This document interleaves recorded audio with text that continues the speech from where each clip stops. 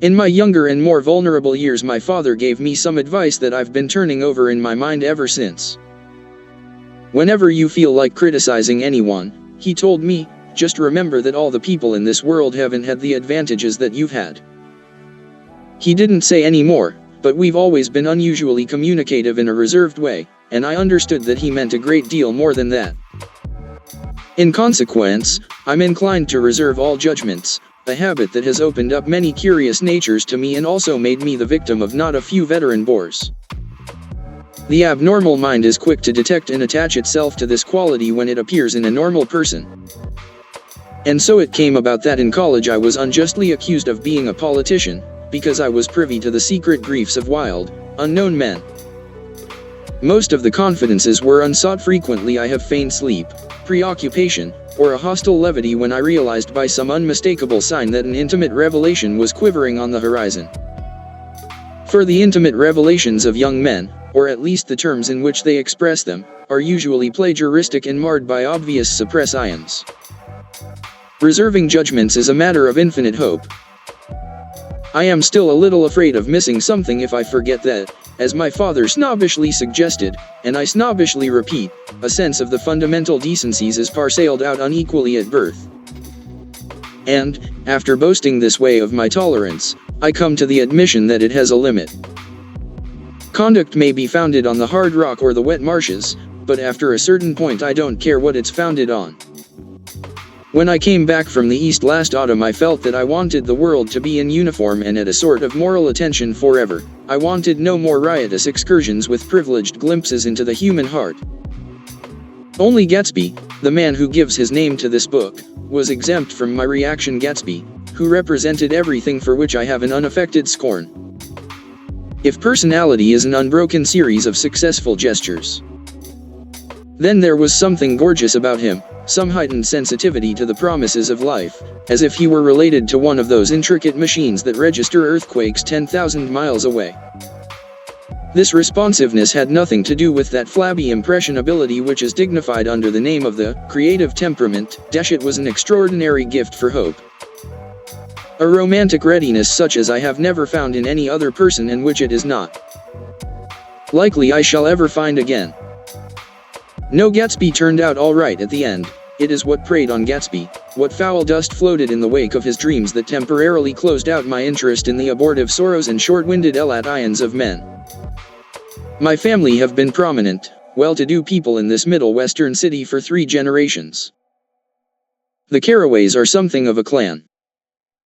And we have a tradition that we're descended from the Dukes of Buccleuch. But the actual founder of my line was my grandfather's brother, who came here in '51, sent a substitute to the Civil War, and started the wholesale hardware business that my father carries on today. I never saw this great uncle, but I'm supposed to look like him with special reference to the rather hard-boiled painting that hangs in father's office. I graduated from New Haven in 1915, just a quarter of a century after my father, and a little later I participated in that delayed Teutonic migration known as the Great War. I enjoyed the counter-raid so thoroughly that I came back restless. Instead of being the warm center of the world, the Middle West now seemed like the ragged edge of the universe, so I decided to go east and learn the bond business. Everybody I knew was in the bond business, so I supposed it could support one more single man. All my aunts and uncles talked it over as if they were choosing a prep school for me, and finally said, "Why yes," with very grave, hesitant faces. Father agreed to finance me for a year, and after various delays I came east, permanently, I thought, in the spring of '22. The practical thing was to find rooms in the city. But it was a warm season, and I had just left a country of wide lawns and friendly trees, so when a young man at the office suggested that we take a house together in a commuting town, it sounded like a great idea. He found the house, a weather-beaten cardboard bungalow at $80 a month, but at the last minute the firm ordered him to Washington, and I went out to the country alone. I had a dog, at least I had him for a few days until he ran away, and an old Dodge and a Finnish woman, who made my bed and cooked breakfast and muttered Finnish wisdom to herself over the electric stove. It was lonely for a day or so until one morning some man, more recently arrived than I, stopped me on the road. "How do you get to West Egg Village?" he asked helplessly. I told him. And as I walked on, I was lonely no longer. I was a guide, a pathfinder, an original settler. He had casually conferred on me the freedom of the neighborhood. And so, with the sunshine and the great bursts of leaves growing on the trees, just as things grow in fast movies, I had that familiar conviction that life was beginning over again with the summer. There was so much to read, for one thing, and so much fine health to be pulled down out of the young breath-giving air.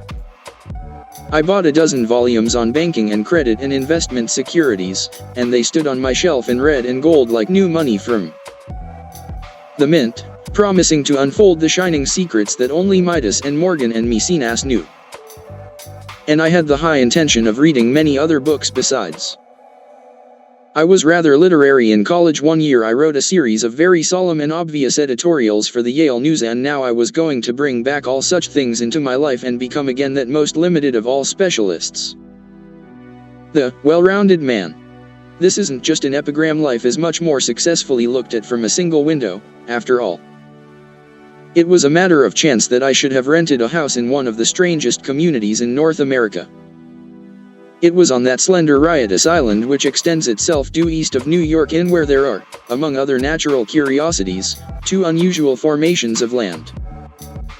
20 miles from the city, a pair of enormous eggs, identical in contour and separated only by a courtesy bay, jut out into the most domesticated body of salt water in the Western Hemisphere, the great wet barnyard of Long Island Sound.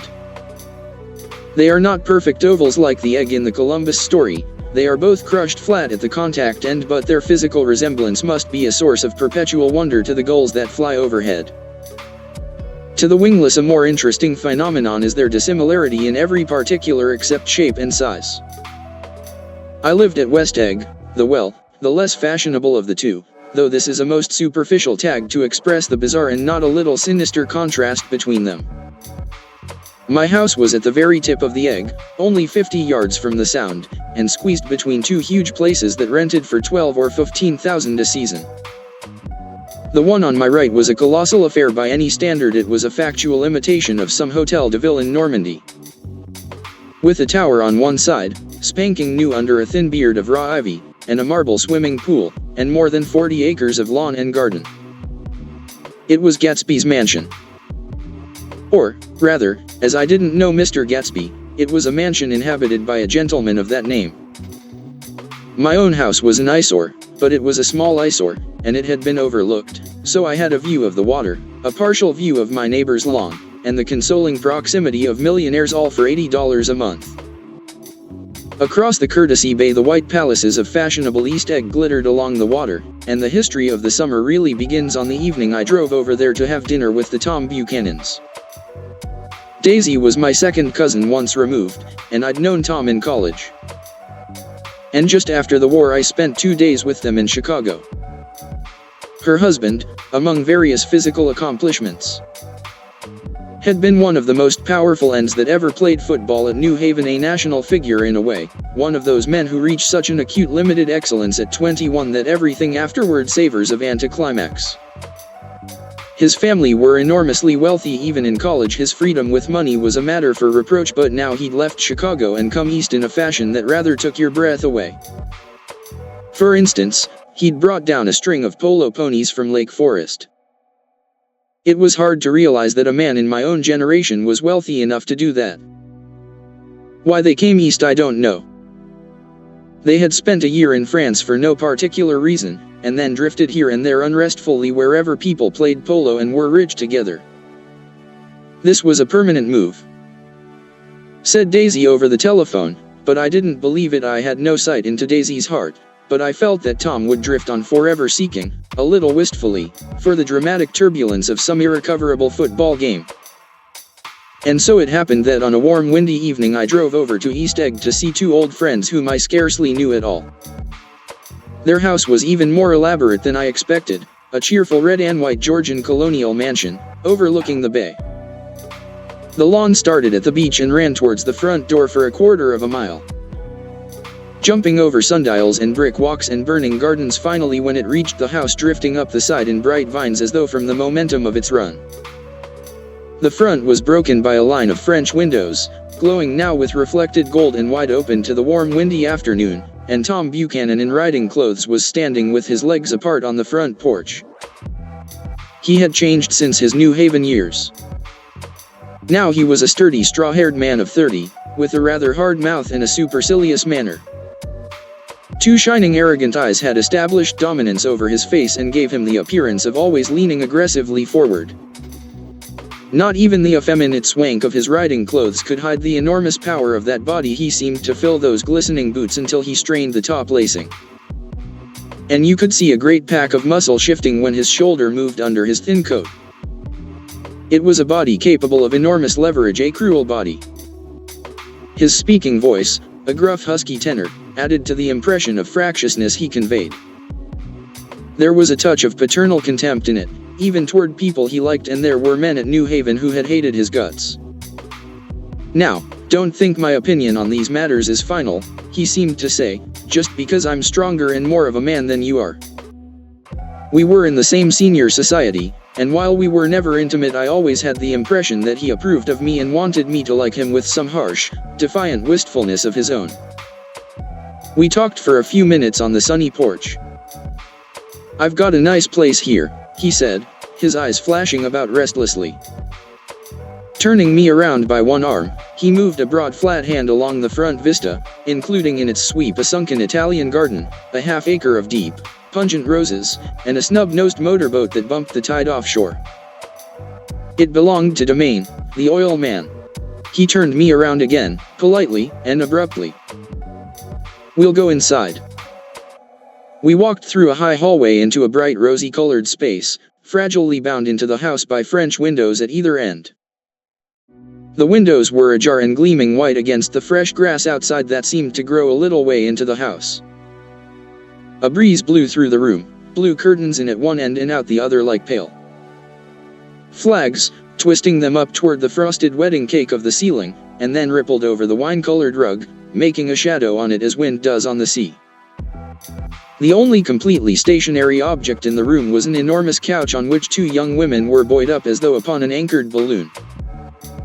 They were both in white, and their dresses were rippling and fluttering as if they had just been blown back in after a short flight around the house. I must have stood for a few moments listening to the whip and snap of the curtains and the groan of a picture on the wall.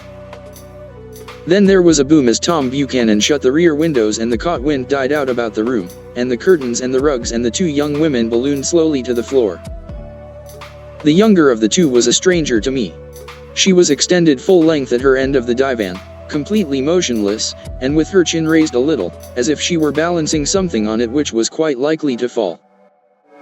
If she saw me out of the corner of her eyes, she gave no hint of it. Indeed, I was almost surprised into murmuring an apology for having disturbed her by coming in. The other girl, Daisy, made an attempt to rise. She leaned slightly forward with a conscientious expression, then she laughed, an absurd, charming little laugh, and I laughed too and came forward into the room. "I'm paralysed with happiness." She laughed again, as if she said something very witty, and held my hand for a moment, looking up into my face, promising that there was no one in the world she so much wanted to see. That was a way she had. She hinted in a murmur that the surname of the balancing girl was Baker. I've heard it said that Daisy's murmur was only to make people lean toward her, an irrelevant criticism that made it no less charming. At any rate, Miss Baker's lips fluttered, she nodded at me almost imperceptibly, and then quickly tipped her head back again. The object she was balancing had obviously tottered a little and given her something of a fright. Again a sort of apology arose to my lips.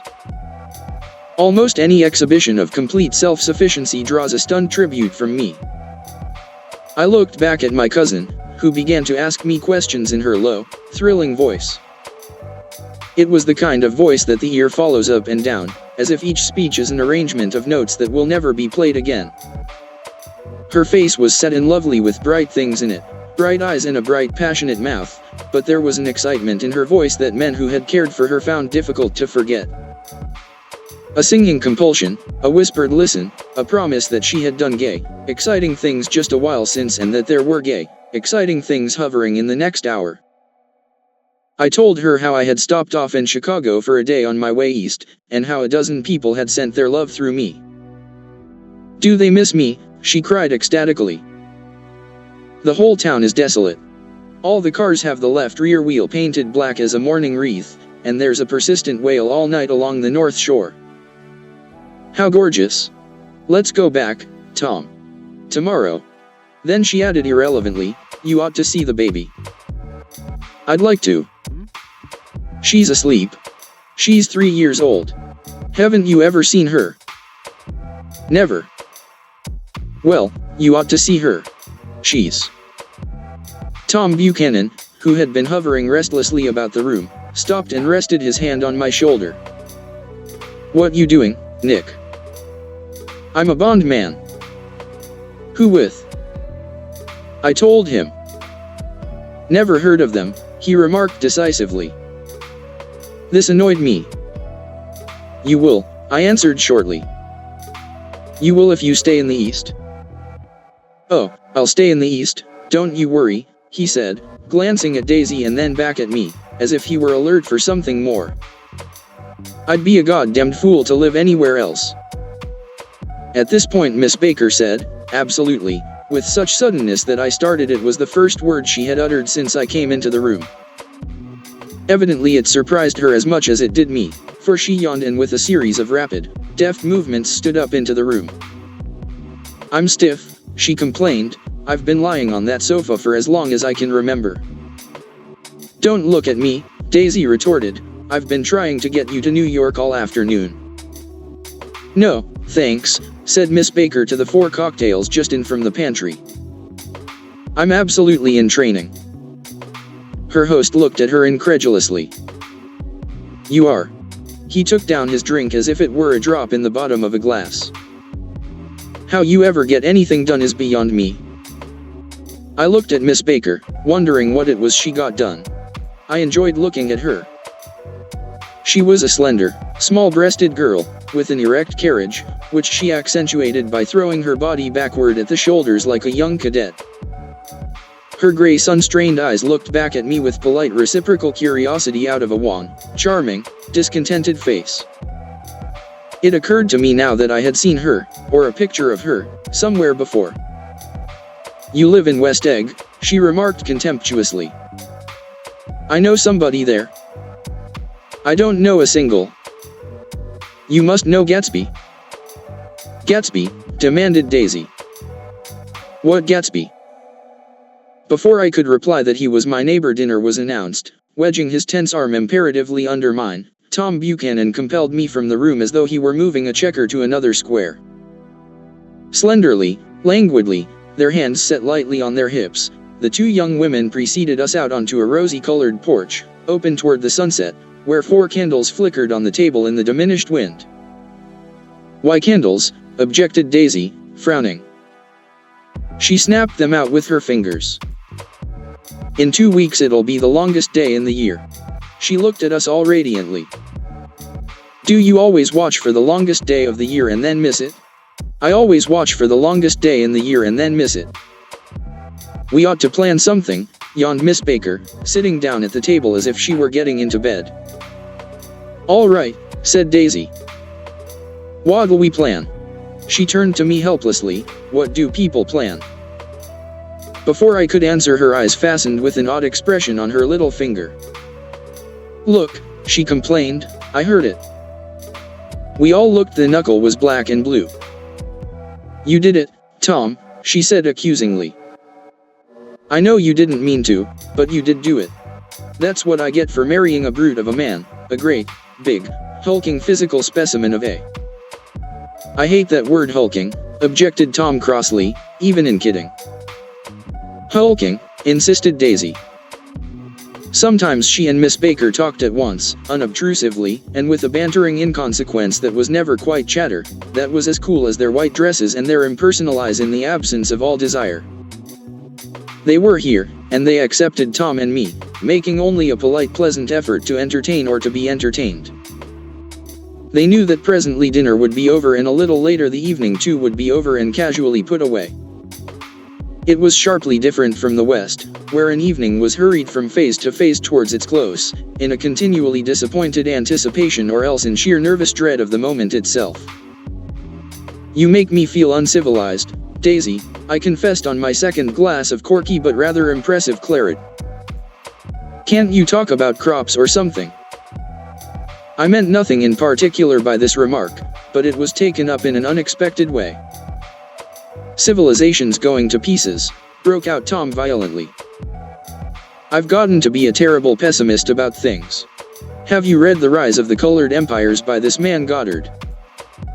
Why, no, I answered, rather surprised by his tone.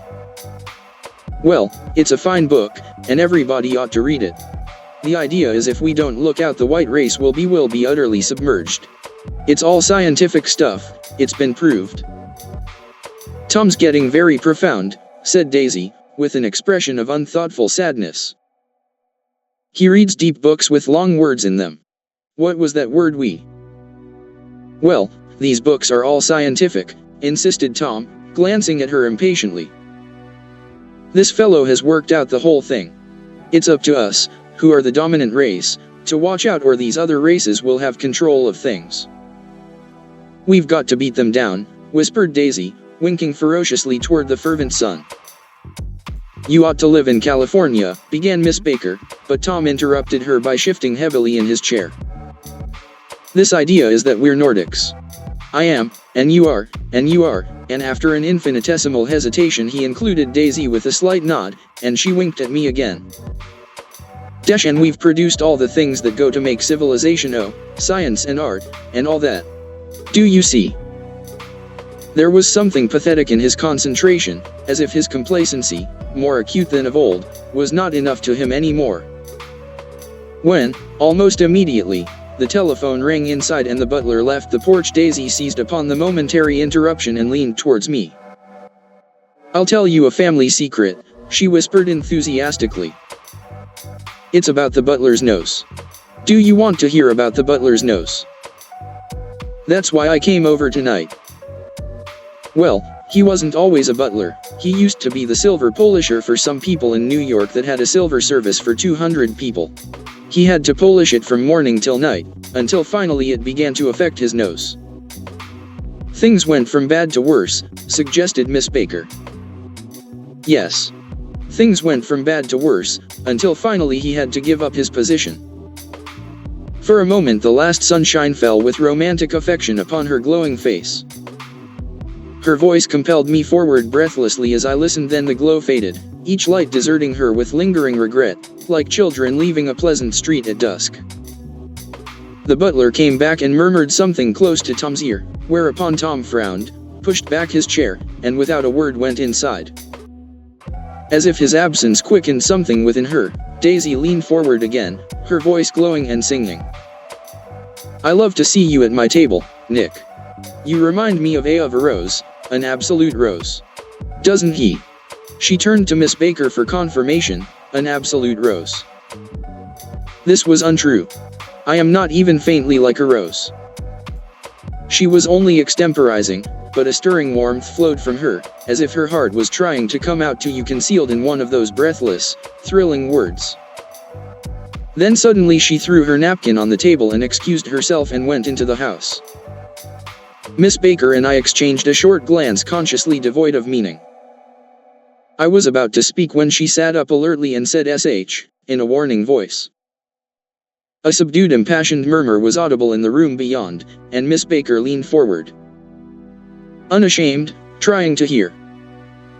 The murmur trembled on the verge of coherence, sank down, mounted excitedly, and then ceased altogether. This Mr. Gatsby you spoke of is my neighbor, I began. Don't talk. I want to hear what happens. Is something happening? I inquired innocently. You mean to say you don't know, said Miss Baker, honestly surprised. I thought everybody knew. I don't. Why, she said hesitantly. Tom's got some woman in New York. Got some woman. I repeated blankly. Miss Baker nodded. She might have the decency not to telephone him at dinner time. Don't you think?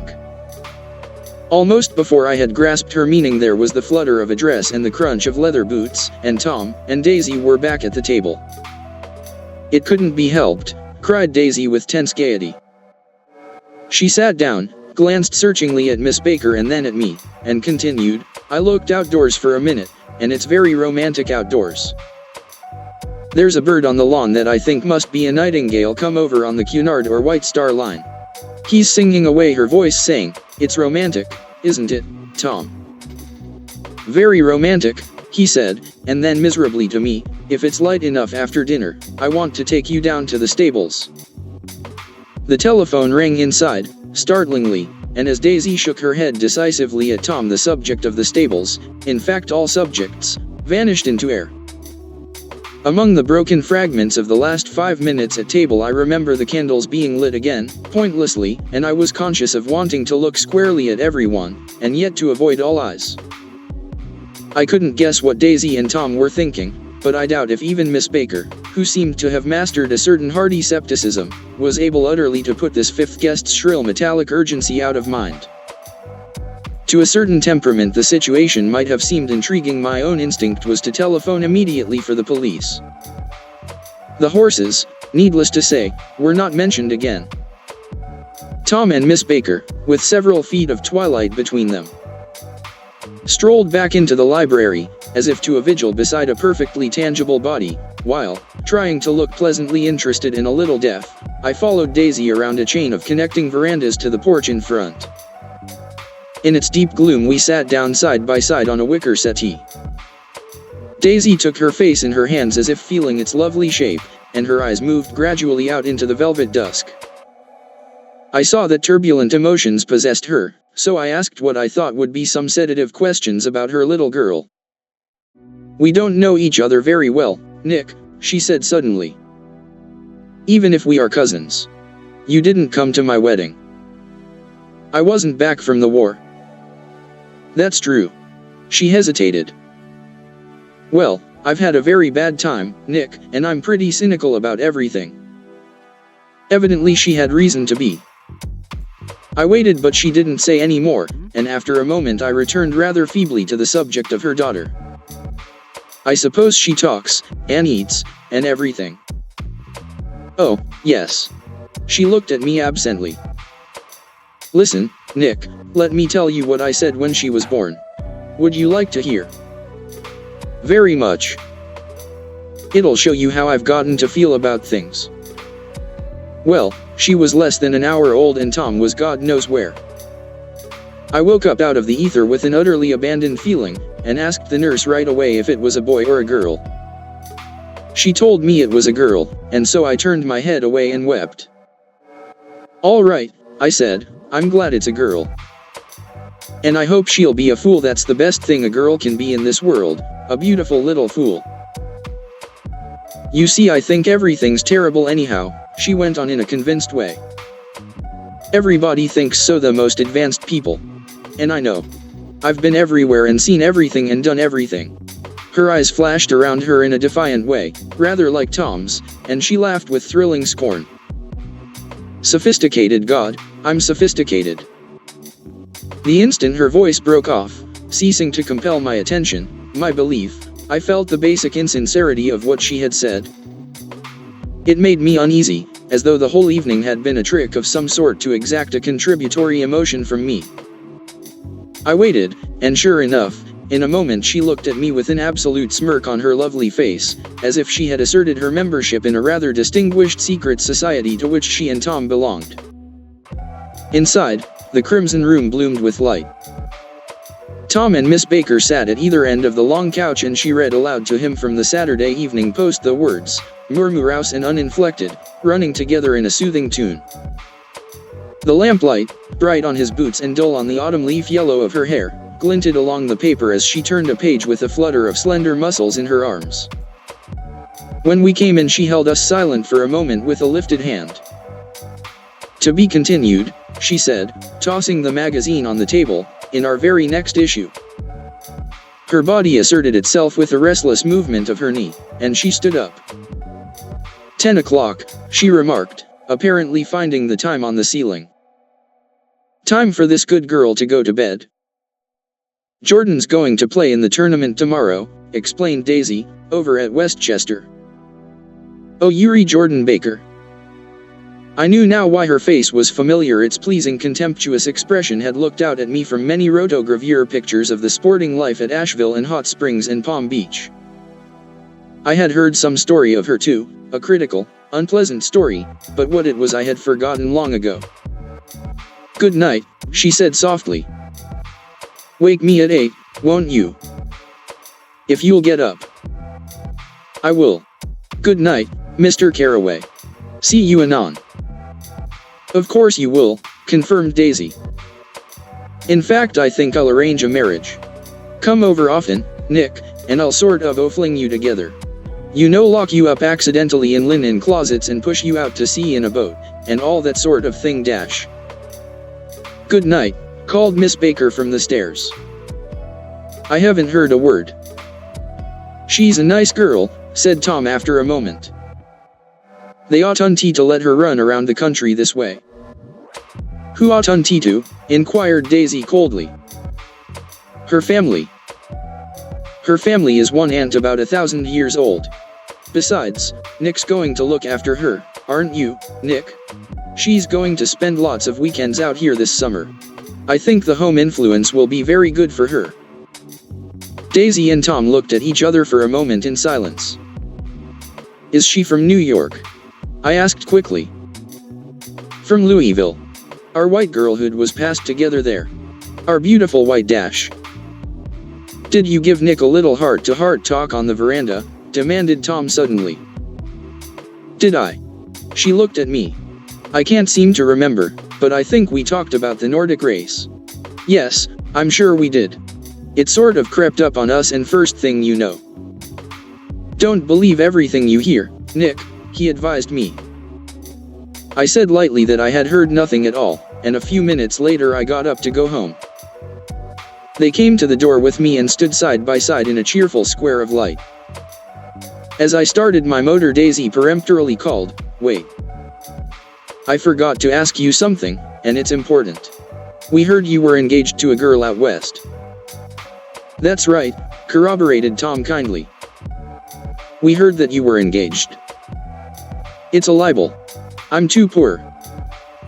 "But we heard it," insisted Daisy, surprising me by opening up again in a flower-like way. "We heard it from 3 people, so it must be true." Of course I knew what they were referring to, but I wasn't even vaguely engaged. The fact that gossip had published the banns was one of the reasons I had come east.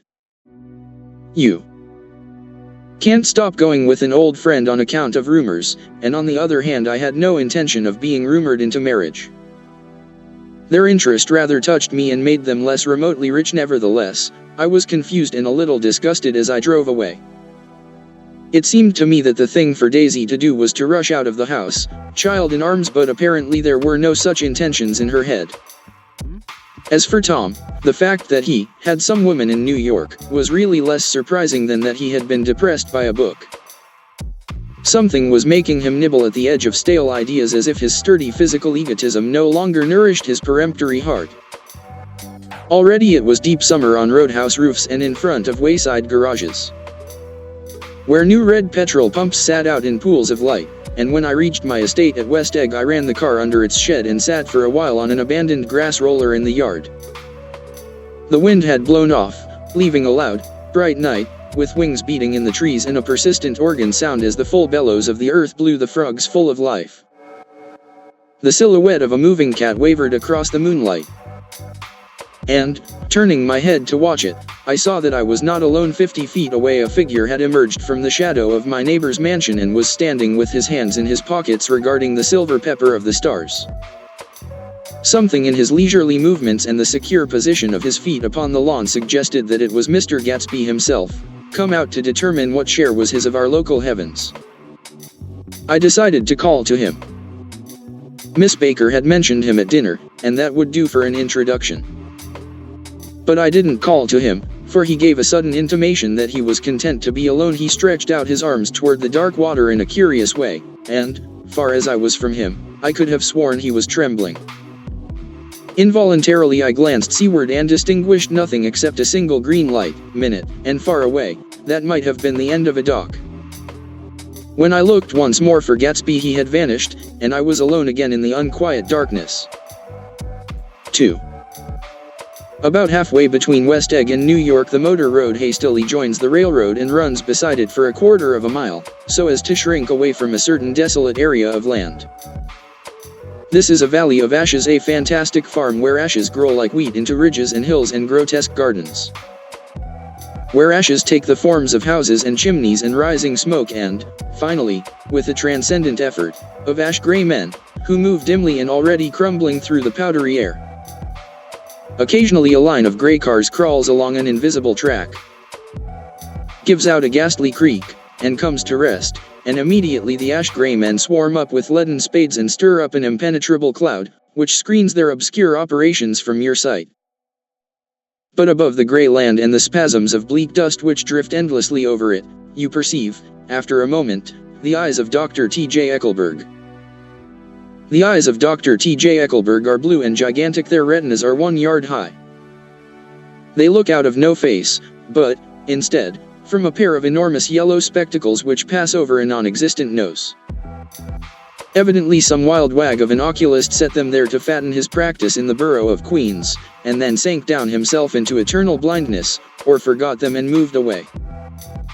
But his eyes, dimmed a little by many paintless days, under sun and rain, brood on over the solemn dumping ground. The Valley of Ashes is bounded on one side by a small foul river, and, when the drawbridge is up to let barges through, the passengers on waiting trains can stare at the dismal scene for as long as half an hour. There is always a halt there of at least a minute, and it was because of this that I first met Tom Buchanan's mistress. The fact that he had one was insisted upon wherever he was known. His acquaintances resented the fact that he turned up in popular cafes with her and, leaving her at a table, sauntered about, chatting with whomsoever he knew. Though I was curious to see her, I had no desire to meet her, but I did. I went up to New York with Tom on the train one afternoon, and when we stopped by the ash heaps he jumped to his feet and, taking hold of my elbow, literally forced me from the car. "We're getting off," he insisted. "I want you to meet my girl." I think he'd tanked up a good deal at luncheon, and his determination to have my company bordered on violence. The supercilious assumption was that on Sunday afternoon I had nothing better to do. I followed him over a low whitewashed railroad fence, and we walked back 100 yards along the road under Dr. Eckelberg's persistent stare. The only building in sight was a small block of yellow brick sitting on the edge of the wasteland, a sort of compact main street ministering to it, and contiguous to absolutely nothing. One of the 3 shops it contained was for rent and another was an all-night restaurant, approached by a trail of ashes. The third was a garage repairs. GBW cars bought and sold. And I followed Tom inside. The interior was unprosperous and bare. The only car visible was the dust-covered wreck of a Ford which crouched in a dim corner. It had occurred to me that this shadow of a garage must be a blind, and that sumptuous and romantic apartments were concealed overhead, when the proprietor himself appeared in the door of an office, wiping his hands on a piece of waste. He was a blond, spiritless man, anemic, and faintly handsome. When he saw us, a damp gleam of hope sprang into his light blue eyes. "Hello, Wilson, old man," said Tom, slapping him jovially on the shoulder. "How's business?" "I can't complain," answered Wilson unconvincingly. "When are you going to sell me that car?" "Next week. I've got my man working on it now." "Works pretty slow, don't he?" "No, he doesn't," said Tom coldly. "And if you feel that way about it, maybe I'd better sell it somewhere else after all." "I don't mean that," explained Wilson quickly. "I just meant..." His voice faded off and Tom glanced impatiently around the garage. Then I heard footsteps on the stairs, and in a moment the thickish figure of a woman blocked out the light from the office door. She was in the middle 30s, and faintly stout, but she carried her flesh sensuously as some women can. Her face, above a spotted dress of dark blue crepe de chine, contained no facet or gleam of beauty, but there was an immediately perceptible vitality about her, as if the nerves of her body were continually smoldering. She smiled slowly and, walking through her husband as if he were a ghost, shook hands with Tom, looking him flush in the eye. Then she wet her lips, and without turning around spoke to her husband in a soft, coarse voice. "Get some chairs, why don't you, so somebody can sit down?" "Oh, sure," agreed Wilson hurriedly, and went toward the little office, mingling immediately with the cement color of the walls. A white ashen dust veiled his dark suit and his pale hair as it veiled everything in the vicinity except his wife, who moved close to Tom. "I want to see you," said Tom intently. "Get on the next train." "All right. I'll meet you by the newsstand on the lower level." She nodded and moved away from him just as George Wilson emerged with 2 chairs from his office door. We waited for her down the road and out of sight. It was a few days before the 4th of July, and a gray, scrawny Italian child was setting torpedoes in a row along the railroad track. "Terrible place, isn't it?" said Tom, exchanging a frown with Dr. Eckelberg. "Awful. It does her good to get away." "Doesn't her husband object?" "Wilson? He thinks she goes to see her sister in New York. He's so dumb he doesn't know he's alive." So Tom Buchanan and his girl and I went up together to New York, or not quite together, for Mrs. Wilson sat discreetly in another car. Tom deferred that much to the sensibilities of those East Eggers who might be on the train. She had changed her dress to a brown-figured muslin, which stretched tight over her rather wide hips as Tom helped her to the platform in New York. At the newsstand she bought a copy of Town Tattle and a moving picture magazine, and in the station drugstore some cold cream and a small flask of perfume. Upstairs, in the solemn echoing drive, she let 4 taxicabs drive away before she selected a new one, lavender-colored with gray upholstery, and in this we slid out from the mass of the station into the glowing sunshine. But immediately she turned sharply from the window and, leaning forward, tapped on the front glass. "I want to get one of those dogs," she said earnestly. "I want to get one for the apartment. They're nice to have a dog."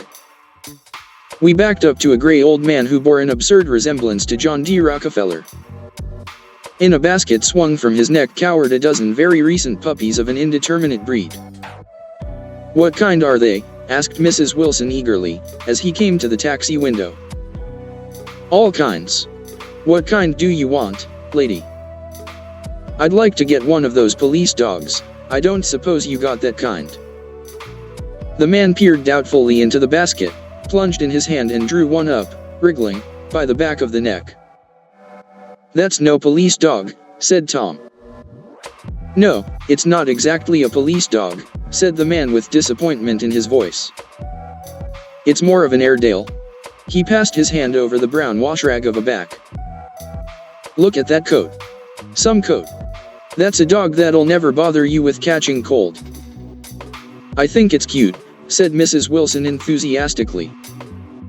"How much is it?" "That dog." He looked at it admiringly.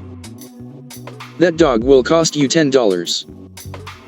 The Airedale, undoubtedly there was an Airedale concerned in it somewhere, though its feet were startlingly white, changed hands and settled down into Mrs. Wilson's lap, where she fondled the weatherproof coat with rapture. "Is it a boy or a girl?" she asked delicately. "That dog? That dog's a boy." "It's a bitch," said Tom decisively. "Here's your money. Go and buy 10 more dogs with it." We drove over to Fifth Avenue, warm and soft, almost pastoral, on the summer Sunday afternoon. I wouldn't have been surprised to see a great flock of white sheep turn the corner. "Hold on," I said, "I have to leave you here." "No you don't," interposed Tom quickly. "Myrtle'll be hurt if you don't come up to the apartment. Won't you, Myrtle?" "Come on," she urged. "I'll telephone my sister Catherine. She's said to be very beautiful by people who ought to know." "Well, I'd like to, but..." We went on, cutting back again over the park toward the West Hundreds. At 158th Street the cab stopped at one slice in a long white cake of apartment houses. Throwing a regal homecoming glance around the neighborhood, Mrs. Wilson gathered up her dog and her other purchases, and went haughtily in. "I'm going to have the McKees come up," she announced as we rose in the elevator. And, of course, I got to call up my sister, too. The apartment was on the top floor: a small living room, a small dining room, a small bedroom, and a bath. The living room was crowded to the doors with a set of tapestried furniture entirely too large for it, so that to move about was to stumble continually over scenes of ladies swinging in the gardens of Versailles. The only picture was an over-enlarged photograph, apparently a hen sitting on a blurred rock. Looked at from a distance, however, the hen resolved itself into a bonnet, and the countenance of a stout old lady beamed down into the room.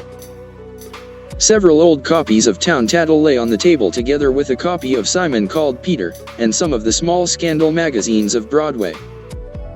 Mrs. Wilson was first concerned with the dog. A reluctant elevator boy went for a box full of straw and some milk, to which he added on his own initiative a tin of large, hard dog biscuits, one of which decomposed apathetically in the saucer of milk all afternoon. Meanwhile, Tom brought out a bottle of whiskey from a locked bureau door. I have been drunk just twice in my life, and the second time was that afternoon, so everything that happened has a dim, hazy cast over it, although until after 8 o'clock the apartment was full of cheerful sun. Sitting on Tom's lap, Mrs. Wilson called up several people on the telephone. Then there were no cigarettes, and I went out to buy some at the drugstore on the corner. When I came back they had both disappeared, so I sat down discreetly in the living room and read a chapter of Simon Called Peter. Either it was terrible stuff or the whiskey distorted things, because it didn't make any sense to me. Just as Tom and Myrtle, after the first drink Mrs. Wilson and I called each other by our first names, reappeared, company commenced to arrive at the apartment door. The sister, Catherine, was a slender, worldly girl of about 30, with a solid, sticky bob of red hair, and a complexion powdered milky white. Her eyebrows had been plucked and then drawn on again at a more rakish angle, but the efforts of nature toward the restoration of the old alignment gave a blurred air to her face. When she moved about there was an incessant clicking as innumerable pottery bracelets jingled up and down upon her arms. She came in with such a proprietary haste, and looked around so possessively at the furniture that I wondered if she lived here. But when I asked her she laughed immoderately, repeated my question aloud, and told me she lived with a girlfriend at a hotel. Mr. McKee was a pale, feminine man from the flat below. He had just shaved, for there was a white spot of lather on his cheekbone, and he was most respectful in his greeting to everyone in the room. He informed me that he was in the artistic game, and I gathered later that he was a photographer and had made the dim enlargement of Mrs. Wilson's mother, which hovered like an ectoplasm on the wall. His wife was shrill, languid, handsome, and horrible. She told me with pride that her husband had photographed her 127 times since they had been married. Mrs. Wilson had changed her costume some time before, and was now attired in an elaborate afternoon dress of cream-colored chiffon, which gave out a continual rustle as she swept about the room. With the influence of the dress, her personality had also undergone a change. The intense vitality that had been so remarkable in the garage was converted into impressive hauteur. Her laughter, her gestures, her assertions became more violently affected moment by moment, and as she expanded the room grew smaller around her, until she seemed to be revolving on a noisy, creaking pivot through the smoky air. "My dear," she told her sister in a high, mincing shout, "most of these fellas will cheat you every time. All they think of is money.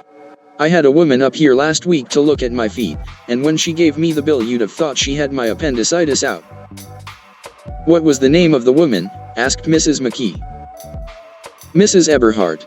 She goes around looking at people's feet in their own homes." "I like your dress," remarked Mrs. McKee. "I think it's adorable." Mrs. Wilson rejected the compliment by raising her eyebrow in disdain. "It's just a crazy old thing," she said. "I just slip it on sometimes when I don't care what I look like." "But it looks wonderful on you, if you know what I mean," pursued Mrs. McKee. "If Chester could only get you in that pose, I think he could make something of it." We all looked in silence at Mrs. Wilson, who removed a strand of hair from over her eyes and looked back at us with a brilliant smile. Mr. McKee regarded her intently with his head on one side, and then moved his hand back and forth slowly in front of his face. I should change the light, he said after a moment. I'd like to bring out the modeling of the features. And I'd try to get hold of all the back hair. I wouldn't think of changing the light, cried Mrs. McKee. I think it's... Her husband said SH, and we all looked at the subject again, whereupon Tom Buchanan yawned audibly and got to his feet. You McKees have something to drink, he said. Get some more ice and mineral water, Myrtle, before everybody goes to sleep. I told that boy about the ice. Myrtle raised her eyebrows in despair at the shiftlessness of the lower orders. These people. You have to keep after them all the time. She looked at me and laughed pointlessly. Then she flounced over to the dog, kissed it with ecstasy, and swept into the kitchen, implying that a dozen chefs awaited her orders there. I've done some nice things out on Long Island, asserted Mr. McKee. Tom looked at him blankly. 2 of them we have framed downstairs. 2 what? Demanded Tom. 2 studies. One of them I call Montauk Point the Gulls, and the other I call Montauk Point the Sea. The sister Catherine sat down beside me on the couch. Do you live down on Long Island, too? She inquired. I live at West Egg. Really? I was down there at a party about a month ago. At a man named Gatsby's. Do you know him? I live next door to him. Well, they say he's a nephew or a cousin of Kaiser Wilhelm's. That's where all his money comes from. Really? She nodded. I'm scared of him.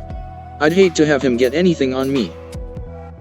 This absorbing information about my neighbor was interrupted by Mrs. McKee's pointing suddenly at Catherine. Chester, I think you could do something with her, she broke out, but Mr. McKee only nodded in a bored way, and turned his attention to Tom.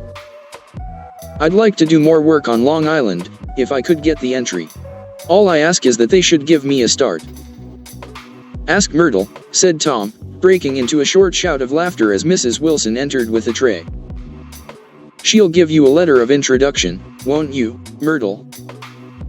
Do what? She asked, startled.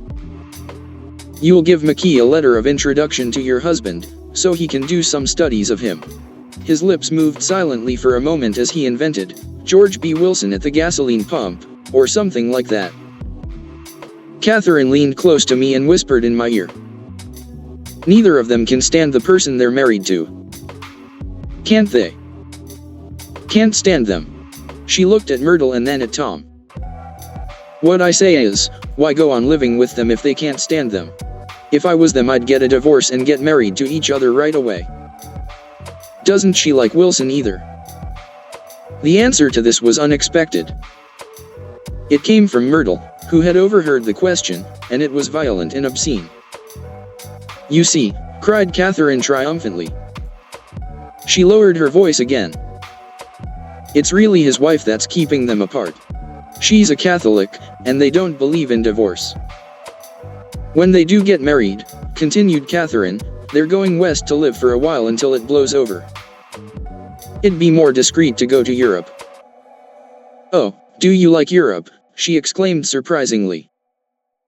I just got back from Monte Carlo. Really? Just last year. I went over there with another girl. Stay long? No, we just went to Monte Carlo and back. We went by way of Marseilles. We had over $1,200 when we started, but we got gypped out of it all in 2 days in the private rooms. We had an awful time getting back, I can tell you. God, how I hated that town. The late afternoon sky bloomed in the window for a moment like the blue honey of the Mediterranean, then the shrill voice of Mrs. McKee called me back into the room. I almost made a mistake, too, she declared vigorously. I almost married a little kike who'd been after me for years. I knew he was below me. Everybody kept saying to me, Lucille, that man's way below you. But if I hadn't met Chester, he'd have got me sure. Yes, but listen, said Myrtle Wilson, nodding her head up and down, at least you didn't marry him. I know I didn't. Well, I married him, said Myrtle, ambiguously. And that's the difference between your case and mine. Why did you, Myrtle? Demanded Catherine. Nobody forced you to. Myrtle considered. I married him because I thought he was a gentleman, she said finally. I thought he knew something about breeding, but he wasn't fit to lick my shoe. You were crazy about him for a while, said Catherine. Crazy about him? Cried Myrtle incredulously. Who said I was crazy about him? I never was any more crazy about him than I was about that man there. She pointed suddenly at me, and everyone looked at me accusingly. I tried to show by my expression that I expected no affection. The only crazy I was when I married him. I knew right away I made a mistake. He borrowed somebody's best suit to get married in, and never even told me about it, and the man came after it one day when he was out. Oh, is that your suit? I said. This is the first I ever heard about it. But I gave it to him and then I lay down and cried to beat the band all afternoon.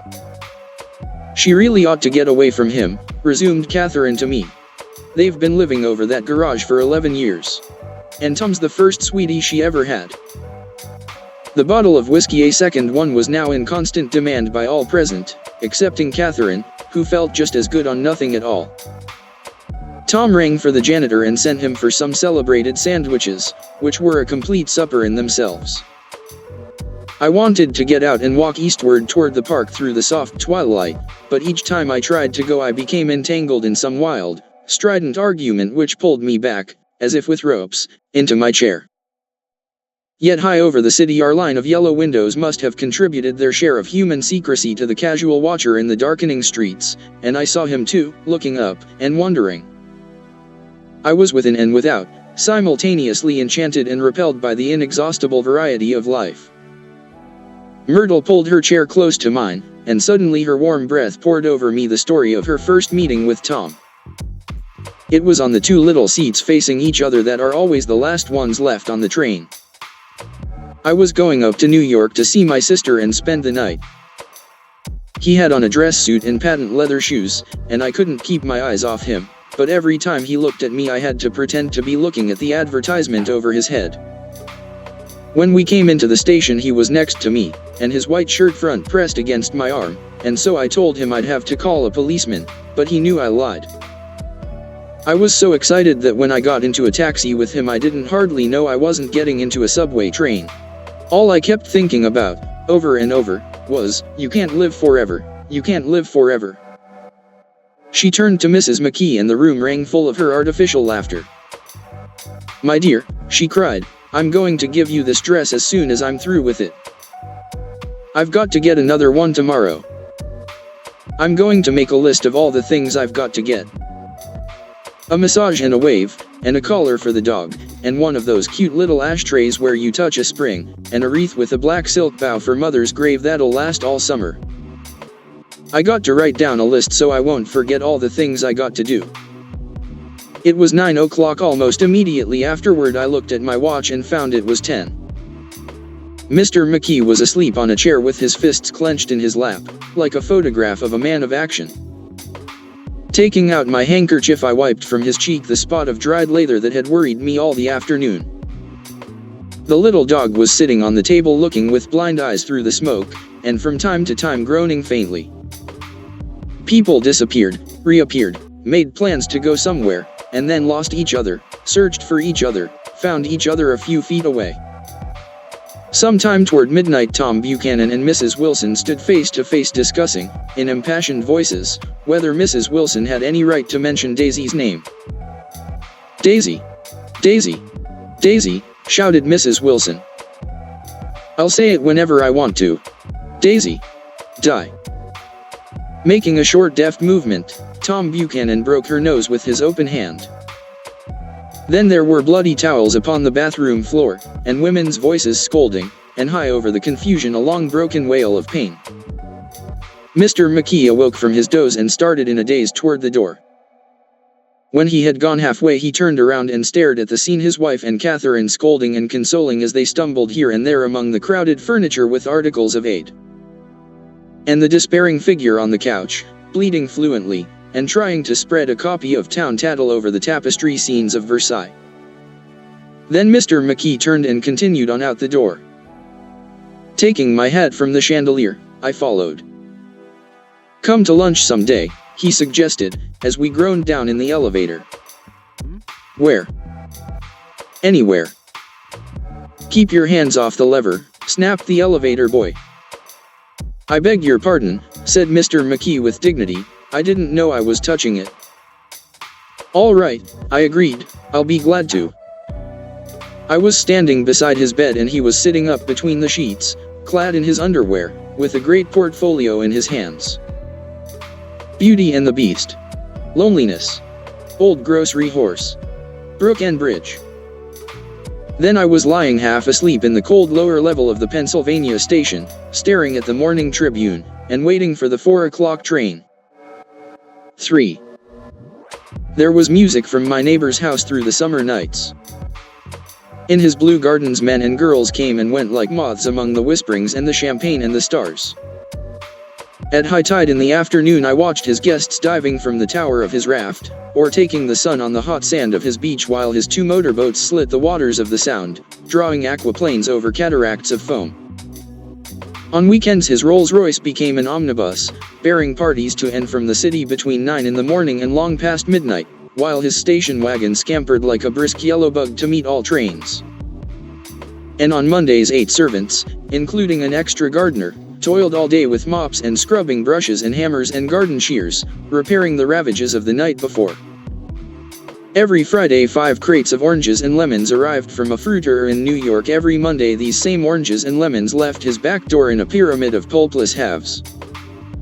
There was a machine in the kitchen which could extract the juice of 200 oranges in half an hour if a little button was pressed 200 times by a butler's thumb. At least once a fortnight a corps of caterers came down with several hundred feet of canvas and enough colored lights to make a Christmas tree of Gatsby's enormous garden.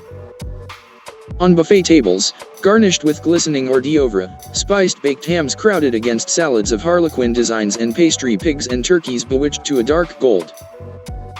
In the main hall a bar with a real brass rail was set up, and stocked with gins and liquors and with cordials so long forgotten that most of his female guests were too young to know one from another.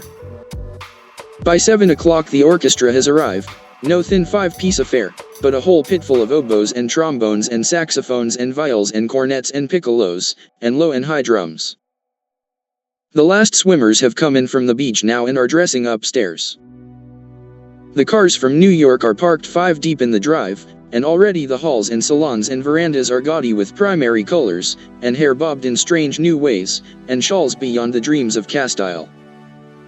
The bar is in full swing. And floating rounds of cocktails permeate the garden outside, until the air is alive with chatter and laughter, and casual innuendo and introductions forgotten on the spot, and enthusiastic meetings between women who never knew each other's names. The lights grow brighter as the earth lurches away from the sun, and now the orchestra is playing yellow cocktail music, and the opera of voices pitches a key higher. Laughter is easier minute by minute, spilled with prodigality, tipped out at a cheerful word. The groups change more swiftly, swell with new arrivals, dissolve and form in the same breath. Already there are wanderers. Confident girls who weave here and there among the stouter and more stable. Become for a sharp, joyous moment the center of a group, and then, excited with triumph, glide on through the sea change of faces and voices and color under the constantly changing light. Suddenly one of these gypsies, in trembling opal, seizes a cocktail out of the air, dumps it down for courage and, moving her hands like Frisco, dances out alone on the canvas platform. A momentary hush, the orchestra leader varies his rhythm obligingly for her, and there is a burst of chatter as the erroneous news goes around that she is Gilda Gray's understudy from the Follies. The party has begun. I believe that on the first night I went to Gatsby's house I was one of the few guests who had actually been invited. People were not invited, they went there. They got into automobiles which bore them out to Long Island, and somehow they ended up at Gatsby's door. Once there they were introduced by somebody who knew Gatsby, and after that they conducted themselves according to the rules of behavior associated with an amusement park. Sometimes they came and went without having met Gatsby at all, came for the party with a simplicity of heart that was its own ticket of admission. I had been actually invited. A chauffeur in a uniform of robin's egg blue crossed my lawn early that Saturday morning with a surprisingly formal note from his employer. The honor would be entirely Gatsby's, it said, if I would attend his little party that night. He had seen me several times, and had intended to call on me long before, but a peculiar combination of circumstances had prevented it. Signed Jay Gatsby, in a majestic hand. Dressed up in white flannels, I went over to his lawn a little after 7, and wandered around rather ill at ease among swirls and eddies of people I didn't know, though here and there was a face I had noticed on the commuting train. I was immediately struck by the number of young Englishmen dotted about, all well dressed, all looking a little hungry, and all talking in low, earnest voices to solid and prosperous Americans. I was sure that they were selling something, bonds or insurance or automobiles. They were at least agonizingly aware of the easy money in the vicinity and convinced that it was theirs for a few words in the right key. As soon as I arrived, I made an attempt to find my host. But the 2 or 3 people of whom I asked his whereabouts stared at me in such an amazed way, and denied so vehemently any knowledge of his movements, that I slunk off in the direction of the cocktail table, the only place in the garden where a single man could linger without looking purposeless and alone. I was on my way to get roaring drunk from sheer embarrassment when Jordan Baker came out of the house and stood at the head of the marble steps, leaning a little backward and looking with contemptuous interest down into the garden. Welcome or not, I found it necessary to attach myself to someone before I should begin to address cordial remarks to the passers-by. "Hello," I roared, advancing toward her. My voice seemed unnaturally loud across the garden. "I thought you might be here," she responded absently as I came up. "I remembered you lived next door to." She held my hand impersonally, as a promise that she'd take care of me in a minute, and gave ear to 2 girls in twin yellow dresses, who stopped at the foot of the steps. "Hello," they cried together. "Sorry you didn't win." That was for the golf tournament. She had lost in the finals the week before. "You don't know who we are," said one of the girls in yellow, "but we met you here about a month ago." "You've dyed your hair since then," remarked Jordan, and I started, but the girls had moved casually on, and her remark was addressed to the premature moon, produced like the supper, no doubt, out of a caterer's basket. With Jordan's slender golden arm resting in mine, we descended the steps and sauntered about the garden.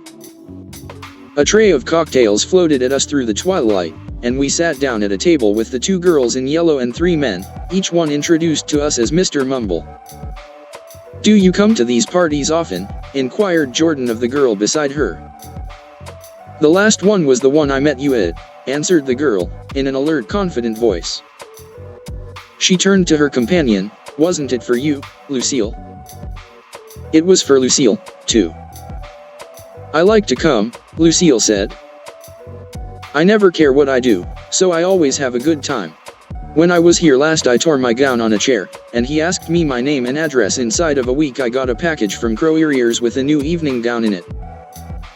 "Did you keep it?" asked Jordan. "Sure I did. I was going to wear it tonight, but it was too big in the bust and had to be altered. It was gas blue with lavender beads. $265. "There's something funny about a fellow that'll do a thing like that," said the other girl eagerly. "He doesn't want any trouble with anybody." "Who doesn't?" I inquired. "Gatsby. Somebody told me." The 2 girls and Jordan leaned together confidentially. "Somebody told me they thought he killed a man once." A thrill passed over all of us. The 3 Mr. Mumbles bent forward and listened eagerly. "I don't think it's so much that," argued Lucille skeptically, "it's more that he was a German spy during the war." One of the men nodded in confirmation. "I heard that from a man who knew all about him, grew up with him in Germany," he assured us positively. "Oh, no," said the first girl, "it couldn't be that, because he was in the American Army during the war." As our credulity switched back to her, she leaned forward with enthusiasm. "You look at him sometimes when he thinks nobody's looking at him. I'll bet he killed a man." She narrowed her eyes and shivered. Lucille shivered. We all turned and looked around for Gatsby. It was testimony to the romantic speculation he inspired that there were whispers about him from those who had found little that it was necessary to whisper about in this world. The first supper there would be another one after midnight was now being served, and Jordan invited me to join her own party, who were spread around a table on the other side of the garden. There were 3 married couples and Jordan's escort, a persistent undergraduate given to violent innuendo, and obviously under the impression that sooner or later Jordan was going to yield him up her person to a greater or lesser degree. Instead of rambling, this party had preserved a dignified homogeneity, and assumed to itself the function of representing the staid nobility of the countryside, East Egg condescending to West Egg and carefully on guard against its spectroscopic gaiety. "Let's get out," whispered Jordan, after a somehow wasteful and inappropriate half-hour. "This is much too polite for me." We got up, and she explained that we were going to find the host. "I had never met him," she said, "and it was making me uneasy." The undergraduate nodded in a cynical, melancholy way. The bar, where we glanced first, was crowded, but Gatsby was not there. She couldn't find him from the top of the steps, and he wasn't on the veranda. On a chance we tried an important-looking door, and walked into a high Gothic library, paneled with carved English oak, and probably transported complete from some ruin overseas. A stout, middle-aged man, with enormous allied spectacles, was sitting somewhat drunk on the edge of a great table, staring with unsteady concentration at the shelves of books. As we entered, he wheeled excitedly around and examined Jordan from head to foot. "What do you think?" he demanded impetuously. "About what?" He waved his hand toward the bookshelves. "About that. As a matter of fact, you needn't bother to ascertain." I ascertained. "They're real." "The books?" He nodded. "Absolutely real, have pages and everything. I thought they'd be a nice durable cardboard. Matter of fact, they're absolutely real. Pages and here. Let me show you." Taking our skepticism for granted, he rushed to the bookcases and returned with Volume 1 of the Stoddard Lectures. "See," he cried triumphantly. "It's a bona fide piece of printed matter. It fooled me. This fella's a regular Belasco. It's a triumph. What thoroughness. What realism. Knew when to stop, too, didn't he? Cut the pages. But what do you want? What do you expect?" He snatched the book from me and replaced it hastily on its shelf, muttering that if one brick was removed, the whole library was liable to collapse. "Who brought you?" he demanded. "Or did you just come?" "I was brought. Most people were brought." Jordan looked at him alertly, cheerfully, without answering. "I was brought by a woman named Roosevelt," he continued. "Mrs. Claude Roosevelt. Do you know her? I met her somewhere last night. I've been drunk for about a week now, and I thought it might sober me up to sit in a library." "Has it?" "A little bit, I think. I can't tell yet. I've only been here an hour. Did I tell you about the books? They're real. They're You told us." We shook hands with him gravely and went back outdoors. There was dancing now on the canvas in the garden. Old men pushing young girls backward in eternal graceless circles. Superior couples holding each other tortuously, fashionably, and keeping in the corners, and a great number of single girls dancing individually or relieving the orchestra for a moment of the burden of the banjo or the traps. By midnight the hilarity had increased. A celebrated tenor had sung in Italian, and a notorious contralto had sung in jazz, and between the numbers people were doing stunts all over the garden, while happy, vacuous bursts of laughter rose toward the summer sky. A pair of stage twins, who turned out to be the girls in yellow, did a baby act in costume, and champagne was served in glasses bigger than finger bowls. The moon had risen higher, and floating in the sound was a triangle of silver scales, trembling a little to the stiff, tinny drip of the banjos on the lawn. I was still with Jordan Baker. We were sitting at a table with a man of about my age and a rowdy little girl, who gave way upon the slightest provocation to uncontrollable laughter. I was enjoying myself now. I had taken 2 finger bowls of champagne, and the scene had changed before my eyes into something significant, elemental, and profound. At a lull in the entertainment, the man looked at me and smiled. "Your face is familiar," he said politely. "Weren't you in the 1st Division during the war?" "Why, yes.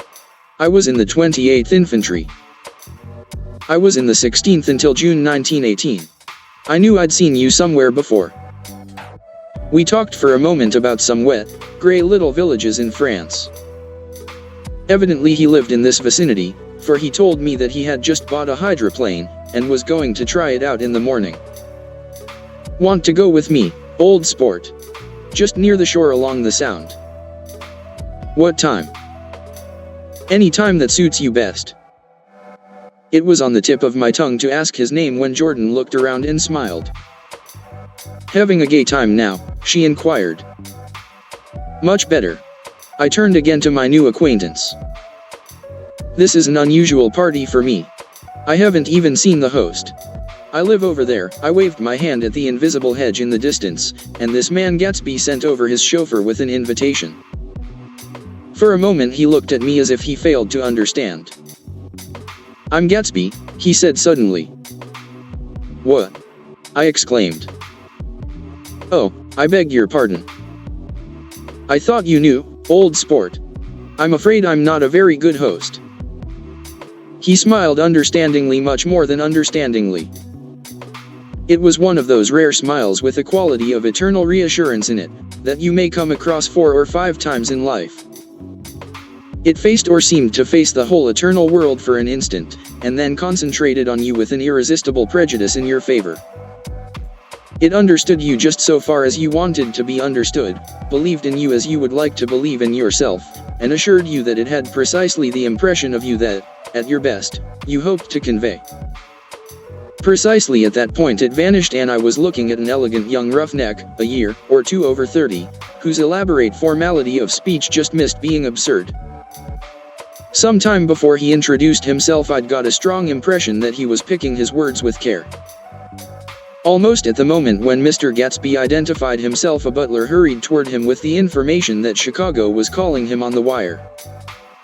He excused himself with a small bow that included each of us in turn.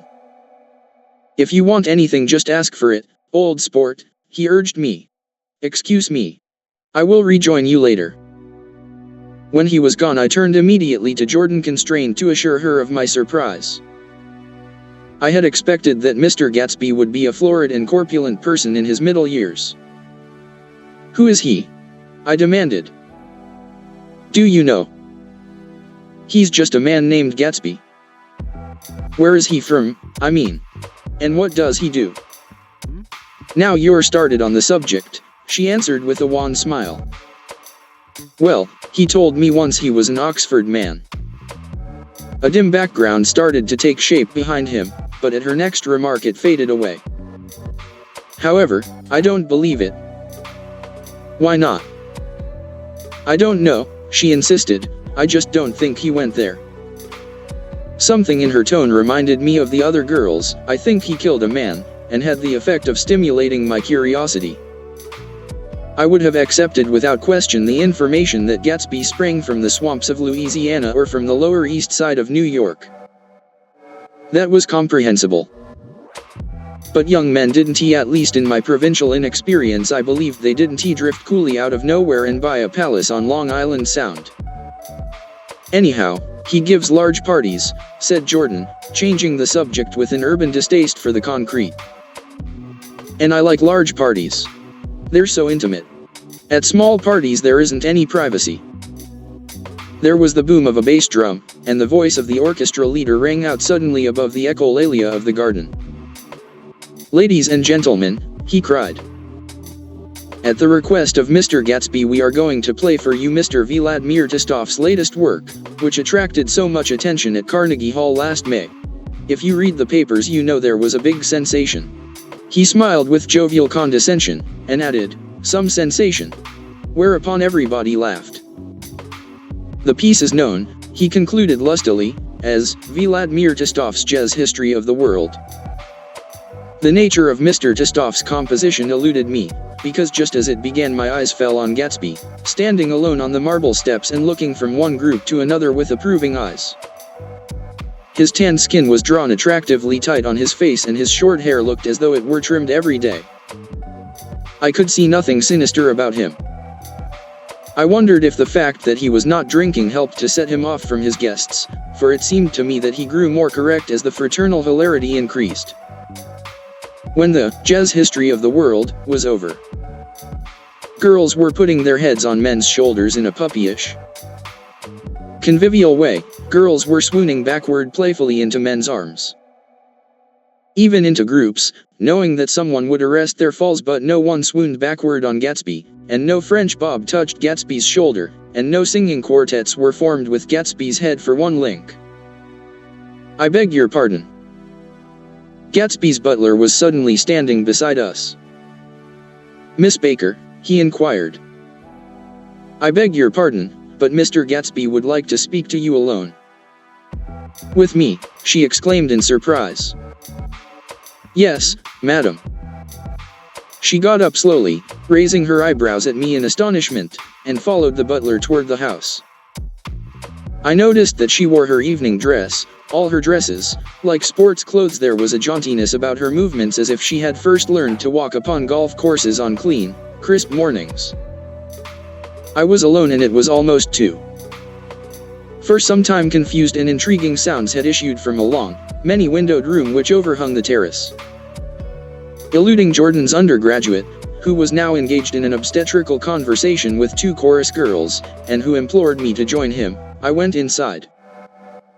The large room was full of people.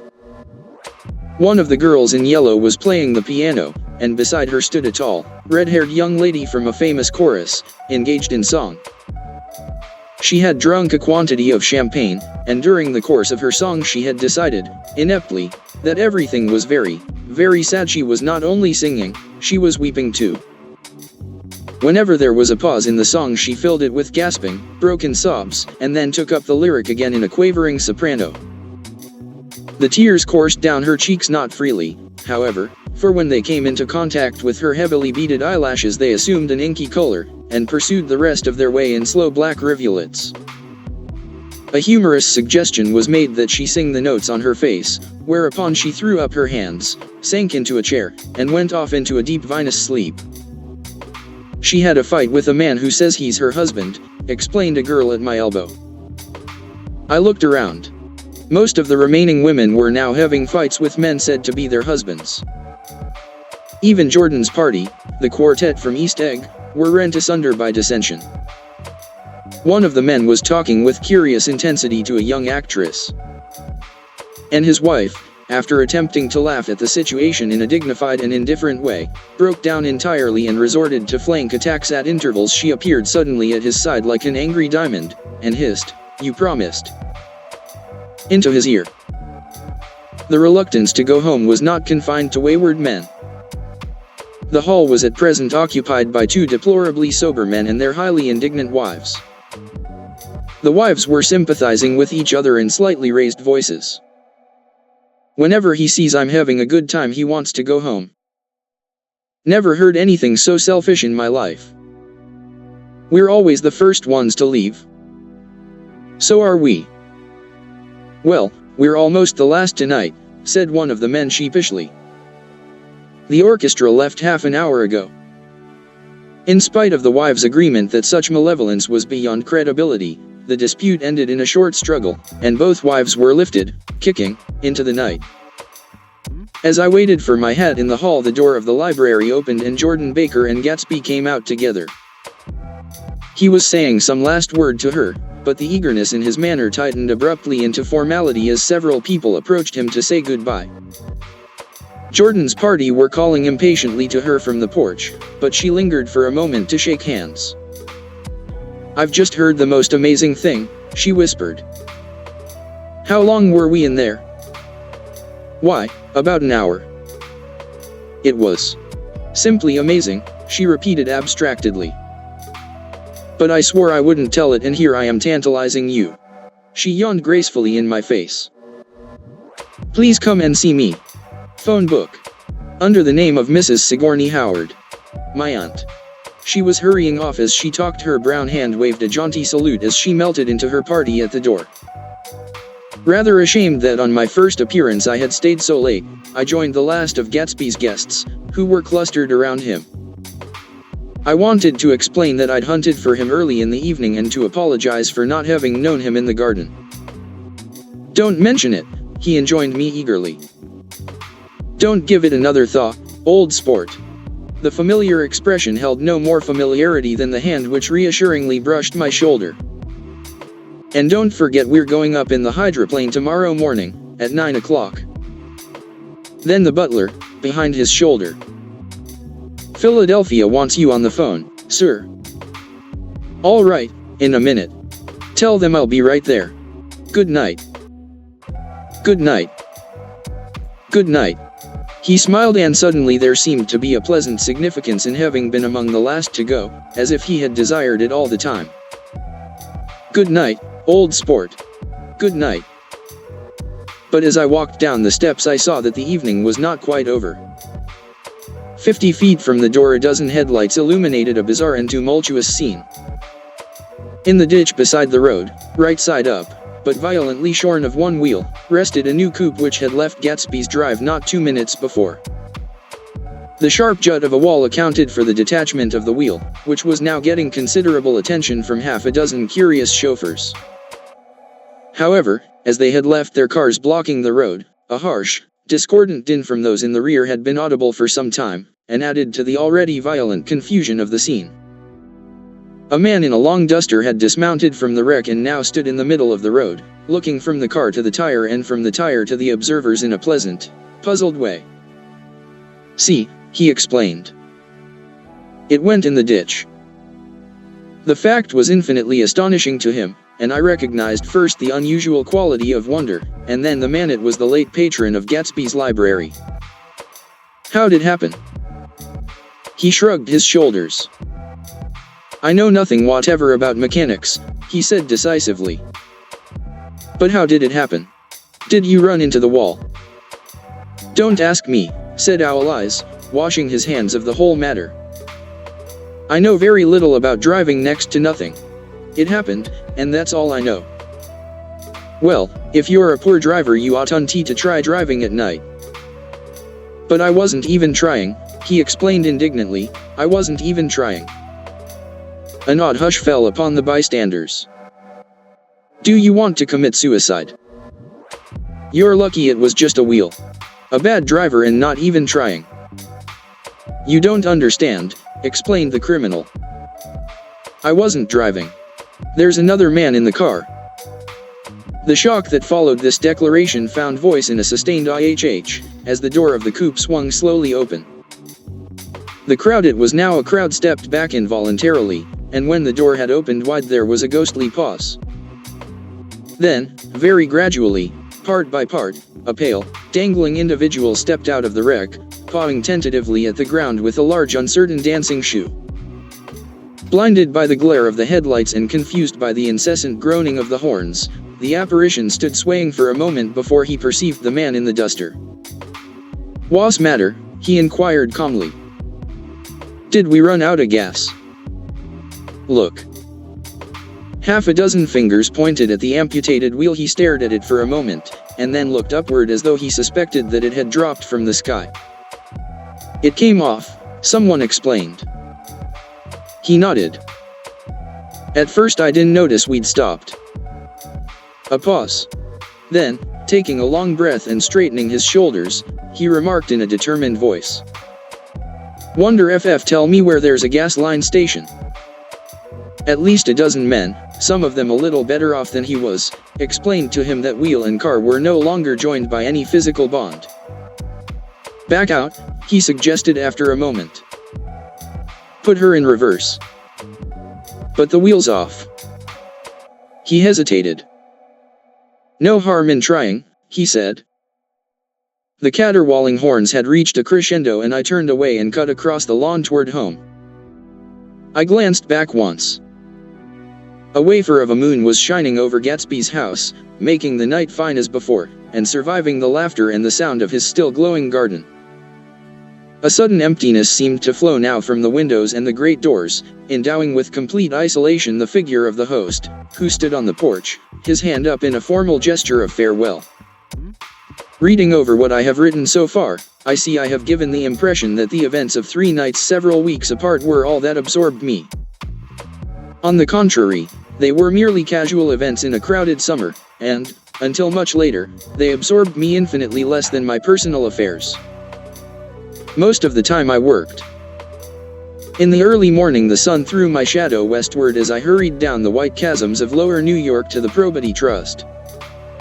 I knew the other clerks and young bond salesmen by their first names, and lunched with them in dark, crowded restaurants on little pig sausages and mashed potatoes and coffee. I even had a short affair with a girl who lived in Jersey City and worked in the accounting department, but her brother began throwing mean looks in my direction, so when she went on her vacation in July I let it blow quietly away. I took dinner usually at the Yale Club. For some reason it was the gloomiest event of my day, and then I went upstairs to the library and studied investments and securities for a conscientious hour. There were generally a few rioters around, but they never came into the library, so it was a good place to work. After that, if the night was mellow, I strolled down Madison Avenue past the old Murray Hill Hotel, and over 33rd Street to the Pennsylvania Station. I began to like New York, the racy, adventurous feel of it at night, and the satisfaction that the constant flicker of men and women and machines gives to the restless eye. I liked to walk up Fifth Avenue and pick out romantic women from the crowd and imagine that in a few minutes I was going to enter into their lives, and no one would ever know or disapprove. Sometimes, in my mind, I followed them to their apartments on the corners of hidden streets, and they turned and smiled back at me before they faded through a door into warm darkness. At the enchanted metropolitan twilight I felt a haunting loneliness sometimes. And felt it in others, poor young clerks who loitered in front of windows waiting until it was time for a solitary restaurant dinner, young clerks in the dusk, wasting the most poignant moments of night and life. Again at 8 o'clock, when the dark lanes of the 40s were lined 5 deep with throbbing taxicabs, bound for the theater district, I felt a sinking in my heart. Forms leaned together in the taxis as they waited, and voices sang, and there was laughter from unheard jokes, and lighted cigarettes made unintelligible circles inside. Imagining that I, too, was hurrying towards gaiety and sharing their intimate excitement, I wished them well. For a while I lost sight of Jordan Baker, and then in midsummer I found her again. At first I was flattered to go places with her, because she was a golf champion, and everyone knew her name. Then it was something more. I wasn't actually in love, but I felt a sort of tender curiosity. The bored, haughty face that she turned to the world concealed something. Most affectations conceal something eventually, even though they don't in the beginning, and one day I found what it was. When we were on a house party together up in Warwick, she left a borrowed car out in the rain with the top down, and then lied about it, and suddenly I remembered the story about her that had eluded me that night at Daisy's. At her first big golf tournament there was a row that nearly reached the newspapers, a suggestion that she had moved her ball from a bad lie in the semi-final round. The thing approached the proportions of a scandal, then died away. A caddy retracted his statement, and the only other witness admitted that he might have been mistaken. The incident and the name had remained together in my mind. Jordan Baker instinctively avoided clever, shrewd men, and now I saw that this was because she felt safer on a plane where any divergence from a code would be thought impossible. She was incurably dishonest. She wasn't able to endure being at a disadvantage, and given this unwillingness, I suppose she had begun dealing in subterfuges when she was very young in order to keep that cool, insolent smile turned to the world and yet satisfy the demands of her hard, jaunty body. It made no difference to me. Dishonesty in a woman is a thing you never blame deeply. I was casually sorry, and then I forgot. It was on that same house party that we had a curious conversation about driving a car. It started because she passed so close to some workman that our fender flicked a button on one man's coat. "You're a rotten driver," I protested. "Either you ought to be more careful, or you oughtn't to drive at all." "I am careful." "No, you're not." "Well, other people are," she said lightly. What's that got to do with it? They'll keep out of my way, she insisted. It takes two to make an accident. Suppose you met somebody just as careless as yourself. I hope I never will, she answered. I hate careless people. That's why I like you. Her gray, sun-strained eyes stared straight ahead, but she had deliberately shifted our relations, and for a moment I thought I loved her. But I am slow-thinking and full of interior rules that act as brakes on my desires, and I knew that first I had to get myself definitely out of that tangle back home. I'd been writing letters once a week and signing them, "Love, Nick," and all I could think of was how, when that certain girl played tennis, a faint mustache of perspiration appeared on her upper lip. Nevertheless, there was a vague understanding that had to be tactfully broken off before I was free. Everyone suspects himself of at least one of the cardinal virtues, and this is mine. I am one of the few honest people that I have ever known. On Sunday morning, while church bells rang in the villages along shore, the world and its mistress returned to Gatsby's house and twinkled hilariously on his lawn. He's a bootlegger, said the young ladies, moving somewhere between his cocktails and his flowers. One time he killed a man who had found out that he was nephew to von Hindenburg and second cousin to the devil. Reach me a rose, honey, and pour me a last drop into that there crystal glass. Once I wrote down on the empty spaces of a timetable the names of those who came to Gatsby's house that summer. It is an old timetable now, disintegrating at its folds, and headed this schedule in effect July 5, 1922. But I can still read the gray names, and they will give you a better impression than my generalities of those who accepted Gatsby's hospitality and paid him the subtle tribute of knowing nothing whatever about him. From East Egg, then, came the Chester Beckers and the Leaches, and a man named Bunsen, whom I knew at Yale, and Dr. Webster Civet, who was drowned last summer up in Maine. And the Hornbeams and the Willie V. Oltares, and a whole clan named Black Buck, who always gathered in a corner and flipped up their noses like goats at whosoever came near. And the Ismays and the Christies, or rather Hubert Auerbach and Mr. Christie's wife, and Edgar Beaver, whose hair, they say, turned cotton white one winter afternoon for no good reason at all. Clarence Endive was from East Egg, as I remember. He came only once, in white knickerbockers, and had a fight with a bum named Eddie in the garden.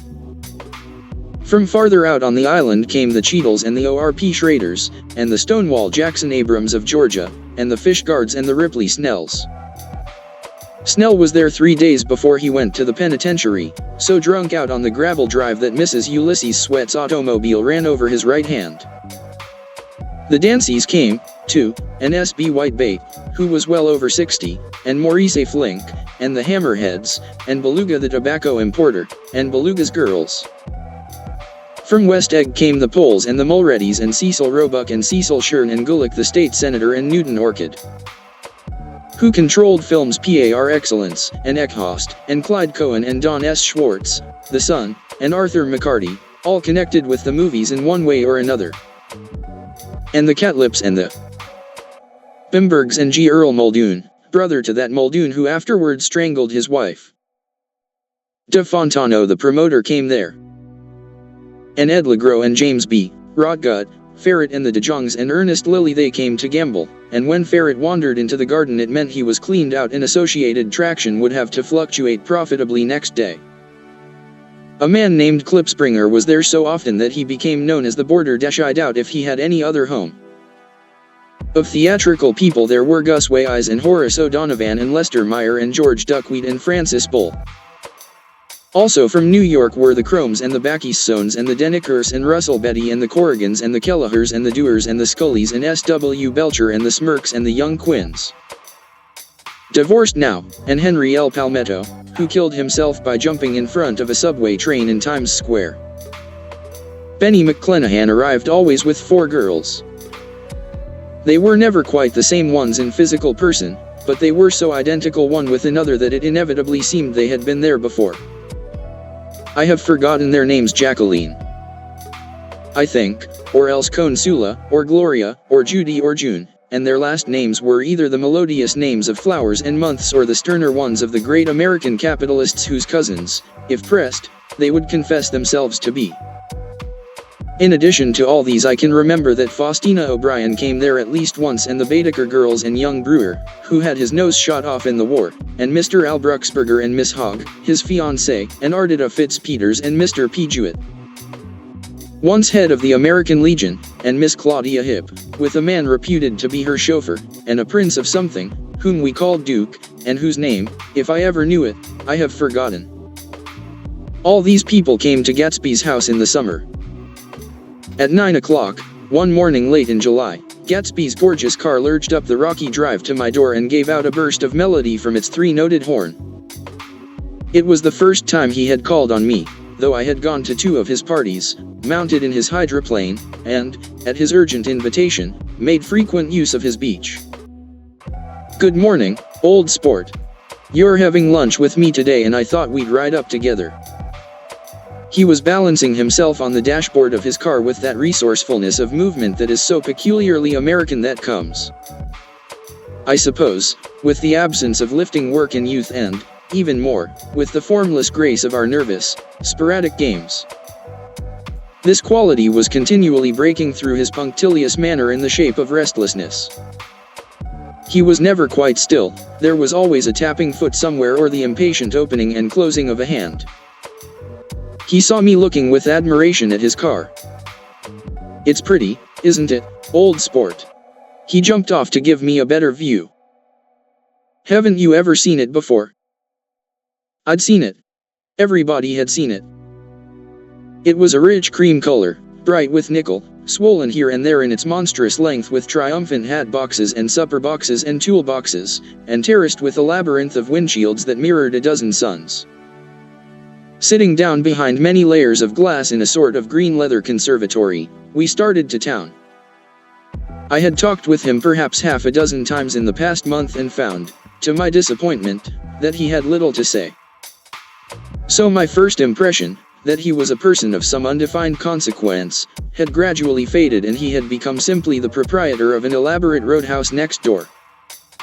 And then came that disconcerting ride.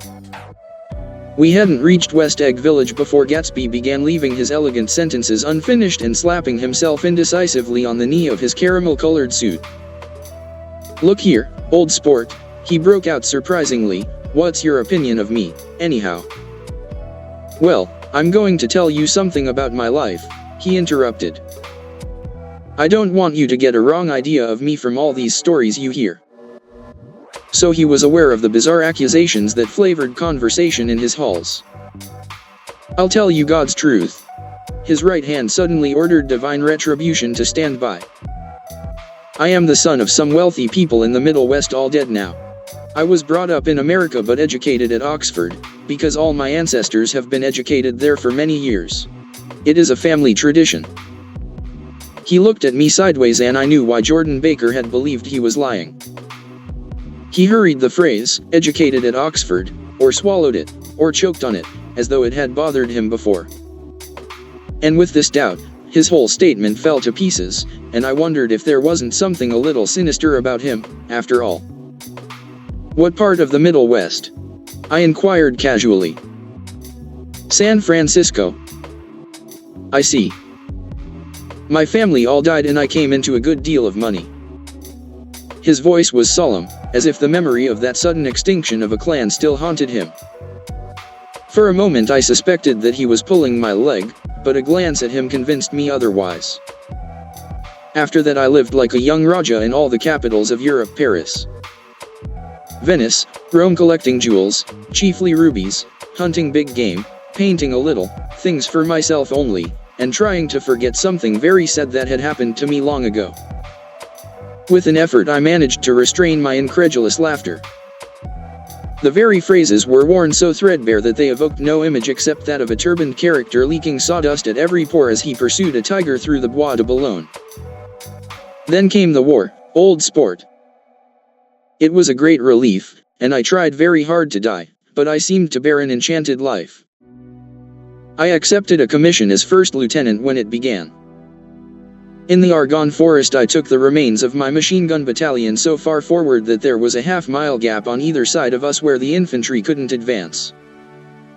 We stayed there 2 days and 2 nights, 130 men with 16 Lewis guns, and when the infantry came up at last they found the insignia of 3 German divisions among the piles of dead.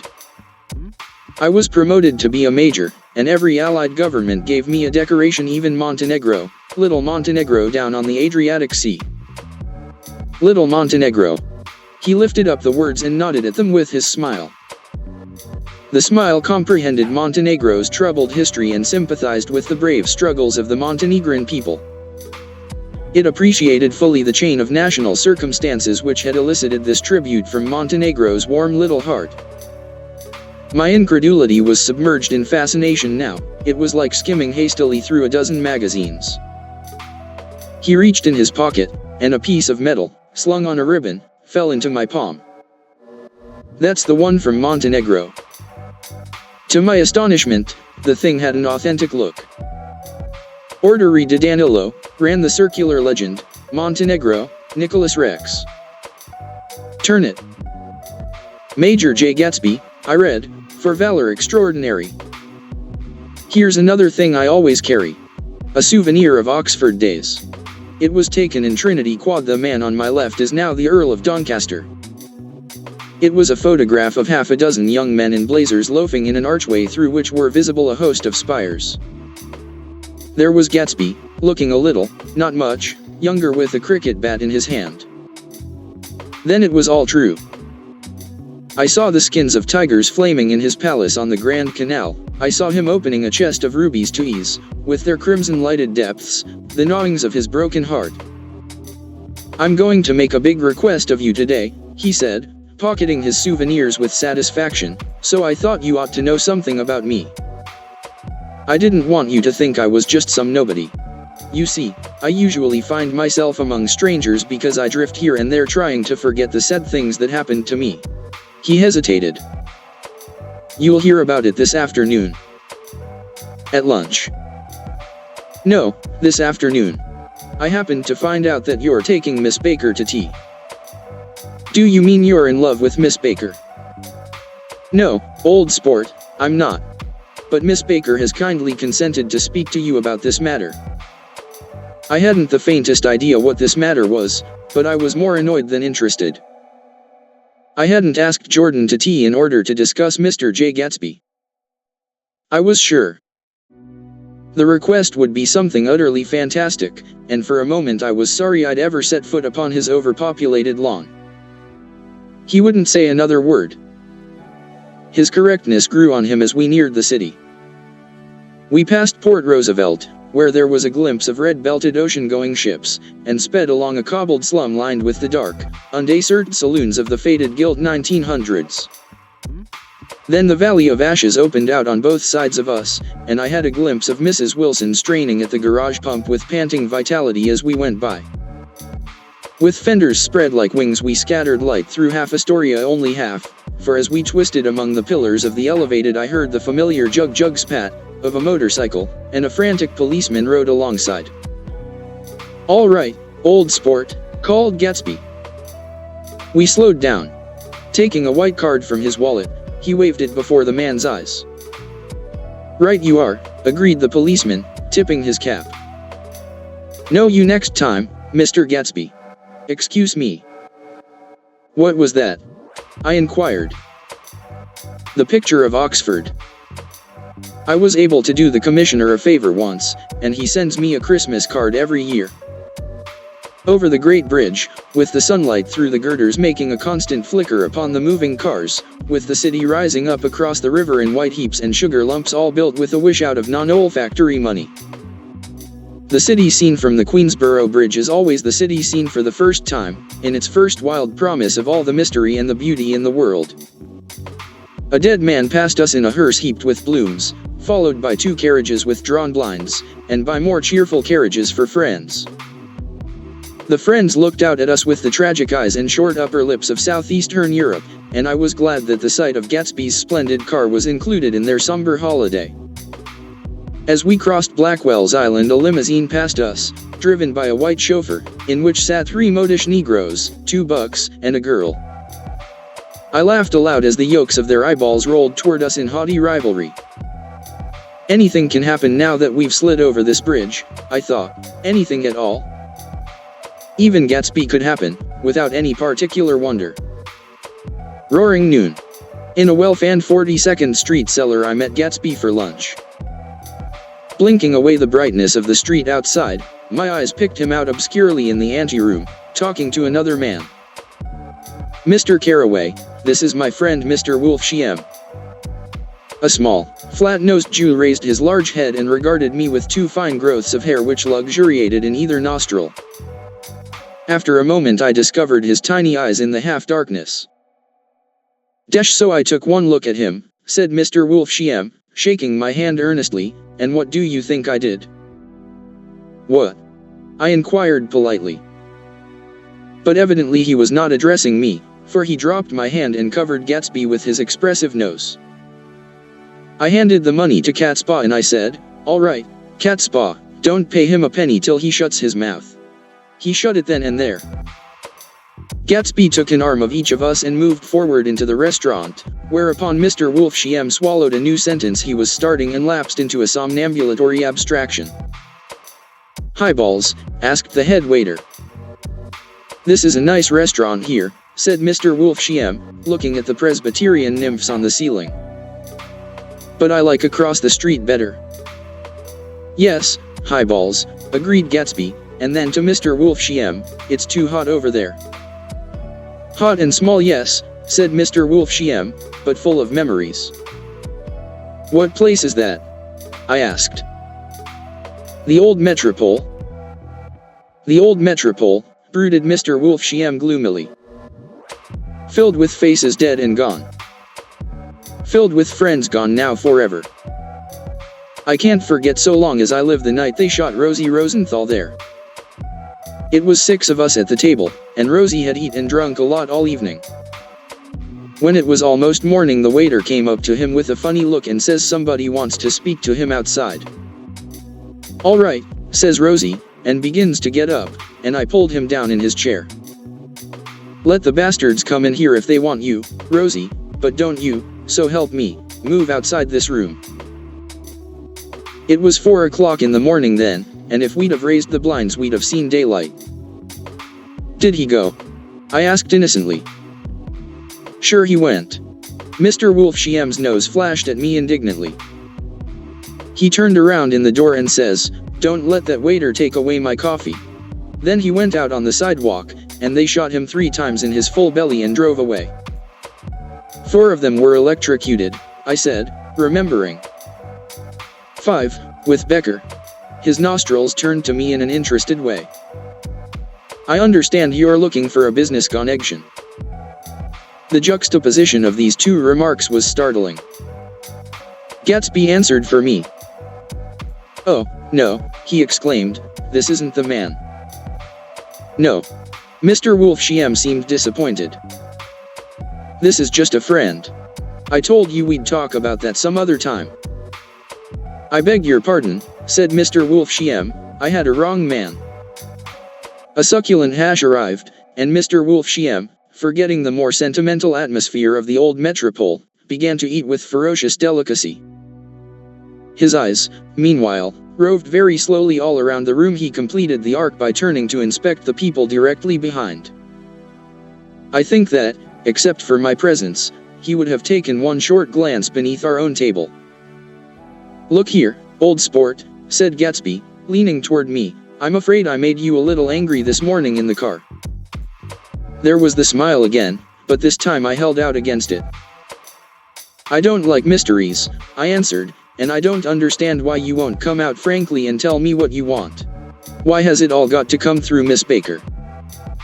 "Oh, it's nothing underhand," he assured me. "Miss Baker's a great sportswoman, you know, and she'd never do anything that wasn't all right." Suddenly he looked at his watch, jumped up, and hurried from the room, leaving me with Mr. Wolfsheim at the table. "He has to telephone," said Mr. Wolfsheim, following him with his eyes. "Fine fellow, isn't he? Handsome to look at and a perfect gentleman." "Yes. He's an Oxford man." "Oh. He went to Oxford College in England. You know Oxford College?" I've heard of it. It's one of the most famous colleges in the world. Have you known Gatsby for a long time? I inquired. Several years, he answered in a gratified way.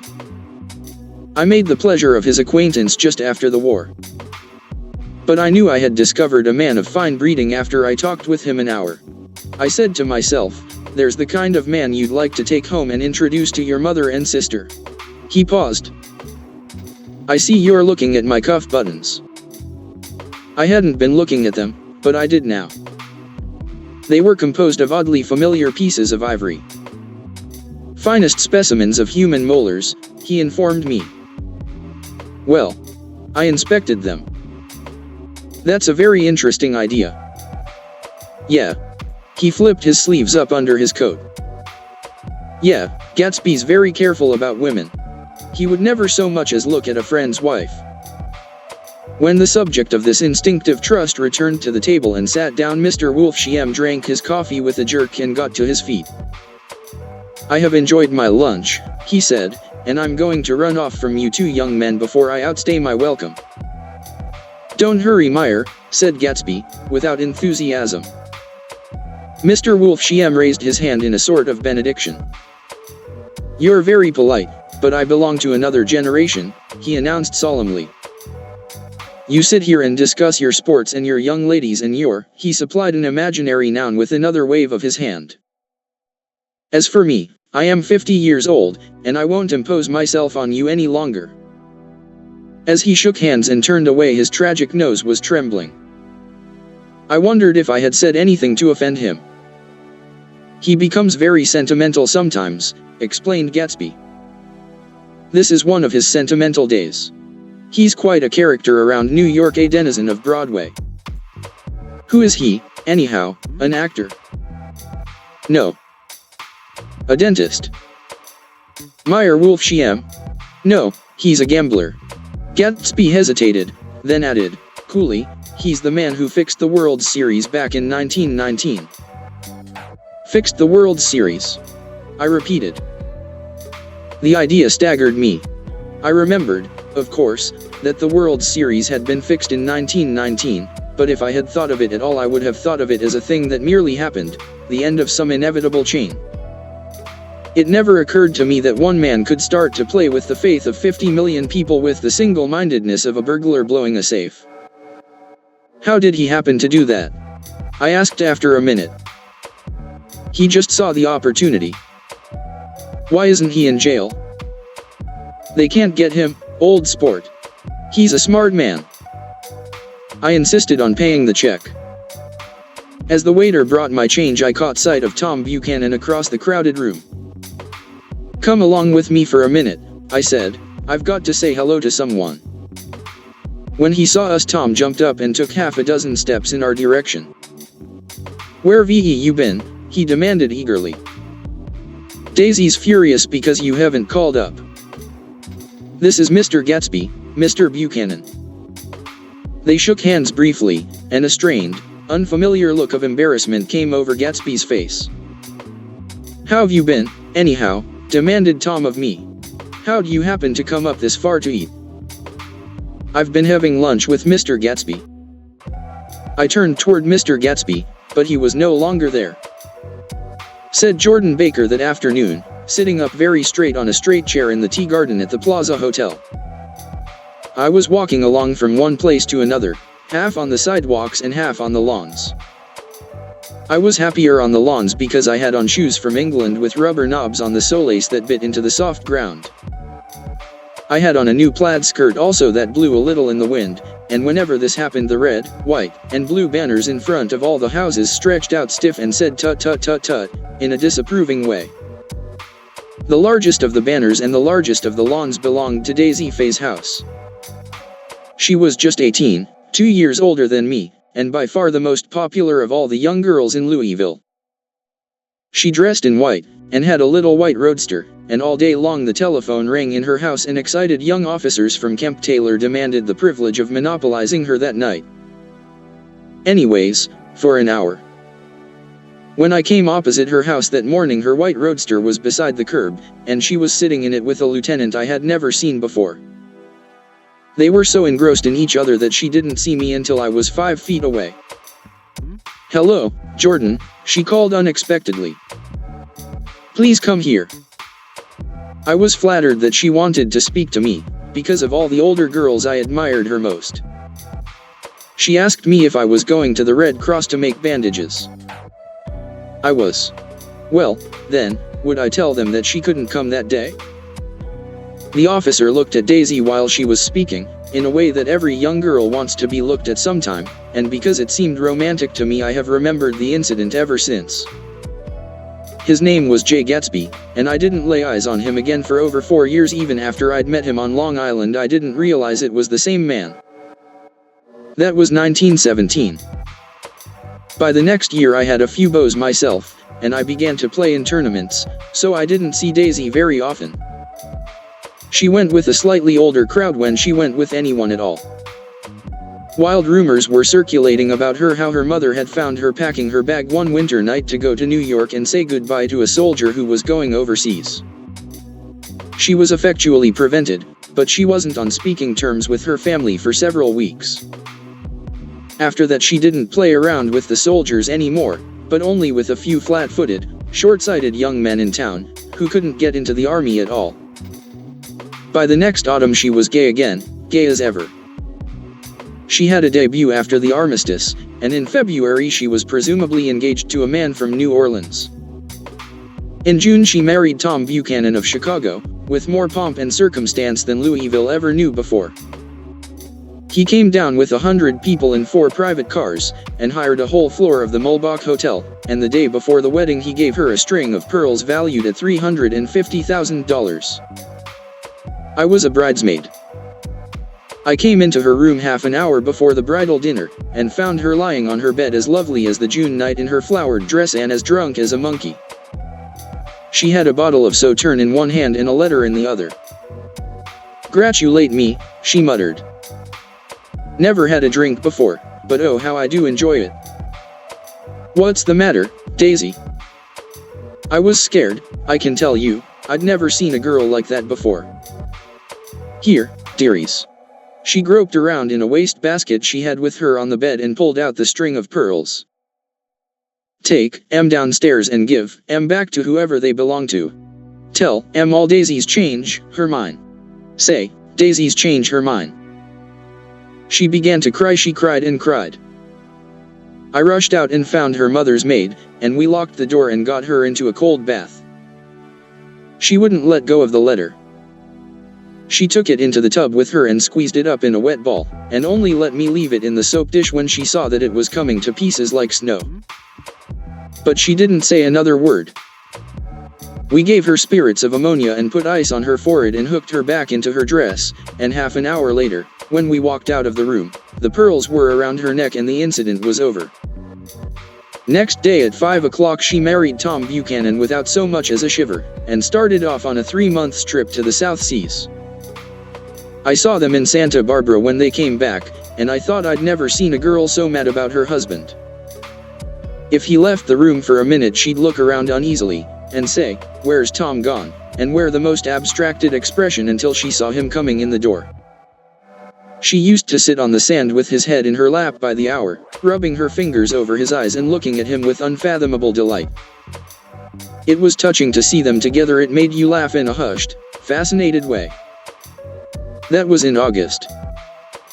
A week after I left Santa Barbara, Tom ran into a wagon on the Ventura Road one night, and ripped a front wheel off his car. The girl who was with him got into the papers, too, because her arm was broken. She was one of the chambermaids in the Santa Barbara hotel.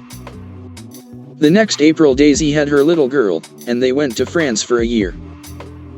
I saw them one spring in Cannes, and later in Deauville, and then they came back to Chicago to settle down. Daisy was popular in Chicago, as you know. They moved with a fast crowd, all of them young and rich and wild, but she came out with an absolutely perfect reputation. Perhaps because she doesn't drink. It's a great advantage not to drink among hard-drinking people. You can hold your tongue and, moreover, you can time any little irregularity of your own so that everybody else is so blind that they don't see or care. Perhaps Daisy never went in for a moor at all, and yet there's something in that voice of hers. Well, about 6 weeks ago, she heard the name Gatsby for the first time in years. It was when I asked you, do you remember? If you knew Gatsby in West Egg. After you had gone home, she came into my room and woke me up, and said, "What Gatsby?" And when I described him, I was half asleep. She said in the strangest voice that it must be the man she used to know. It wasn't until then that I connected this Gatsby with the officer in her white car. When Jordan Baker had finished telling all this, we had left the plaza for half an hour and were driving in a Victoria through Central Park.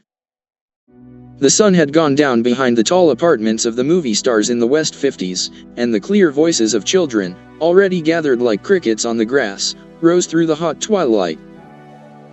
I'm the Sheikh of Araby. Your love belongs to me. At night when you're asleep, into your tent I'll creep. It was a strange coincidence, I said. But it wasn't a coincidence at all. Why not? Gatsby bought that house so that Daisy would be just across the bay.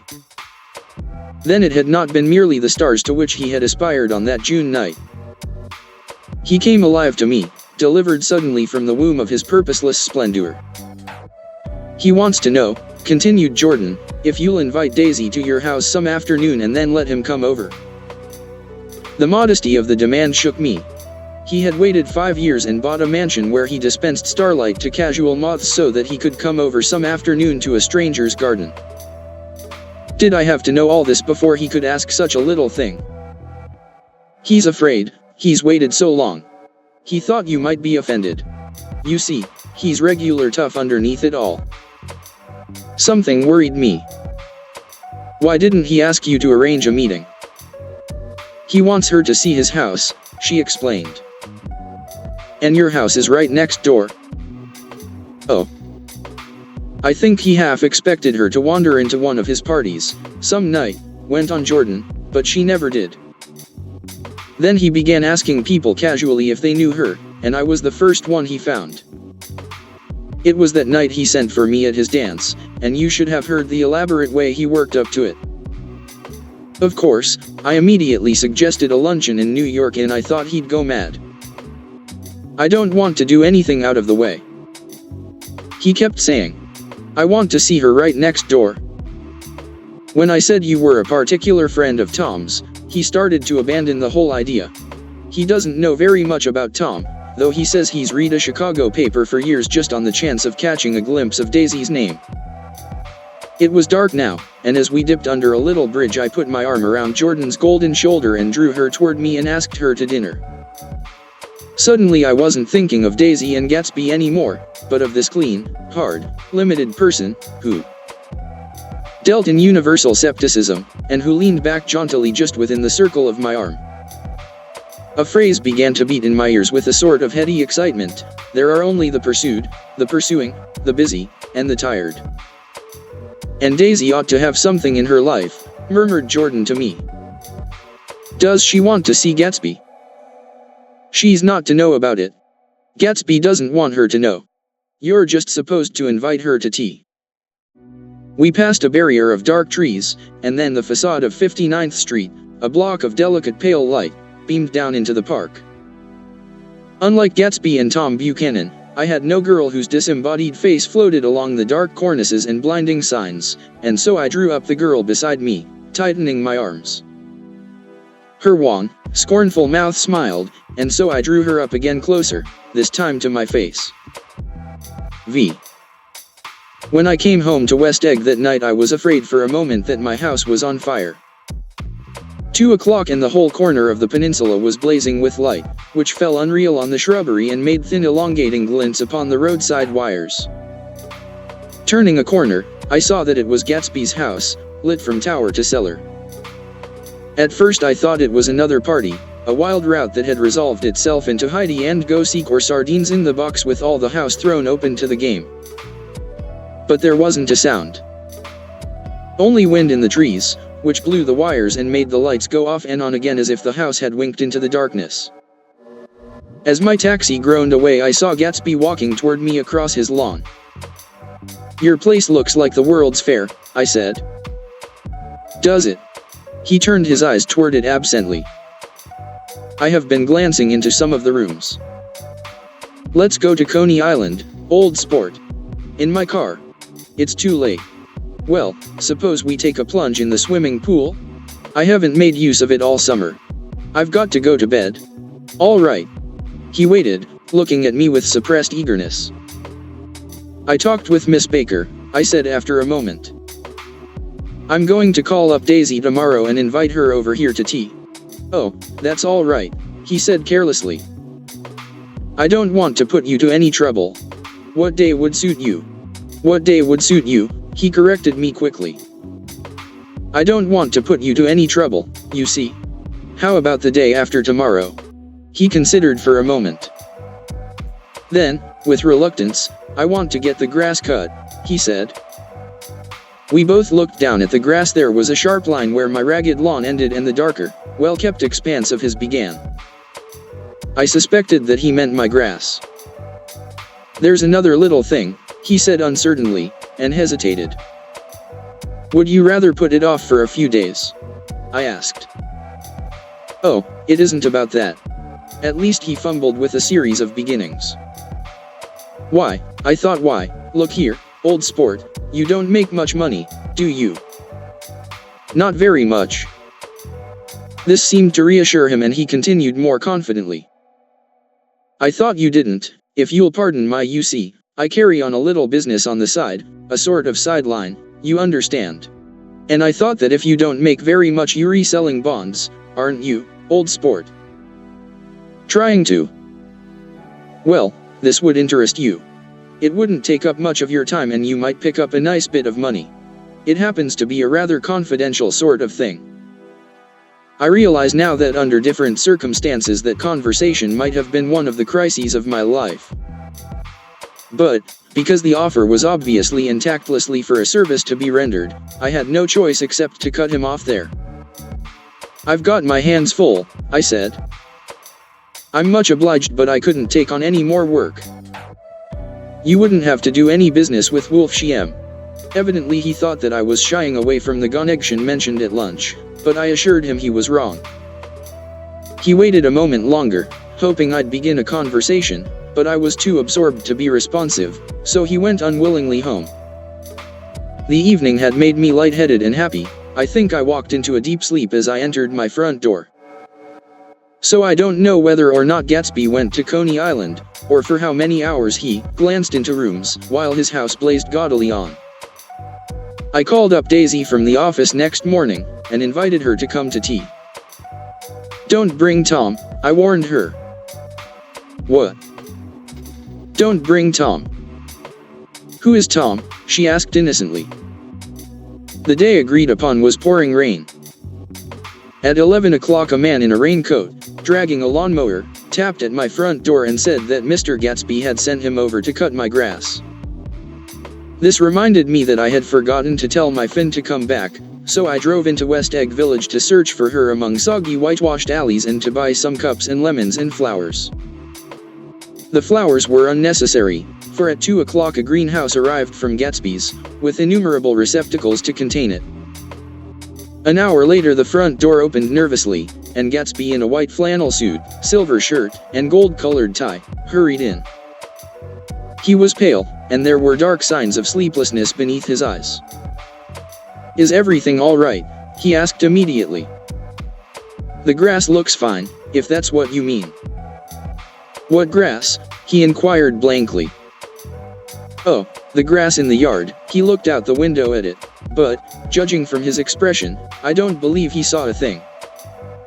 Looks very good, he remarked vaguely. One of the papers said they thought the rain would stop about 4. I think it was the Journal. Have you got everything you need in the shape of tea? I took him into the pantry, where he looked a little reproachfully at the Finn. Together we scrutinized the 12 lemon cakes from the delicatessen shop. Will they do? I asked. Of course, of course. They're fine, and he added hollowly. Old sport. The rain cooled about 3:30 to a damp mist, through which occasional thin drops swam like dew. Gatsby looked with vacant eyes through a copy of Clay's Economics. starting at the finished tread that shook the kitchen floor, and peering towards the bleared windows from time to time as if a series of invisible but alarming happenings were taking place outside. Finally he got up and informed me, in an uncertain voice, that he was going home. "Why's that?" "Nobody's coming to tea. It's too late." He looked at his watch as if there was some pressing demand on his time elsewhere. "I can't wait all day." "Don't be silly, it's just 2 minutes to 4. He sat down miserably, as if I had pushed him, and simultaneously there was the sound of a motor turning into my lane. We both jumped up, and, a little harrowed myself, I went out into the yard. Under the dripping bare lilac trees a large open car was coming up the drive. It stopped. Daisy's face, tipped sideways beneath a three-cornered lavender hat, looked out at me with a bright ecstatic smile. "Is this absolutely where you live, my dearest one?" The exhilarating ripple of her voice was a wild tonic in the rain. I had to follow the sound of it for a moment, up and down, with my ear alone, before any words came through. A damp streak of hair lay like a dash of blue paint across her cheek, and her hand was wet with glistening drops as I took it to help her from the car.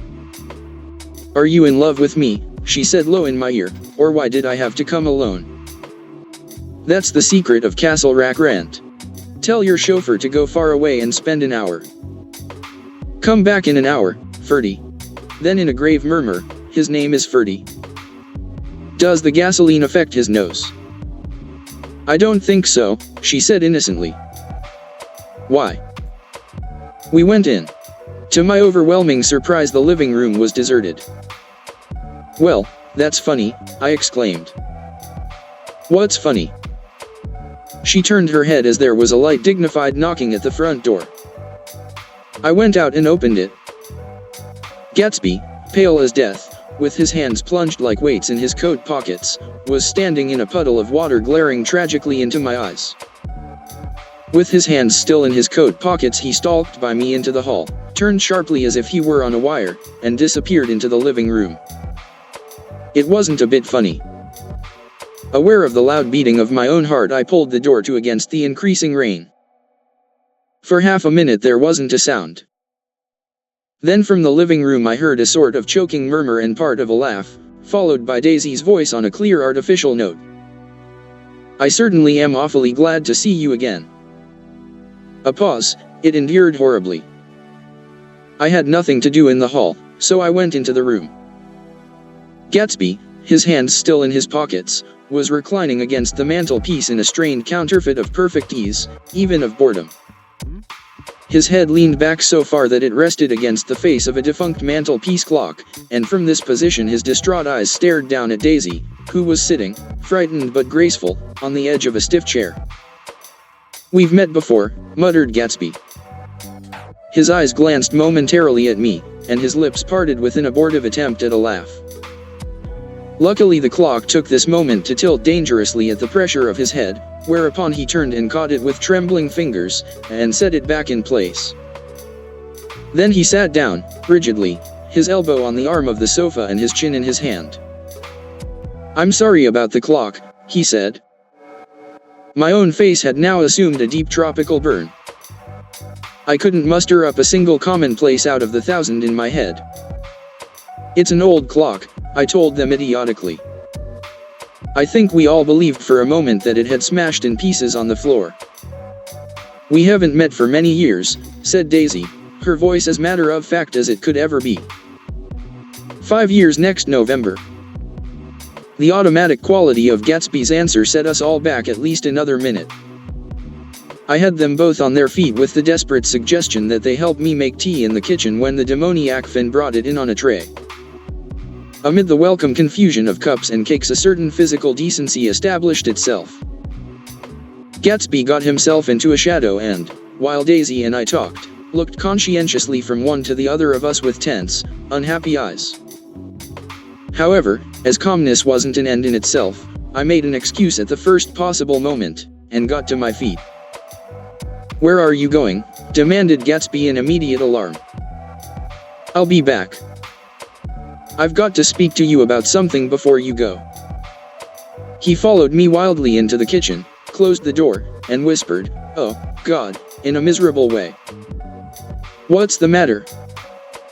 "This is a terrible mistake," he said, shaking his head from side to side. "A terrible, terrible mistake. You're just embarrassed, that's all," and luckily I added, "Daisy's embarrassed too." "She's embarrassed," he repeated incredulously. "Just as much as you are." "Don't talk so loud." "You're acting like a little boy," I broke out impatiently. "Not only that, but you're rude. Daisy's sitting in there all alone." He raised his hand to stop my words, looked at me with unforgettable reproach, and, opening the door cautiously, went back into the other room. I walked out the back way just as Gatsby had when he had made his nervous circuit of the house half an hour before and ran for a huge black knotted tree, whose massed leaves made a fabric against the rain. Once more it was pouring, and my irregular lawn, well shaved by Gatsby's gardener, abounded in small muddy swamps and prehistoric marshes. There was nothing to look at from under the tree except Gatsby's enormous house, so I stared at it, like Kent at his church steeple, for half an hour. A brewer had built it early in the period craze, a decade before, and there was a story that he'd agreed to pay 5 years' taxes on all the neighboring cottages if the owners would have their roofs thatched with straw. Perhaps their refusal took the heart out of his plan to found a family. He went into an immediate decline. His children sold his house with the black wreath still on the door. Americans, while willing, even eager, to be serfs, have always been obstinate about being peasantry. After half an hour, the sun shone again, and the grocer's automobile rounded Gatsby's drive with the raw material for his servant's dinner. I felt sure he wouldn't eat a spoonful. A maid began opening the upper windows of his house, appeared momentarily in each, and, leaning from the large central bay, spat meditatively into the garden. It was time I went back. While the rain continued, it had seemed like the murmur of their voices, rising and swelling a little now and then with gusts of emotion. But in the new silence I felt that silence had fallen within the house too.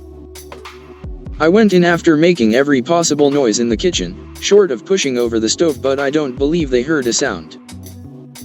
They were sitting at either end of the couch, looking at each other as if some question had been asked, or was in the air, and every vestige of embarrassment was gone. Daisy's face was smeared with tears, and when I came in she jumped up and began wiping at it with her handkerchief before a mirror. But there was a change in Gatsby that was simply confounding. He literally glowed. Without a word or a gesture of exultation, a new well-being radiated from him and filled the little room. "Oh, hello, old sport," he said, as if he hadn't seen me for years. I thought for a moment he was going to shake hands. "It's stopped raining." "Has it?" When he realized what I was talking about, that there were twinkle bells of sunshine in the room, he smiled like a weatherman, like an ecstatic patron of recurrent light, and repeated the news to Daisy. "What do you think of that? It's stopped raining." "I'm glad, Jay." Her throat, full of aching, grieving beauty, told only of her unexpected joy. "I want you and Daisy to come over to my house," he said. "I'd like to show her around." "You're sure you want me to come?" "Absolutely, old sport." Daisy went upstairs to wash her face, too late I thought with humiliation of my towels, while Gatsby and I waited on the lawn. "My house looks well, doesn't it?" he demanded. "See how the whole front of it catches the light." I agreed that it was splendid. "Yes." His eyes went over it, every arched door and square tower. "It took me just 3 years to earn the money that bought it."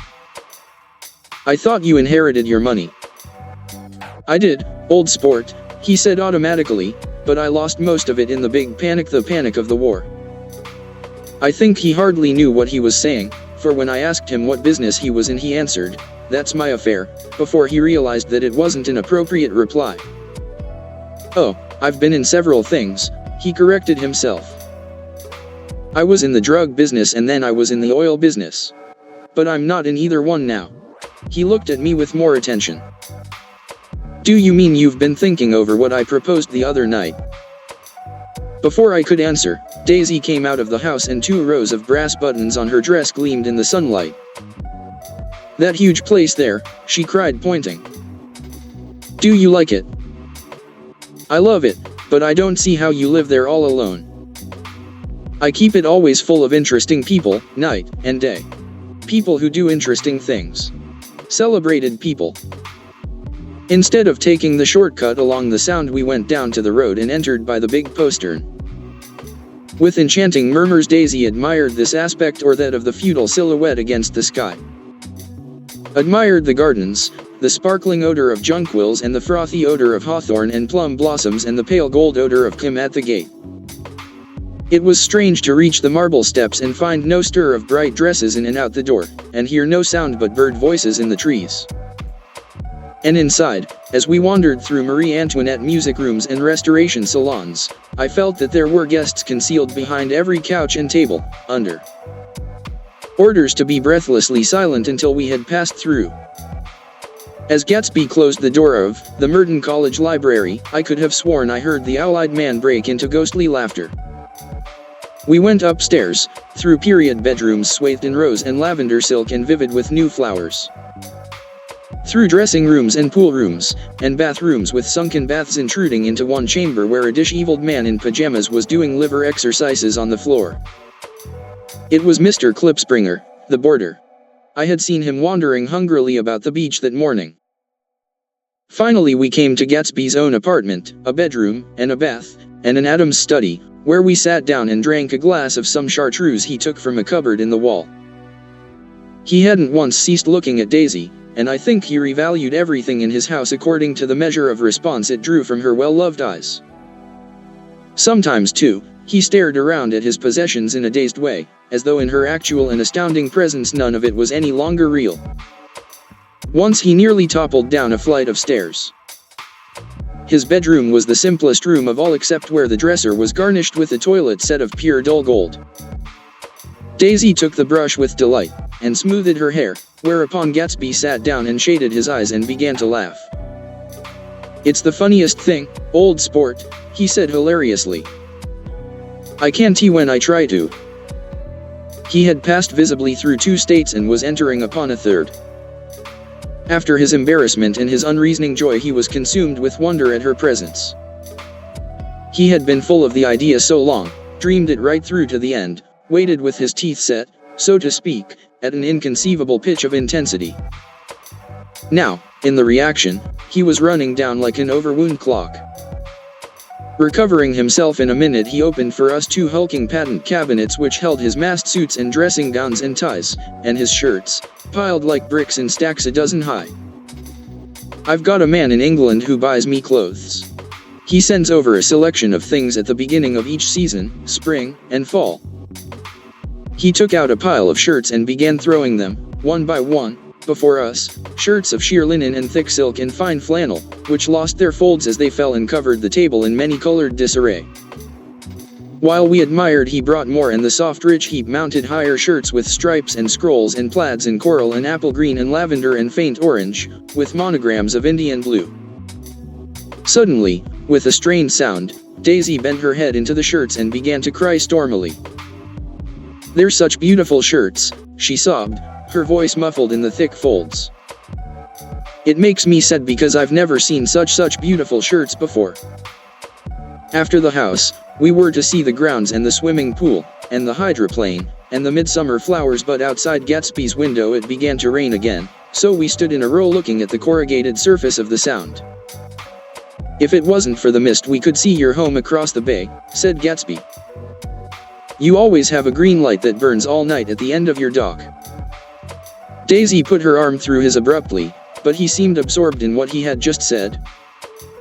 Possibly it had occurred to him that the colossal significance of that light had now vanished forever. Compared to the great distance that had separated him from Daisy, it had seemed very near to her, almost touching her. It had seemed as close as a star to the moon. Now it was again a green light on a dock. His count of enchanted objects had diminished by 1. I began to walk about the room, examining various indefinite objects in the half-darkness. A large photograph of an elderly man in yachting costume attracted me, hung on the wall over his desk. "Who's this?" "That?" That's Mr. Dan Cody, old sport. The name sounded faintly familiar. He's dead now. He used to be my best friend years ago. There was a small picture of Gatsby, also in yachting costume, on the bureau. Gatsby with his head thrown back defiantly, taken apparently when he was about 18. I adore it, exclaimed Daisy. The pompadour. You never told me you had a pompadour or a yacht. Look at this, said Gatsby quickly. Here's a lot of clippings about you. They stood side by side examining it. I was going to ask to see the rubies when the phone rang, and Gatsby took up the receiver. Yes. Well, I can't talk now. I can't talk now, old sport. I said a small town. He must know what a small town is. Well, he's no use to us if Detroit is his idea of a small town. He rang off. Come here quick, cried Daisy at the window. The rain was still falling, but the darkness had parted in the west, and there was a pink and golden billow of foamy clouds above the sea. Look at that, she whispered, and then after a moment, I'd like to just get one of those pink clouds and put you in it and push you around. I tried to go then, but they wouldn't hear of it. Perhaps my presence made them feel more satisfactorily alone. I know what we'll do, said Gatsby, we'll have Klipspringer play the piano. He went out of the room calling Ewing, and returned in a few minutes accompanied by an embarrassed, slightly worn young man, with shell-rimmed glasses and scanty blonde hair. He was now decently clothed in a sport shirt, open at the neck, sneakers, and duck trousers of a nebulous hue. Did we interrupt your exercise? Inquired Daisy politely. I was asleep, cried Mr. Klipspringer, in a spasm of embarrassment. That is, I'd been asleep. Then I got up. Klipspringer plays the piano, said Gatsby, cutting him off. Don't you, Ewing, old sport. I don't play well. I don't hardly play at all. I'm all out of prick. We'll go downstairs, interrupted Gatsby. He flipped a switch. The gray windows disappeared as the house glowed full of light. In the music room, Gatsby turned on a solitary lamp beside the piano.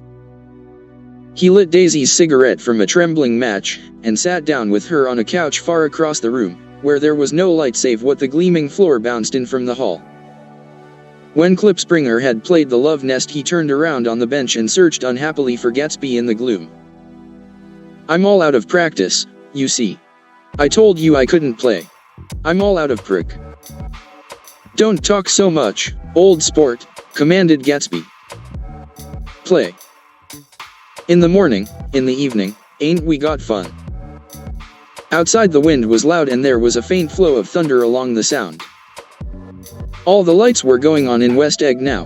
The electric trains, men carrying, were plunging home through the rain from New York. It was the hour of a profound human change, and excitement was generating on the air. One thing's sure and nothing's surer: the rich get richer and the poor get children. In the meantime, in between time. As I went over to say goodbye, I saw that the expression of bewilderment had come back into Gatsby's face, as though a faint doubt had occurred to him as to the quality of his present happiness. Almost 5 years. There must have been moments even that afternoon when Daisy tumbled short of his dreams, not through her own fault, but because of the colossal vitality of his illusion. It had gone beyond her, beyond everything. He had thrown himself into it with a creative passion, adding to it all the time, decking it out with every bright feather that drifted his way. No amount of fire or freshness can challenge what a man can store up in his ghostly heart. As I watched him, he adjusted himself a little, visibly. His hand took hold of hers, and as she said something low in his ear, he turned toward her with a rush of emotion. I think that voice held him most, with its fluctuating, feverish warmth, because it couldn't be overdreamed. That voice was a deathless song. They had forgotten me, but Daisy glanced up and held out her hand. Gatsby didn't know me now at all. I looked once more at them and they looked back at me, remotely, possessed by intense life. Then I went out of the room and down the marble steps into the rain, leaving them there together. About this time an ambitious young reporter from New York arrived one morning at Gatsby's door and asked him if he had anything to say. "Anything to say about what?" inquired Gatsby politely. "Why any statement to give out?" It transpired after a confused 5 minutes that the man had heard Gatsby's name around his office in a connection which he either wouldn't reveal or didn't fully understand. This was his day off, and with laudable initiative he had hurried out to see. It was a random shot, and yet the reporter's instinct was right. Gatsby's notoriety, spread about by the hundreds who had accepted his hospitality and so become authorities upon his past, had increased all summer until he fell just short of being news. Contemporary legends such as the underground pipeline to Canada attached themselves to him. And there was one persistent story that he didn't live in a house at all, but in a boat that looked like a house and was moved secretly up and down the Long Island shore. Just why these inventions were a source of satisfaction to James Getz of North Dakota isn't easy to say. James Getz, that was really, or at least legally, his name. He had changed it at the age of 17 and at the specific moment that witnessed the beginning of his career when he saw Dan Cody's yacht drop anchor over the most insidious flat on Lake Superior. It was James Getz who had been loafing along the beach that afternoon in a torn green jersey and a pair of canvas pants. But it was already Jay Gatsby who borrowed a rowboat, pulled out to the Tuolumne, and informed Cody that a wind might catch him and break him up in half an hour. I suppose he'd had the name ready for a long time, even then. His parents were shiftless and unsuccessful farm people. His imagination had never really accepted them as his parents at all. The truth was that Jay Gatsby of West Egg, Long Island, sprang from his Platonic conception of himself. He was a son of God, a phrase which, if it means anything, means just that, and he must be about his father's business, the service of a vast, vulgar, and meretricious beauty. So he invented just the sort of Jay Gatsby that a 17-year-old boy would be likely to invent, and to this conception he was faithful to the end. For over a year he had been beating his way along the south shore of Lake Superior as a clam digger and a salmon fisher, or in any other capacity that brought him food and bed. His brown, hardening body lived naturally through the half-fierce, half-lazy work of the bracing days. He knew women early, and since they spoiled him he became contemptuous of them, of young virgins because they were ignorant, of the others because they were hysterical about things which in his overwhelming self-absorption he took for granted. But his heart was in a constant, turbulent riot. The most grotesque and fantastic conceits haunted him in his bed at night. A universe of ineffable gaudiness spun itself out in his brain while the clock ticked on the washstand and the moon soaked with wet light his tangled clothes upon the floor. Each night he added to the pattern of his fancies until drowsiness closed down upon some vivid scene with an oblivious embrace. For a while these reveries provided an outlet for his imagination. They were a satisfactory hint of the unreality of reality, a promise that the rock of the world was founded securely on a fairy's wing. An instinct toward his future glory had led him, some months before, to the small Lutheran College of St. Olaf's in southern Minnesota. He stayed there 2 weeks, dismayed at its ferocious indifference to the drums of his destiny, to destiny itself, and despising the janitor's work with which he was to pay his way through. Then he drifted back to Lake Superior, and he was still searching for something to do on the day that Dan Cody's yacht dropped anchor in the shallows alongshore. Cody was 50 years old then, a product of the Nevada silver fields, of the Yukon, of every rush for metal since '75. The transactions in Montana copper that made him many times a millionaire found him physically robust but on the verge of soft-mindedness, and, suspecting this, an infinite number of women tried to separate him from his money. The none too savory ramifications by which Ella Kay, the newspaper woman, played Madame de Maintenon to his weakness and sent him to sea in a yacht, were common property of the turgid journalism in 1902. He had been coasting along all too hospitable shores for 5 years when he turned up as James Gats's destiny in Little Girl Bay. To young Gats, resting on his oars and looking up at the railed deck, that yacht represented all the beauty and glamour in the world. I suppose he smiled at Cody. He had probably discovered that people liked him when he smiled. At any rate, Cody asked him a few questions. One of them elicited the brand new name, and found that he was quick and extravagantly ambitious. A few days later he took him to Duluth and bought him a blue coat, 6 pairs of white duck trousers, and a yachting cap.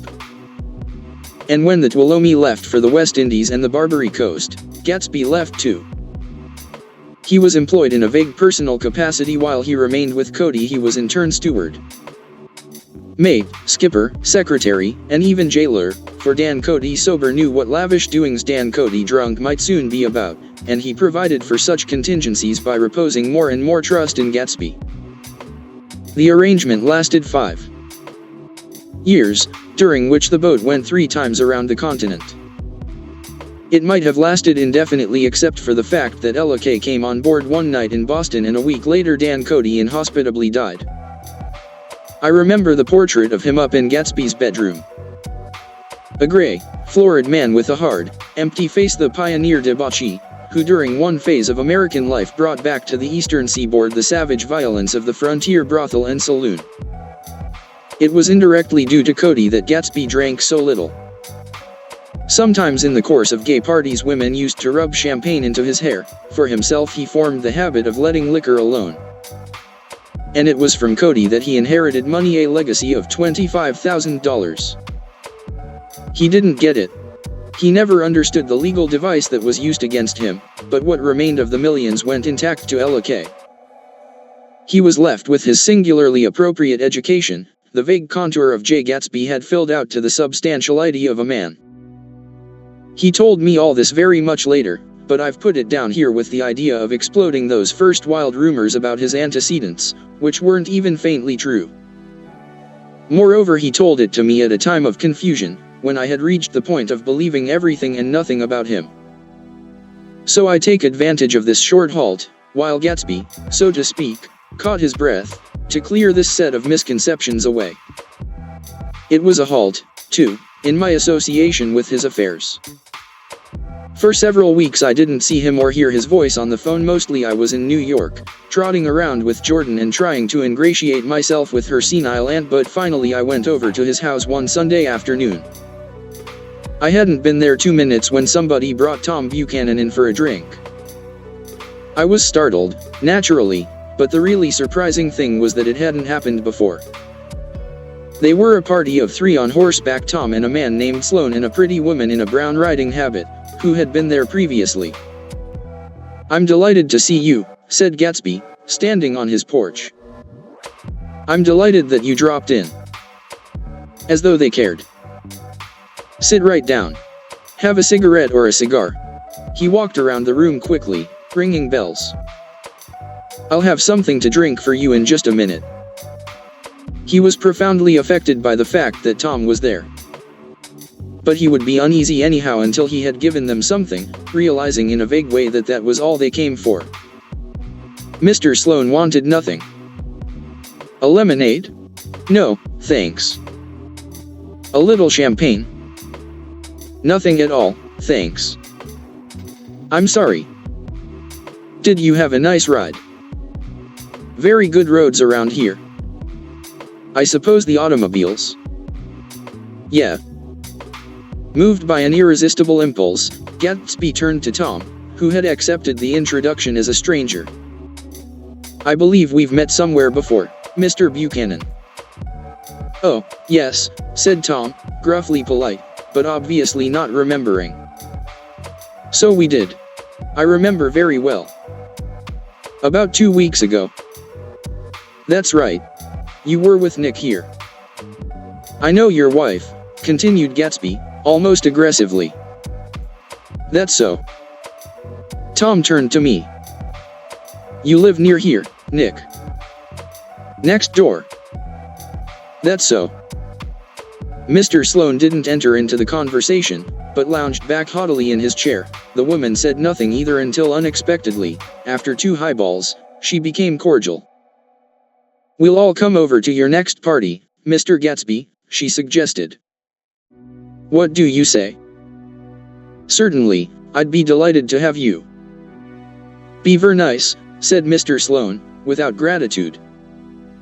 "Well, think ought to be starting home." "Please don't hurry," Gatsby urged them.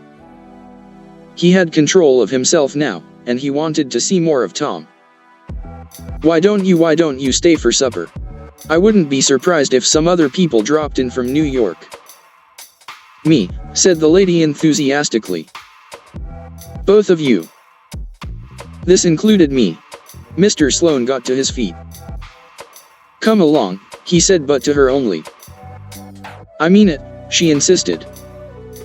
I'd love to have you. Lots of room. Gatsby looked at me questioningly. He wanted to go and he didn't see that Mr. Sloane had determined he shouldn't. I'm afraid I won't be able to, I said. Well, you come, she urged, concentrating on Gatsby. Mr. Sloane murmured something close to her ear. We won't be late if we start now, she insisted aloud. I haven't got a horse, said Gatsby. I used to ride in the army, but I've never bought a horse. I'll have to follow you in my car. Excuse me for just a minute. The rest of us walked out on the porch, where Sloane and the lady began an impassioned conversation aside. My God, I believe the man's coming, said Tom. Doesn't he know she doesn't want him? She says she does want him. She has a big dinner party and he won't know a soul there. He frowned. I wonder where in the devil he met Daisy. By God, I may be old-fashioned in my ideas, but women run around too much these days to suit me. They meet all kinds of crazy fish. Suddenly Mr. Sloane and the lady walked down the steps and mounted their horses. Come on, said Mr. Sloane to Tom, we're late. We've got to go. And then to me, tell him we couldn't wait, will you? Tom and I shook hands, the rest of us exchanged a cool nod, and they trotted quickly down the drive, disappearing under the August foliage just as Gatsby, with hat and light overcoat in hand, came out the front door. Tom was evidently perturbed at Daisy's running around alone, for on the following Saturday night he came with her to Gatsby's party. Perhaps his presence gave the evening its peculiar quality of oppressiveness. It stands out in my memory from Gatsby's other parties that summer.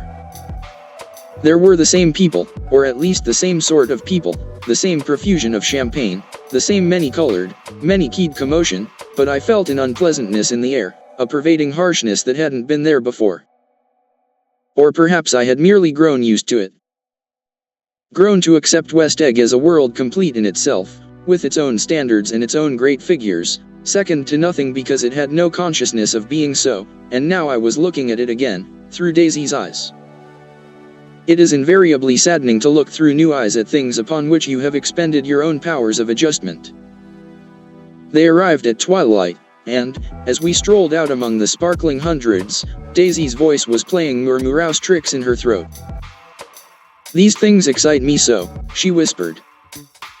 If you want to kiss me any time during the evening, Nick, just let me know and I'll be glad to arrange it for you. Just mention my name. Or present a green card. I'm giving out green.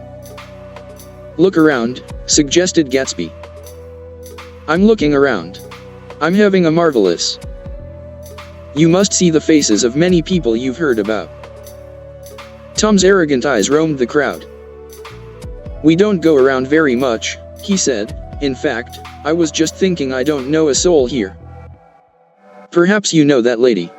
Gatsby indicated a gorgeous, scarcely human orchid of a woman who sat in state under a white plum tree. Tom and Daisy stared, with that peculiarly unreal feeling that accompanies the recognition of a hitherto ghostly celebrity of the movies. She's lovely, said Daisy. The man bending over her is her director. He took them ceremoniously from group to group. Mrs. Buchanan. And Mr. Buchanan, after an instant's hesitation he added, the polo player. Oh no, objected Tom quickly, not me. But evidently the sound of it pleased Gatsby, for Tom remained, the polo player, for the rest of the evening. I've never met so many celebrities, Daisy exclaimed. I liked that man. What was his name, dash with the sort of blue nose. Gatsby identified him, adding that he was a small producer. Well, I liked him anyhow. I'd a little rather not be the polo player, said Tom pleasantly. I'd rather look at all these famous people in oblivion. Daisy and Gatsby danced. I remember being surprised by his graceful, conservative foxtrot. I had never seen him dance before. Then they sauntered over to my house and sat on the steps for half an hour, while at her request I remained watchfully in the garden. In case there's a fire or a flood, she explained, or any act of God. Tom appeared from his oblivion as we were sitting down to supper together. "Do you mind if I eat with some people over here?" he said. "A fellow's getting off some funny stuff." "Go ahead," answered Daisy genially, "and if you want to take down any addresses, here's my little gold pencil." She looked around after a moment and told me the girl was common but pretty, and I knew that except for the half hour she'd been alone with Gatsby, she wasn't having a good time. We were at a particularly tipsy table. That was my fault. Gatsby had been called to the phone, and I'd enjoyed these same people only 2 weeks before. But what had amused me then turned septic on the air now. "How do you feel, Miss Baedeker?" The girl addressed was trying, unsuccessfully, to slump against my shoulder. At this inquiry she sat up and opened her eyes. "Wah." A massive and lethargic woman, who had been urging Daisy to play golf with her at the local club tomorrow, spoke in Miss Baedeker's defense. "Oh, she's all right now. When she's had 5 or 6 cocktails she always starts screaming like that. I tell her she ought to leave it alone." "I do leave it alone," affirmed the accused hollowly. "We heard you yelling, so I said to Doc Civet here, there's somebody that needs your help, document." "She's much obliged, I'm sure," said another friend, without gratitude, "but you got her dress all wet when you stuck her head in the pool." "Anything I hate is to get my head stuck in a pool," mumbled Miss Baedeker. "They almost drowned me once over in New Jersey." "Then you ought to leave it alone," countered Dr. Civet. "Speak for yourself," cried Miss Baedeker violently. "Your hand shakes. I wouldn't let you operate on me." It was like that. Almost the last thing I remember was standing with Daisy and watching the moving picture director and his star. They were still under the white plum tree and their faces were touching except for a pale, thin ray of moonlight between. It occurred to me that he had been very slowly bending toward her all evening to attain this proximity, and even while I watched I saw him stoop 1 ultimate degree and kiss at her cheek. "I like her," said Daisy, "I think she's lovely." But the rest offended her, and inarguably because it wasn't a gesture but an emotion. She was appalled by West Egg. This unprecedented place that Broadway had begotten upon a Long Island fishing village, appalled by its raw vigor that chafed under the old euphemisms and by the too obtrusive fate that herded its inhabitants along a shortcut from nothing to nothing. She saw something awful in the very simplicity she failed to understand. I sat on the front steps with them while they waited for their car. It was dark here in front, only the bright door sent 10 square feet of light volleying out into the soft black morning. Sometimes a shadow moved against a dressing room blind above, gave way to another shadow, an indefinite procession of shadows, who rouged and powdered in an invisible glass. "Who is this Gatsby anyhow?" demanded Tom suddenly. "Some big bootlegger." "Where'd you hear that?" I inquired. "I didn't hear it. I imagined it. A lot of these newly rich people are just big bootleggers, you know." "Not Gatsby," I said shortly. He was silent for a moment. The pebbles of the drive crunched under his feet. Well, he certainly must have strained himself to get this menagerie together. A breeze stirred the gray haze of Daisy's fur collar. "At least they are more interesting than the people we know," she said with an effort. "You didn't look so interested." "Well, I was." Tom laughed and turned to me. "Did you notice Daisy's face when that girl asked her to put her under a cold shower?" Daisy began to sing with the music in a husky, rhythmic whisper, bringing out a meaning in each word that it had never had before and would never have again. When the melody rose, her voice broke up sweetly, following it, in a way contralto voices have, and each change tipped out a little of her warm human magic upon the air. "Lots of people come who haven't been invited," she said suddenly. That girl hadn't been invited. They simply force their way in and he's too polite to object. "I'd like to know who he is and what he does," insisted Tom. "And I think I'll make a point of finding out." I can tell you right now, she answered. He owned some drugstores, a lot of drugstores. He built them up himself. The dilatory limousine came rolling up the drive. Good night, Nick, said Daisy. Her glance left me and sought the lighted top of the steps, where, 3 o'clock in the morning, a neat, sad little waltz of that year, was drifting out the open door. After all, in the very casualness of Gatsby's party there were romantic possibilities totally absent from her world. What was it up there in the song that seemed to be calling her back inside?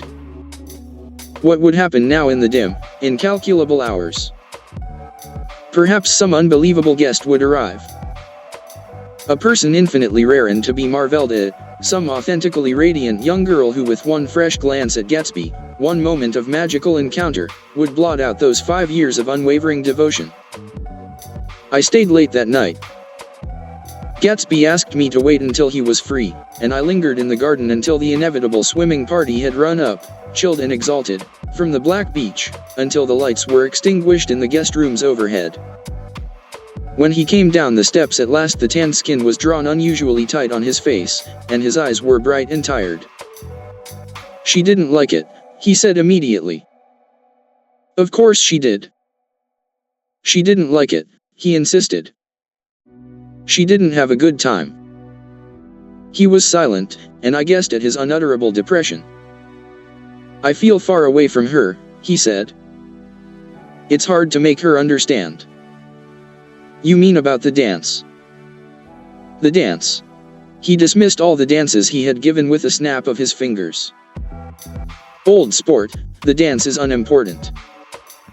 He wanted nothing less of Daisy than that she should go to Tom and say, I never loved you.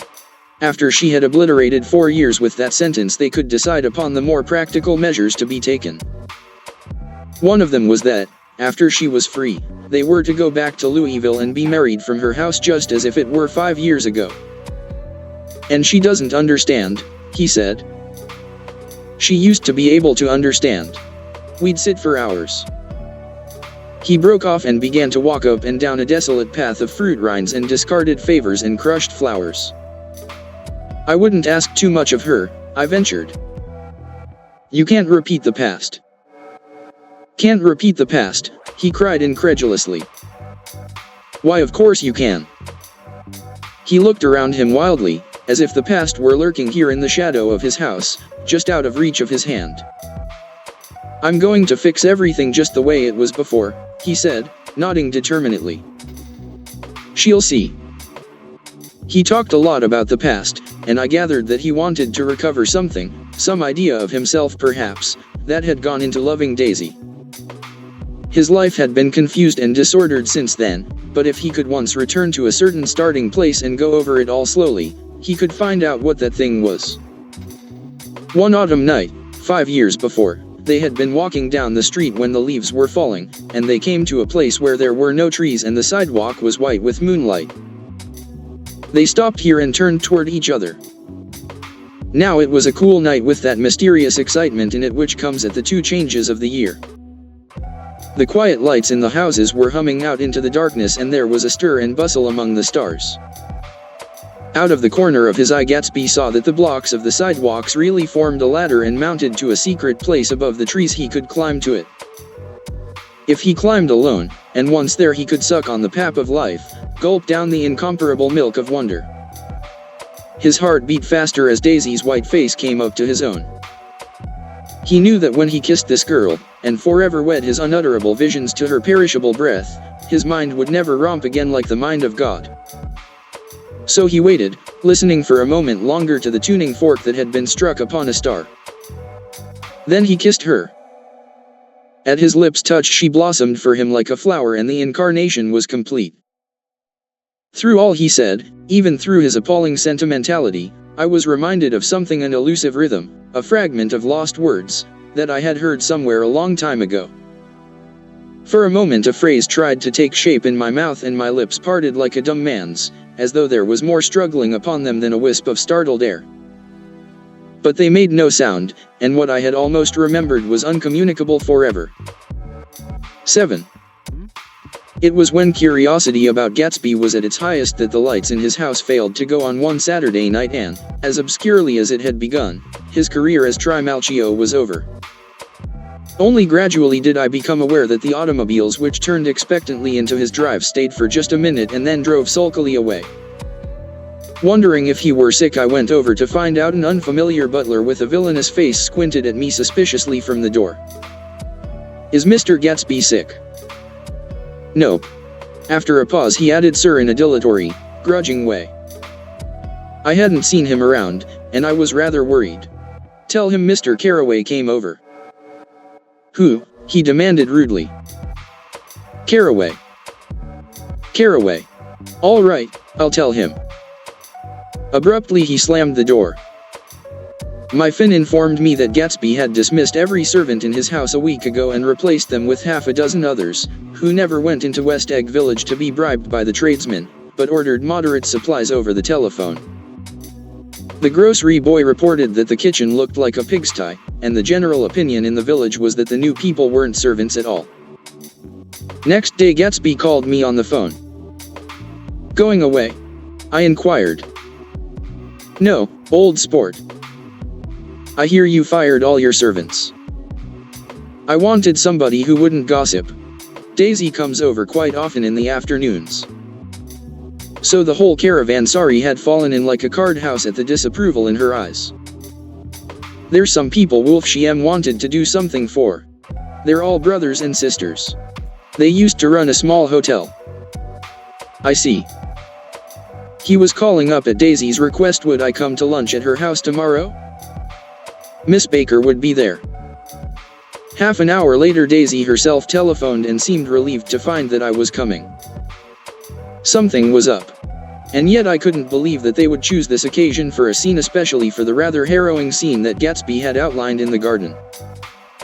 The next day was broiling, almost the last, certainly the warmest, of the summer. As my train emerged from the tunnel into sunlight, only the hot whistles of the National Biscuit Company broke the simmering hush at noon. The straw seats of the car hovered on the edge of combustion. The woman next to me perspired delicately for a while into her white shirtwaist, and then, as her newspaper dampened under her fingers, lapsed despairingly into deep heat with a desolate cry. Her pocketbook slapped to the floor. "Oh, my," she gasped. I picked it up with a weary bend and handed it back to her, holding it at arm's length and by the extreme tip of the corners to indicate that I had no designs upon it, but everyone nearby, including the woman, suspected me just the same. "Hot," said the conductor to familiar faces. "Some weather. Hot. Hot. Hot. Is it hot enough for you? Is it hot?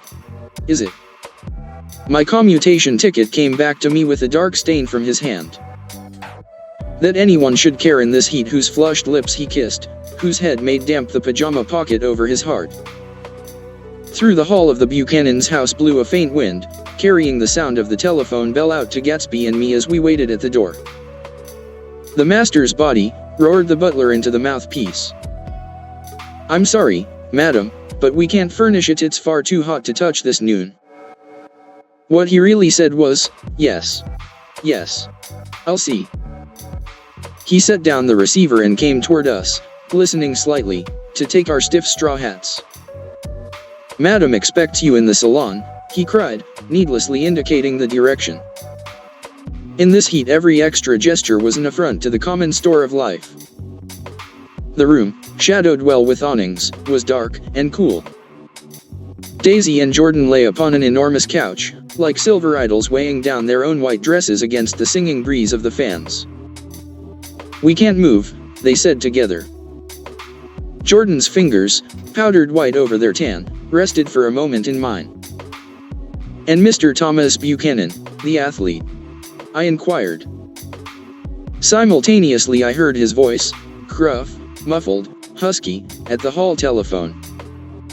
Gatsby stood in the center of the crimson carpet and gazed around with fascinated eyes. Daisy watched him and laughed, her sweet, exciting laugh. A tiny gust of powder rose from her bosom into the air. "The rumor is," whispered Jordan, "that that's Tom's girl on the telephone." We were silent. The voice in the hall rose high with annoyance. Very well, then, I won't sell you the car at all. I'm under no obligations to you at all. And as for your bothering me about it at lunchtime, I won't stand that at all. Holding down the receiver, said Daisy cynically. No, he's not, I assured her. It's a bona fide deal. I happen to know about it. Tom flung open the door, blocked out its space for a moment with his thick body, and hurried into the room.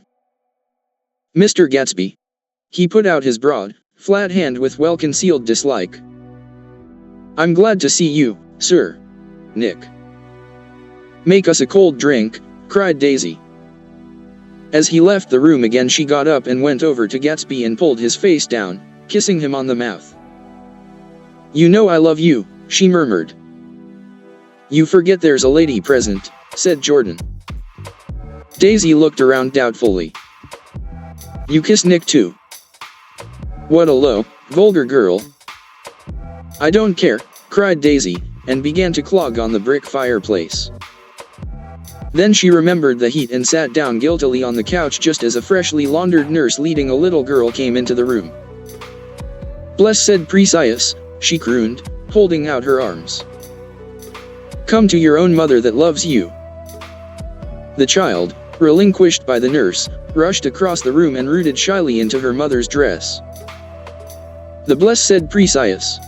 Did mother get powder on your old yellowy hair? Stand up now, and say how to do. Gatsby and I in turn leaned down and took the small reluctant hand. Afterward he kept looking at the child with surprise. I don't think he had ever really believed in its existence before. I got dressed before luncheon, said the child, turning eagerly to Daisy. That's because your mother wanted to show you off. Her face bent into the single wrinkle of the small white neck. You dream, you. You absolute little dream. Yes, admitted the child calmly. Aunt Jordan's got on a white dress too. How do you like mother's friends? Daisy turned her around so that she faced Gatsby. Do you think they're pretty? Where's Daddy? She doesn't look like her father, explained Daisy. She looks like me.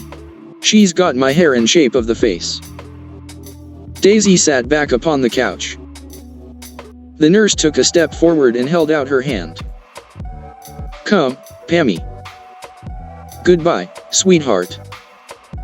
With a reluctant backward glance, the well-disciplined child held to her nurse's hand and was pulled out the door, just as Tom came back, preceding 4 gin rickeys that clicked full of ice. Gatsby took up his drink. They certainly look cool, he said, with visible tension.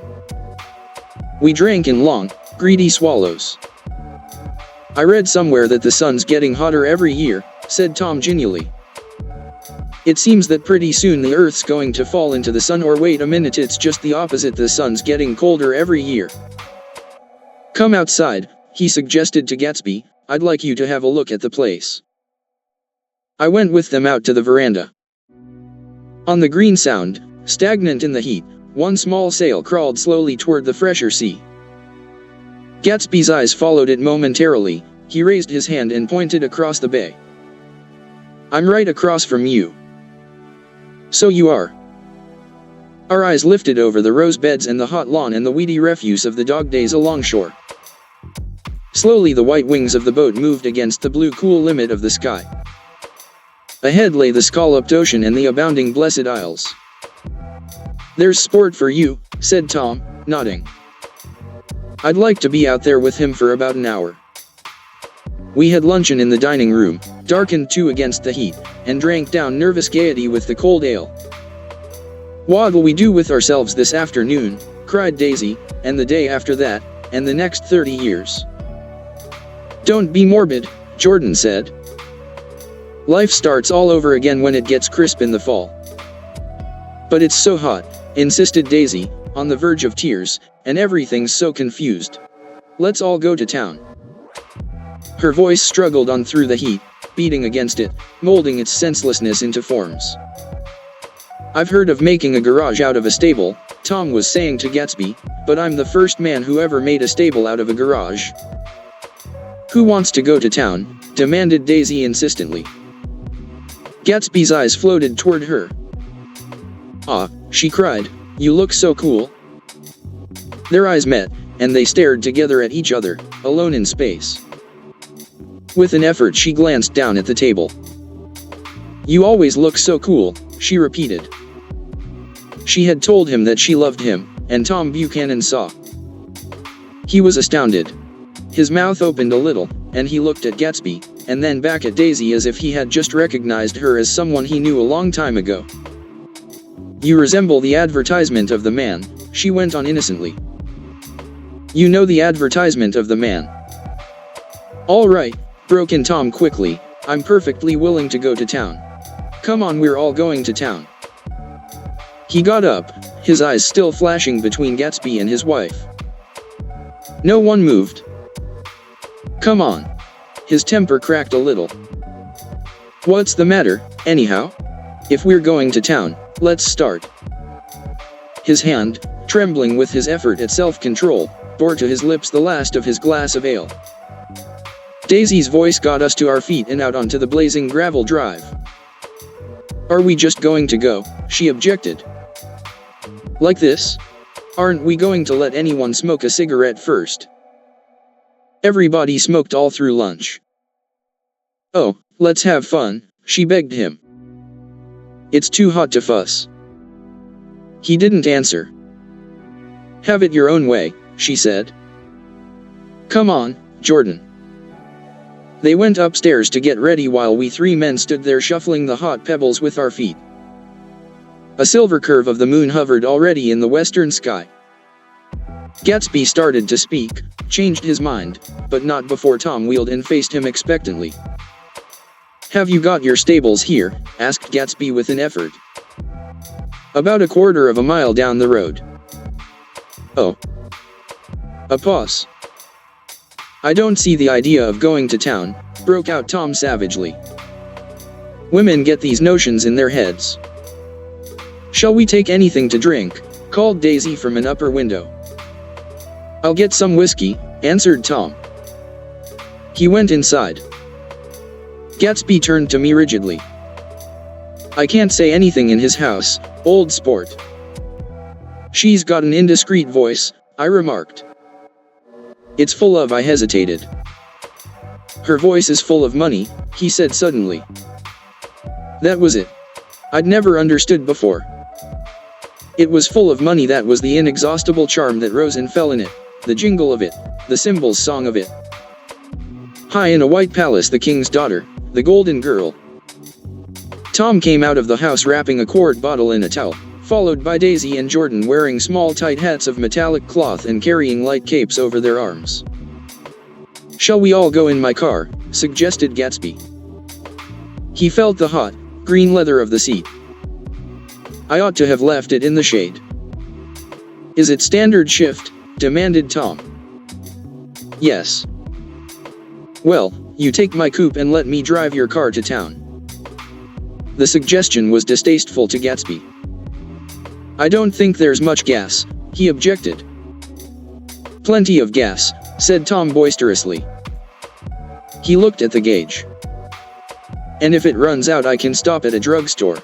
You can buy anything at a drugstore nowadays." A pause followed this apparently pointless remark. Daisy looked at Tom frowning, and an indefinable expression, at once definitely unfamiliar and vaguely recognizable, as if I had only heard it described in words, passed over Gatsby's face. "Come on, Daisy," said Tom, pressing her with his hand toward Gatsby's car. "I'll take you in this circus wagon." He opened the door, but she moved out from the circle of his arm. "You take Nick and Jordan. We'll follow you in the coupe." She walked close to Gatsby, touching his coat with her hand. Jordan and Tom and I got into the front seat of Gatsby's car. Tom pushed the unfamiliar gears tentatively, and we shot off into the oppressive heat, leaving them out of sight behind. "Did you see that?" demanded Tom. "See what?" He looked at me keenly, realizing that Jordan and I must have known all along.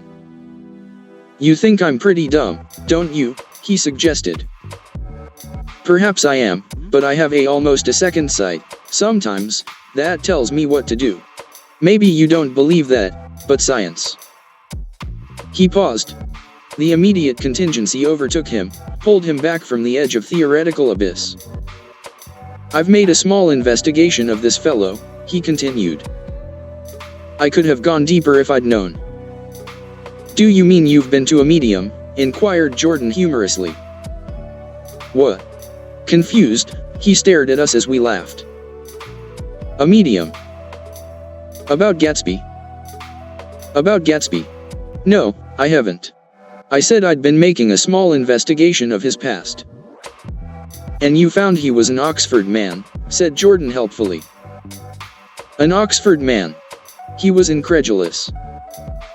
Like hell he is. He wears a pink suit. Nevertheless, he's an Oxford man. Oxford, New Mexico, snorted Tom contemptuously, or something like that. Listen, Tom. If you're such a snob, why did you invite him to lunch? Demanded Jordan crossly. Daisy invited him, she knew him before we were married God knows where. We were all irritable now with the fading ale, and aware of it we drove for a while in silence. Then as Dr. T.J. Eckelberg's faded eyes came into sight down the road, I remembered Gatsby's caution about gasoline. We've got enough to get us to town, said Tom. But there's a garage right here, objected Jordan. I don't want to get stalled in this baking heat. Tom threw on both brakes impatiently, and we slid to an abrupt dusty stop under Wilson's sign. After a moment the proprietor emerged from the interior of his establishment and gazed hollow-eyed at the car.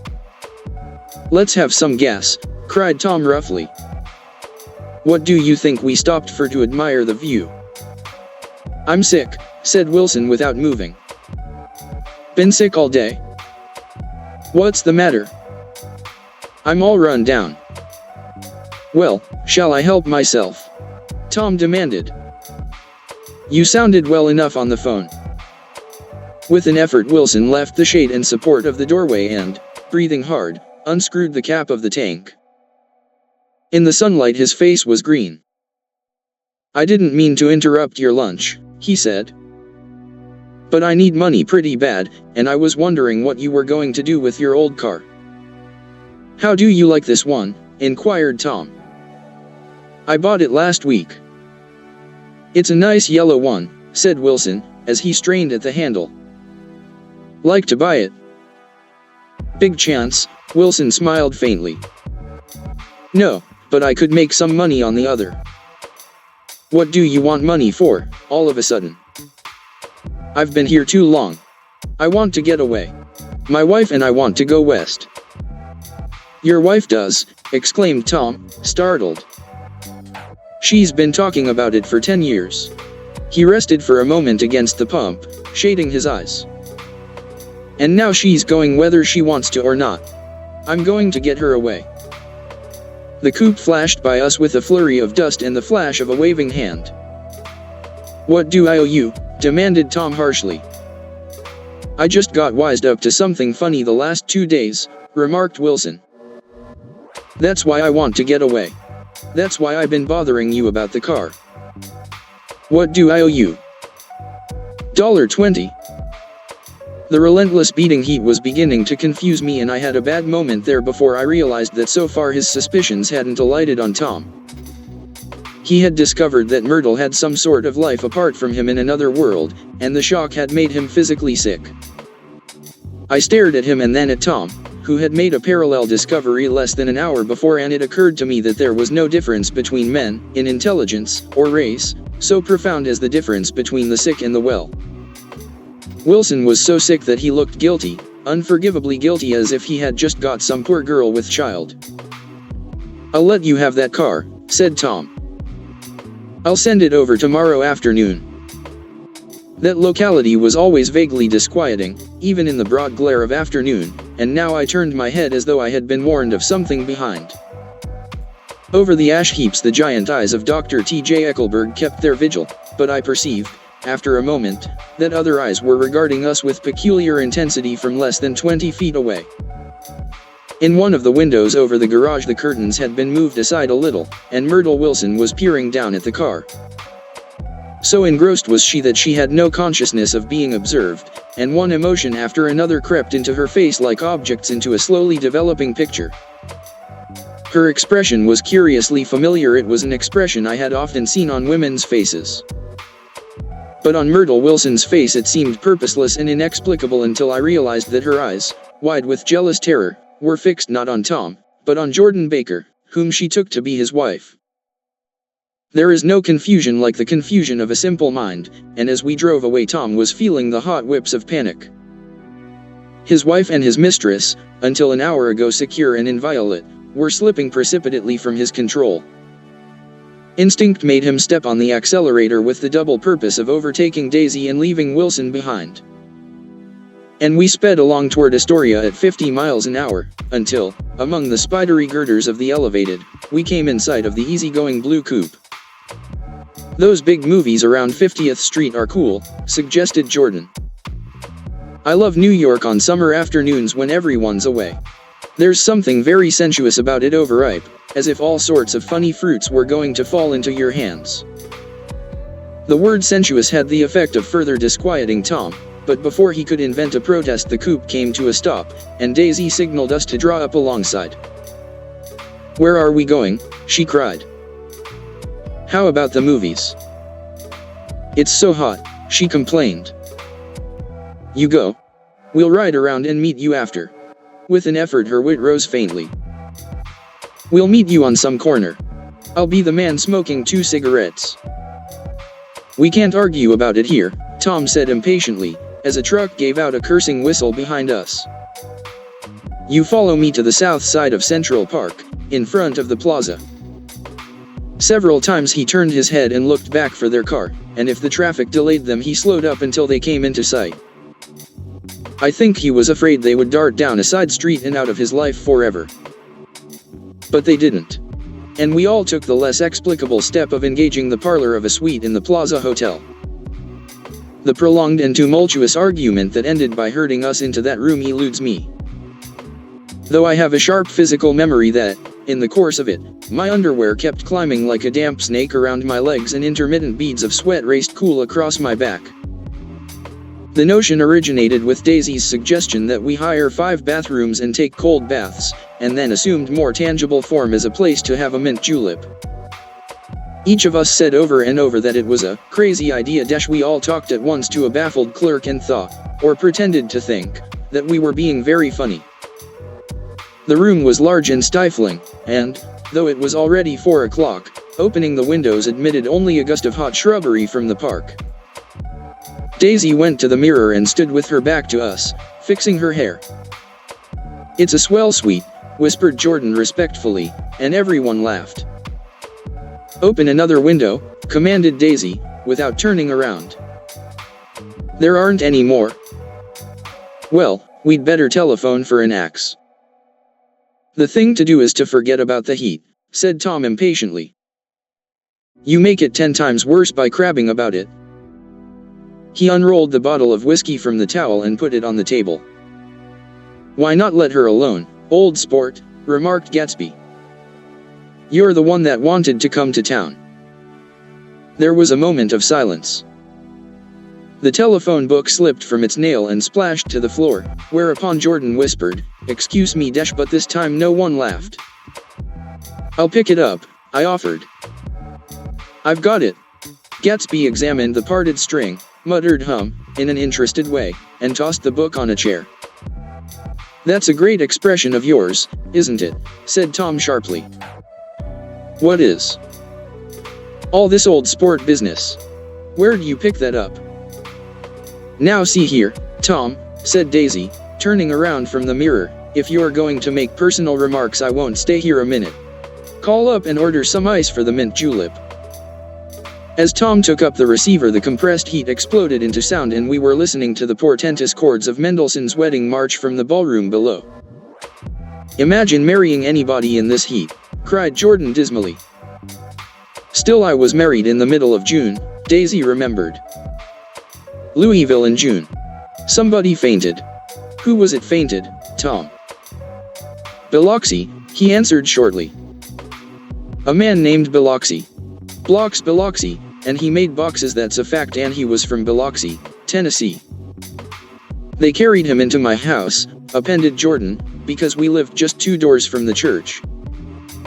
And he stayed 3 weeks, until Daddy told him he had to get out. The day after he left, Daddy died. After a moment she added, as if she might have sounded irreverent, there wasn't any connection. I used to know a Bill Biloxi from Memphis, I remarked. That was his cousin. I knew his whole family history before he left. He gave me an aluminium putter that I use today. The music had died down as the ceremony began, and now a long cheer floated in at the window, followed by intermittent cries of yeah yeah yeah, and finally by a burst of jazz as the dancing began. We're getting old, said Daisy. If we were young we'd rise and dance.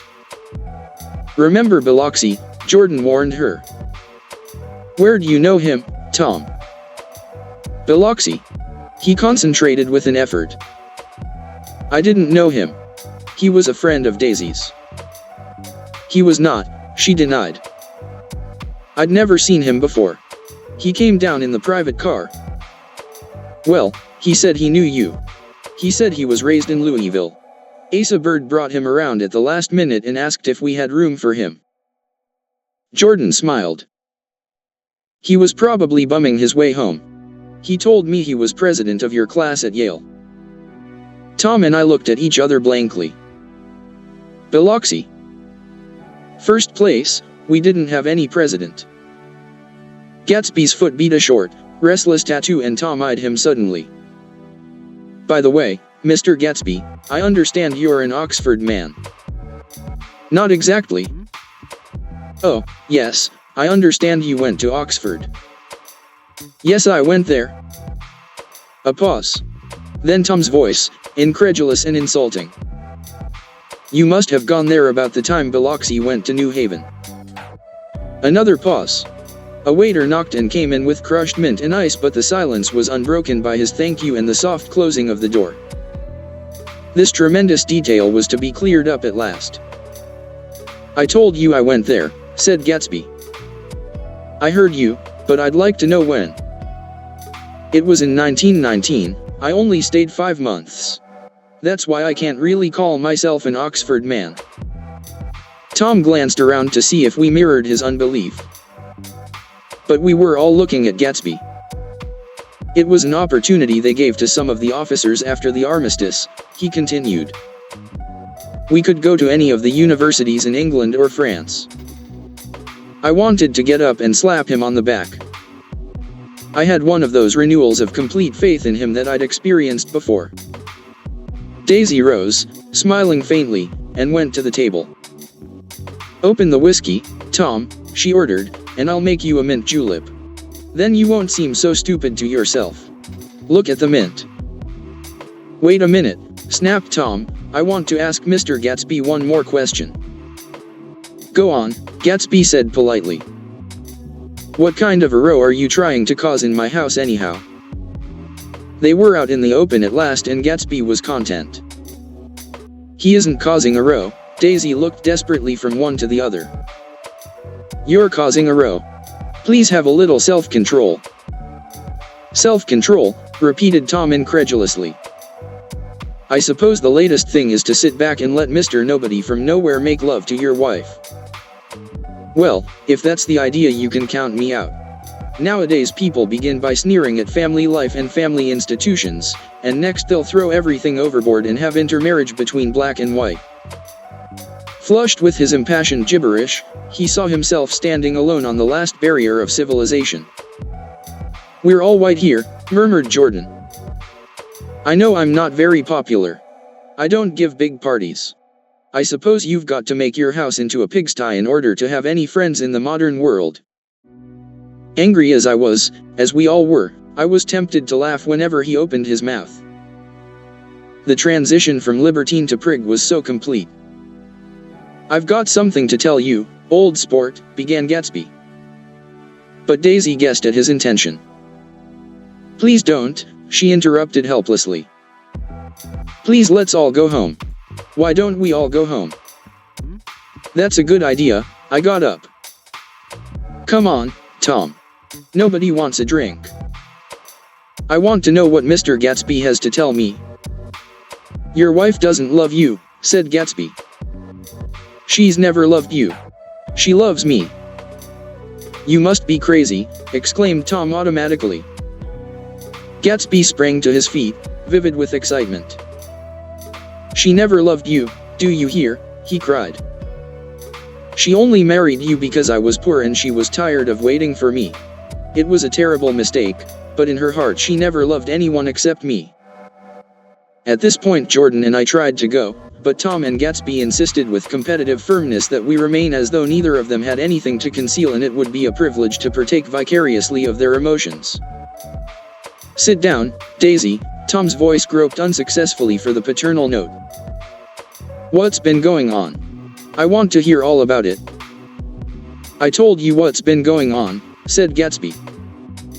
Going on for 5 years and you didn't know. Tom turned to Daisy sharply. You've been seeing this fellow for 5 years. Not seeing, said Gatsby. No, we couldn't meet. But both of us loved each other all that time, old sport, and you didn't know. I used to laugh sometimes, but there was no laughter in his eyes, to think that you didn't know. Oh, that's all. Tom tapped his thick fingers together like a clergyman and leaned back in his chair. You're crazy, he exploded. I can't speak about what happened 5 years ago, because I didn't know Daisy then and I'll be damned if I see how you got within a mile of her unless you brought the groceries to the back door. But all the rest of that's a goddamned lie. Daisy loved me when she married me and she loves me now. No, said Gatsby, shaking his head. She does, though. The trouble is that sometimes she gets foolish ideas in her head and doesn't know what she's doing. He nodded sagely. And what's more, I love Daisy too. Once in a while I go off on a spree and make a fool of myself, but I always come back, and in my heart I love her all the time. You're revolting, said Daisy. She turned to me, and her voice, dropping an octave lower, filled the room with thrilling scorn. Do you know why we left Chicago? I'm surprised that they didn't treat you to the story of that little spree. Gatsby walked over and stood beside her. Daisy, that's all over now, he said earnestly. It doesn't matter anymore. Just tell him the truth that you never loved him and it's all wiped out forever. She looked at him blindly. Why, how could I love him possibly? You never loved him. She hesitated. Her eyes fell on Jordan and me with a sort of appeal, as though she realized at last what she was doing and as though she had never, all along, intended doing anything at all. But it was done now. It was too late. I never loved him, she said, with perceptible reluctance. Not at Kapiolani, demanded Tom suddenly. No. From the ballroom beneath, muffled and suffocating chords were drifting up on hot waves of air. Not that day I carried you down from the punch bowl to keep your shoes dry. There was a husky tenderness in his tone. Daisy. Please don't. Her voice was cold, but the rancor was gone from it. She looked at Gatsby. There, Jay, she said, but her hand as she tried to light a cigarette was trembling. Suddenly she threw the cigarette and the burning match on the carpet. Oh, you want too much, she cried to Gatsby. I love you now, isn't that enough? I can't help what's past. She began to sob helplessly. I did love him once, but I loved you too. Gatsby's eyes opened and closed.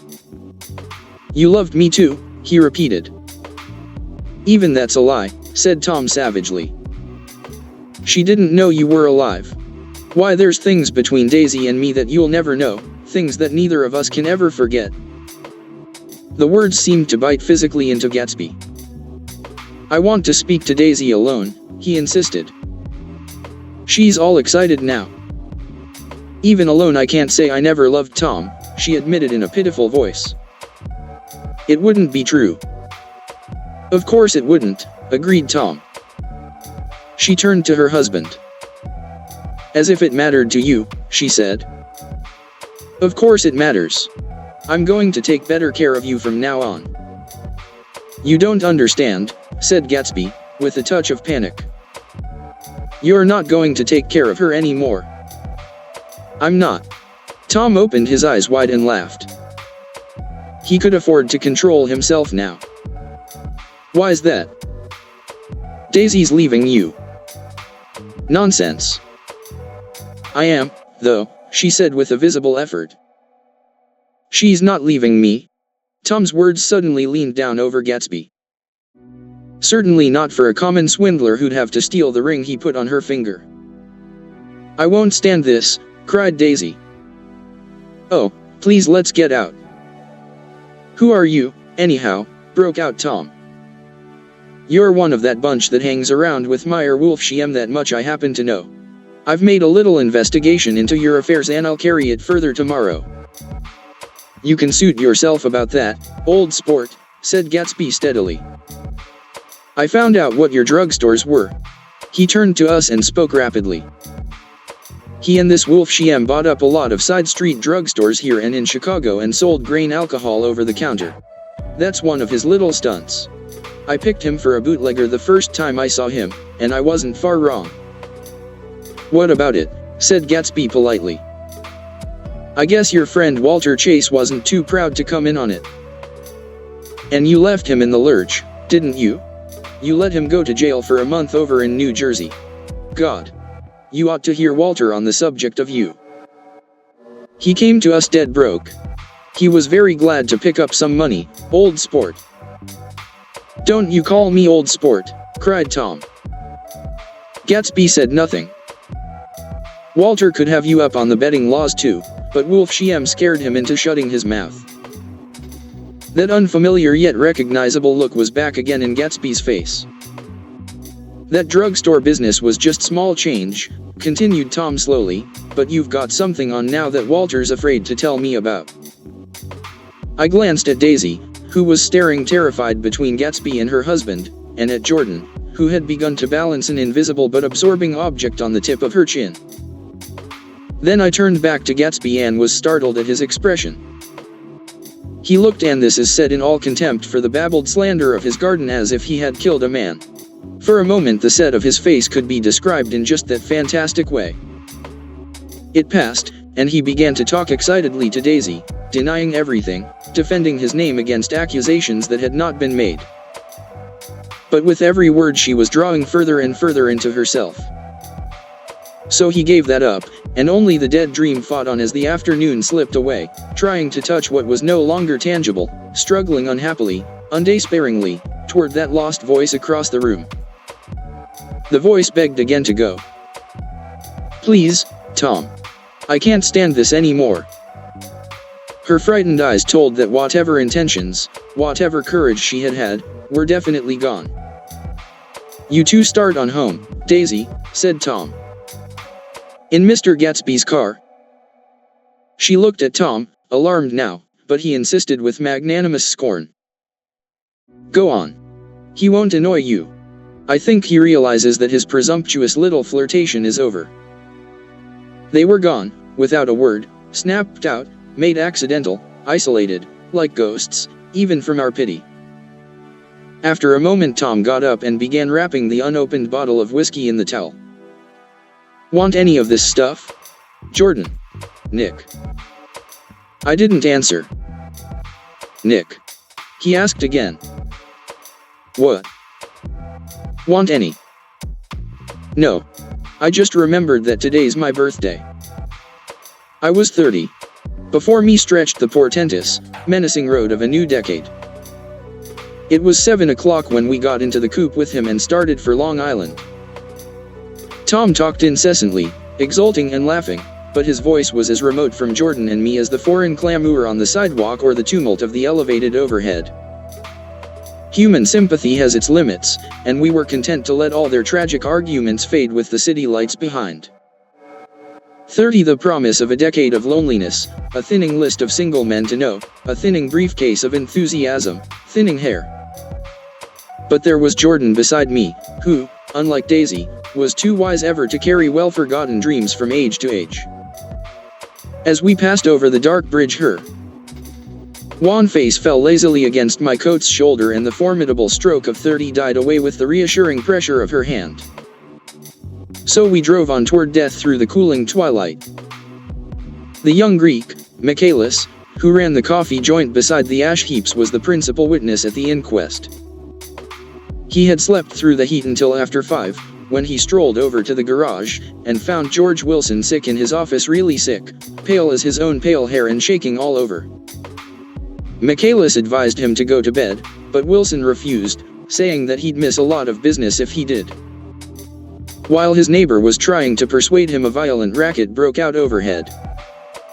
"I've got my wife locked in up there," explained Wilson calmly.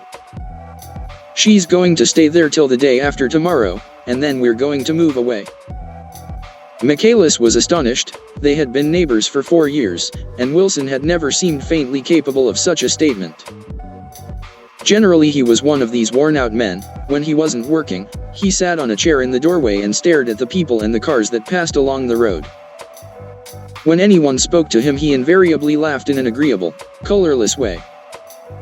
He was his wife's man and not his own. So naturally Michaelis tried to find out what had happened, but Wilson wouldn't say a word. Instead he began to throw curious, suspicious glances at his visitor and ask him what he'd been doing at certain times on certain days. Just as the latter was getting uneasy, some workmen came past the door bound for his restaurant, and Michaelis took the opportunity to get away, intending to come back later. But he didn't. He supposed he forgot to, that's all. When he came outside again, a little after 7, he was reminded of the conversation because he heard Mrs. Wilson's voice, loud and scolding, downstairs in the garage. "Beat me," he heard her cry. "Throw me down and beat me, you dirty little coward." A moment later she rushed out into the dusk, waving her hands and shouting before he could move from his door the business was over. The death car, as the newspapers called it, didn't stop. It came out of the gathering darkness, wavered tragically for a moment, and then disappeared around the next bend. Mavro Michaelis wasn't even sure of its color. He told the first policeman that it was light green. The other car, the one going toward New York, came to rest 100 yards beyond, and its driver hurried back to where Myrtle Wilson, her life violently extinguished, knelt in the road and mingled her thick dark blood with the dust. Michaelis and this man reached her first, but when they had torn open her shirtwaist, still damp with perspiration, they saw that her left breast was swinging loose like a flap, and there was no need to listen for the heart beneath. The mouth was wide open and ripped a little at the corners, as though she had choked a little in giving up the tremendous vitality she had stored so long.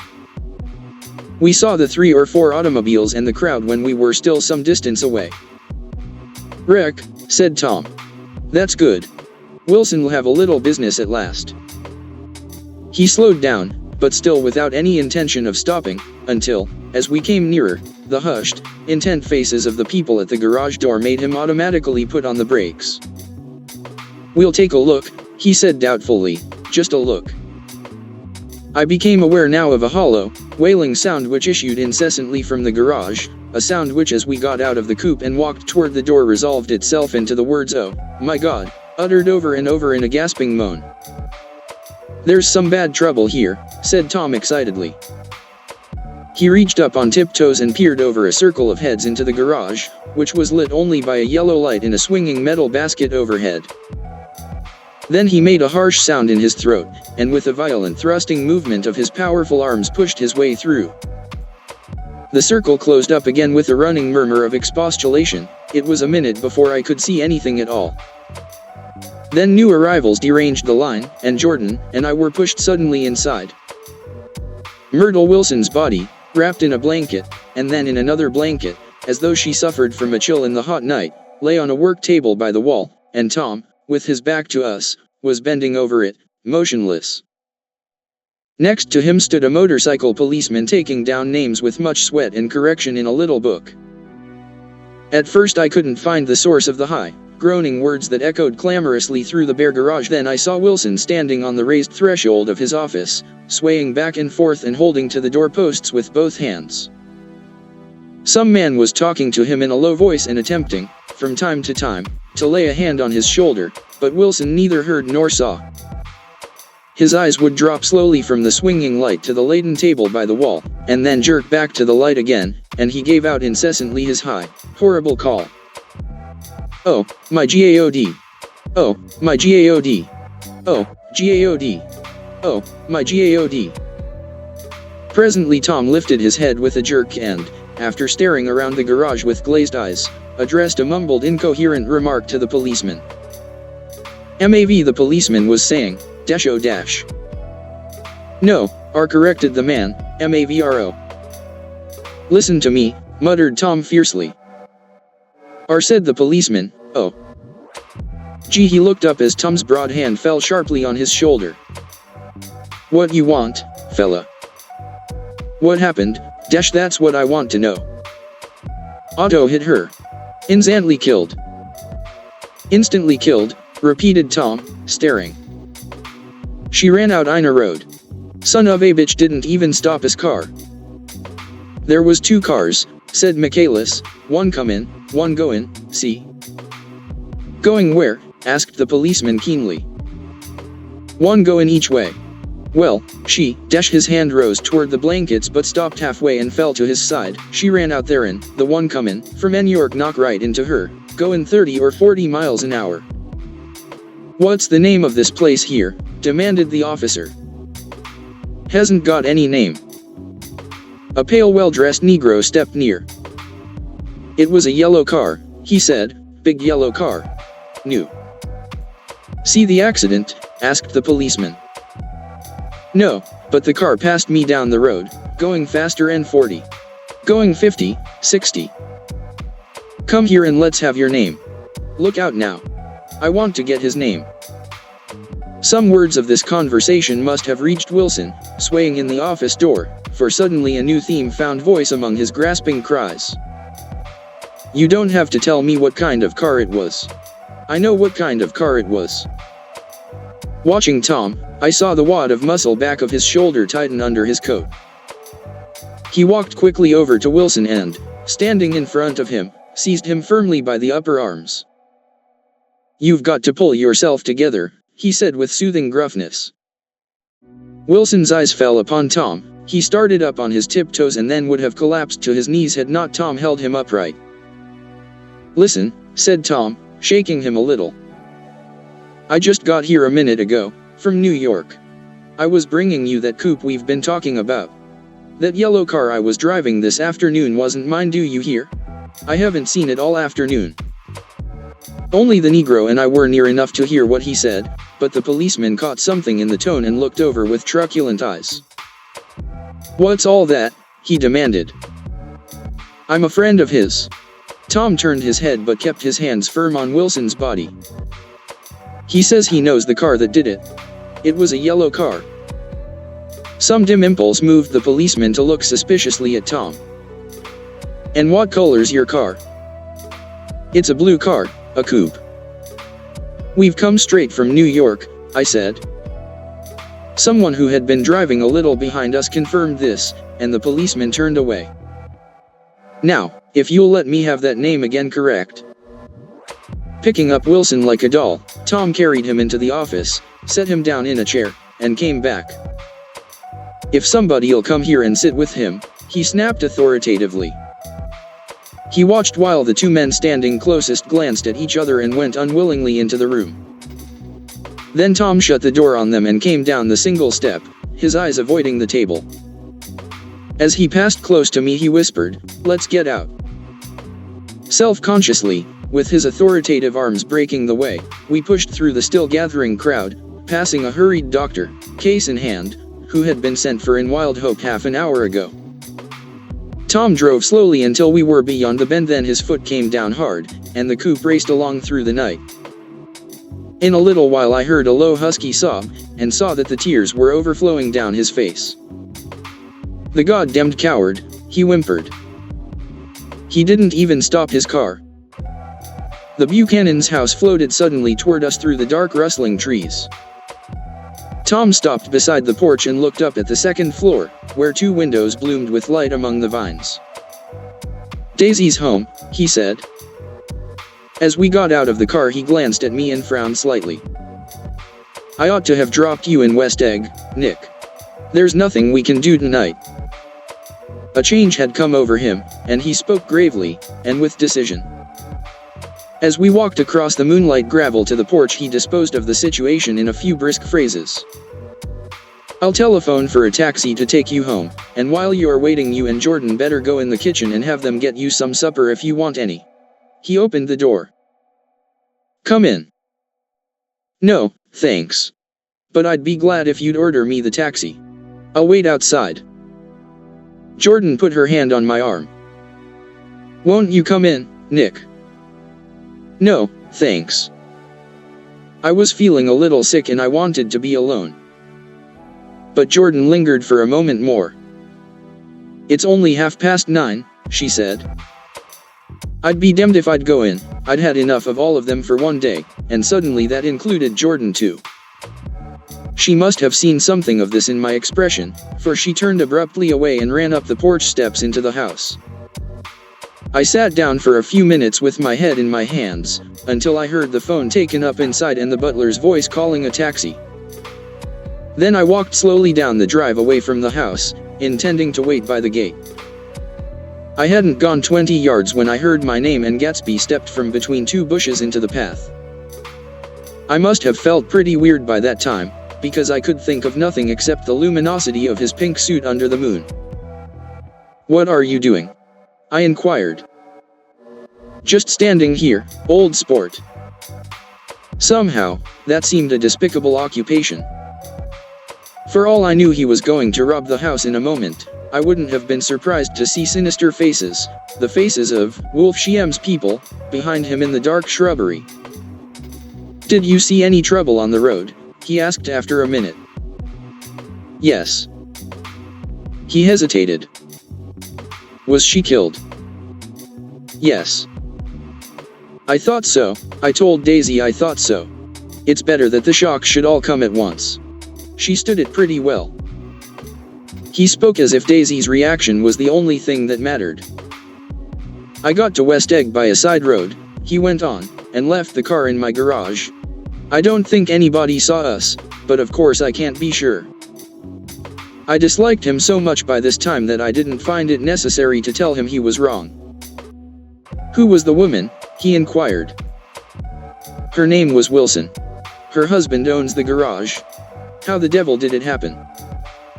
Well, I tried to swing the wheel. He broke off, and suddenly I guessed at the truth.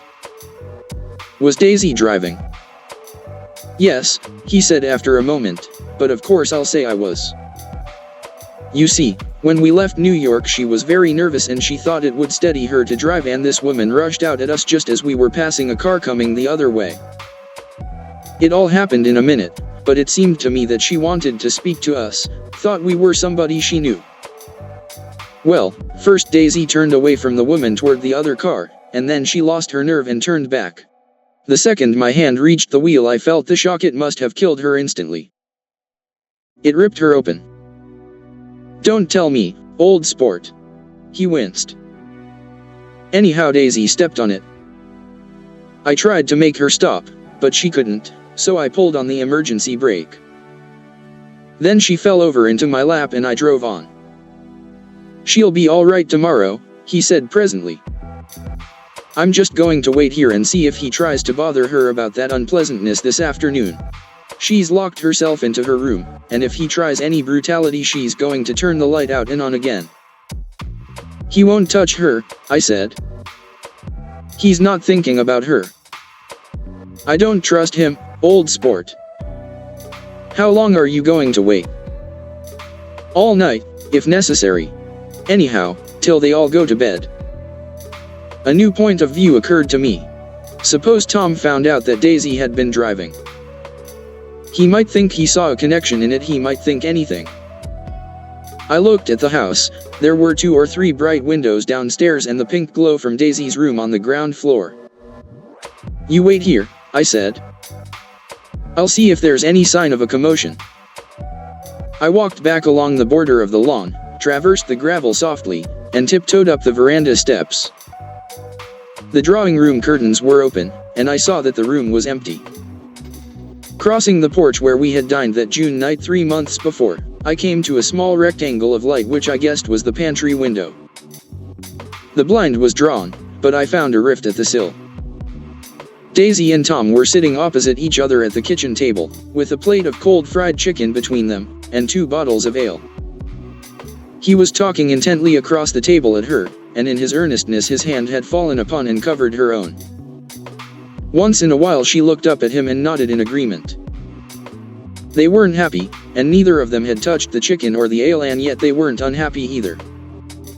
There was an unmistakable air of natural intimacy about the picture, and anybody would have said that they were conspiring together. As I tiptoed from the porch, I heard my taxi feeling its way along the dark road toward the house. Gatsby was waiting where I had left him in the drive. "Is it all quiet up there?" he asked anxiously. "Yes, it's all quiet." I hesitated. "You'd better come home and get some sleep." He shook his head. "I want to wait here till Daisy goes to bed. Good night, old sport." He put his hands in his coat pockets and turned back eagerly to his scrutiny of the house, as though my presence marred the sacredness of the vigil. So I walked away and left him standing there in the moonlight watching over nothing. 8. I couldn't sleep all night. A foghorn was groaning incessantly on the sound, and I tossed half-sick between grotesque reality and savage, frightening dreams. Toward dawn I heard a taxi go up Gatsby's drive, and immediately I jumped out of bed and began to dress. I felt that I had something to tell him, something to warn him about, and morning would be too late. Crossing his lawn, I saw that his front door was still open and he was leaning against a table in the hall, heavy with dejection or sleep. "Nothing happened," he said wanly. I waited, and about 4 o'clock she came to the window and stood there for a minute and then turned out the light. His house had never seemed so enormous to me as it did that night when we hunted through the great rooms for cigarettes. We pushed aside curtains that were like pavilions, and felt over innumerable feet of dark wall for electric light switches. Once I tumbled with a sort of splash upon the keys of a ghostly piano. There was an inexplicable amount of dust everywhere, and the rooms were musty, as though they hadn't been aired for many days. I found the humidor on an unfamiliar table, with 2 stale, dry cigarettes inside. Throwing open the French windows of the drawing room, we sat smoking out into the darkness. "You ought to go away," I said. "It's pretty certain they'll trace your car. Go away now, old sport. Go to Atlantic City for a week, or up to Montreal." He wouldn't consider it. He couldn't possibly leave Daisy until he knew what she was going to do. He was clutching at some last hope and I couldn't bear to shake him free. It was this night that he told me the strange story of his youth with Dan. Cody told it to me because Jay Gatsby had broken up like glass against Tom's hard malice, and the long secret extravaganza was played out. I think that he would have acknowledged anything now, without reserve, but he wanted to talk about Daisy. She was the first nice girl he had ever known. In various unrevealed capacities he had come in contact with such people, but always with indiscernible barbed wire between. He found her excitingly desirable. He went to her house, at first with other officers from Camp Taylor, then alone. It amazed him he had never been in such a beautiful house before. But what gave it an air of breathless intensity, was that Daisy lived there. It was as casual a thing to her as his tent out at camp was to him. There was a ripe mystery about it. A hint of bedrooms upstairs more beautiful and cool than other bedrooms. Of gay and radiant activities taking place through its corridors.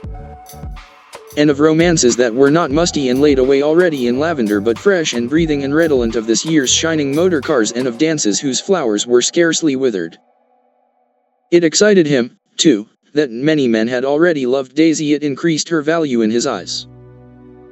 He felt their presence all about the house, pervading the air with the shades and echoes of still vibrant emotions.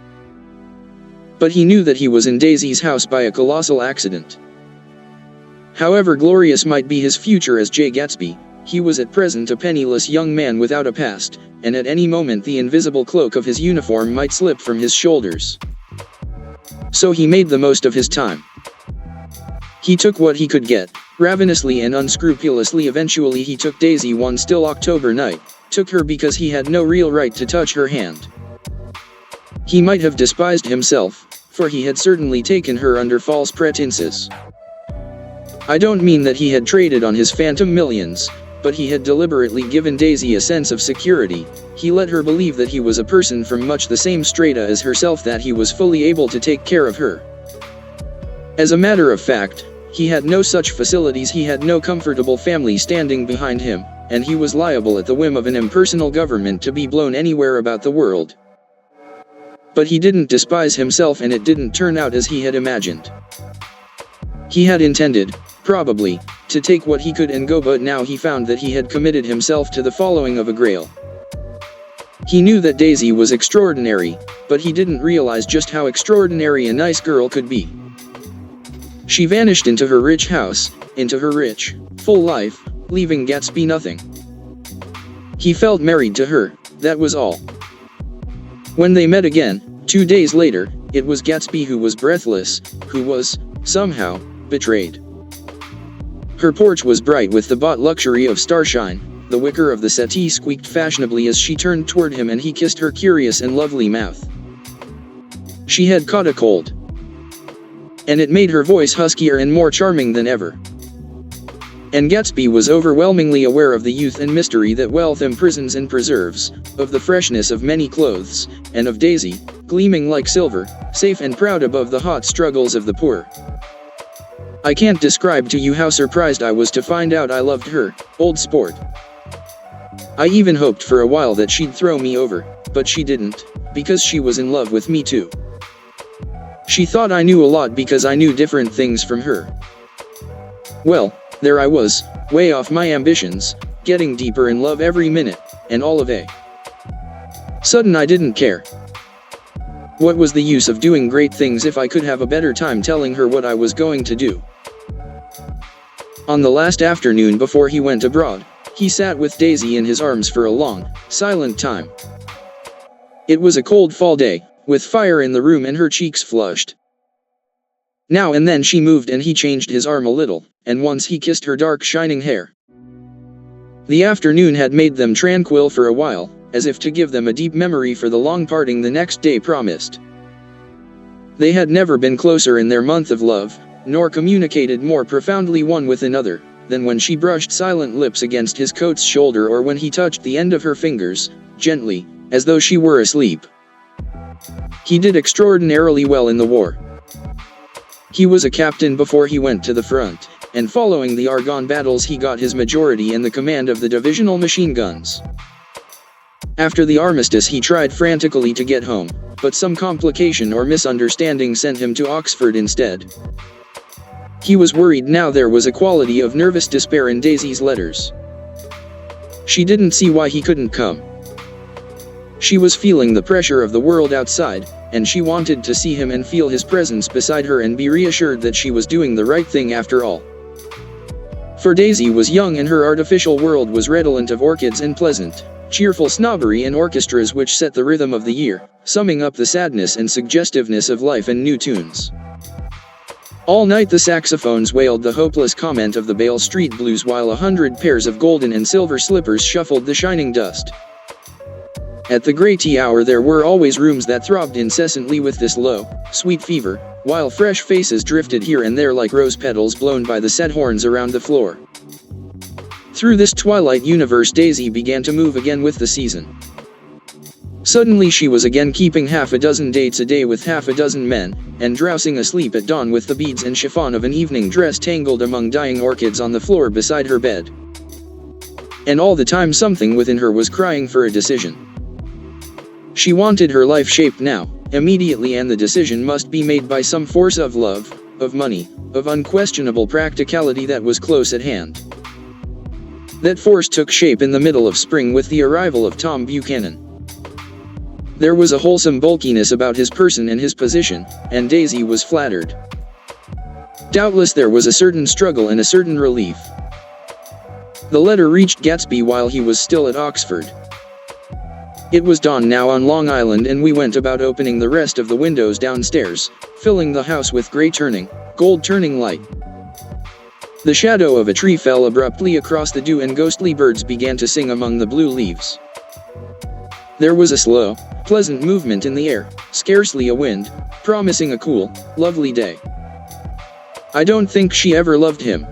Gatsby turned around from a window and looked at me challengingly. You must remember, old sport, she was very excited this afternoon. He told her those things in a way that frightened her, that made it look as if I was some kind of cheap sharper. And the result was she hardly knew what she was saying. He sat down gloomily. Of course she might have loved him just for a minute, when they were first married, and loved me more even then, do you see? Suddenly he came out with a curious remark. In any case, he said, it was just personal. What could you make of that, except to suspect some intensity in his conception of the affair that couldn't be measured? He came back from France when Tom and Daisy were still on their wedding trip, and made a miserable but irresistible journey to Louisville on the last of his army pay. He stayed there a week, walking the streets where their footsteps had clicked together through the November night and revisiting the out-of-the-way places to which they had driven in her white car. Just as Daisy's house had always seemed to him more mysterious and gay than other houses, so his idea of the city itself, even though she was gone from it, was pervaded with a melancholy beauty. He left feeling that if he had searched harder, he might have found her, that he was leaving her behind. The day coach he was penniless now was hot.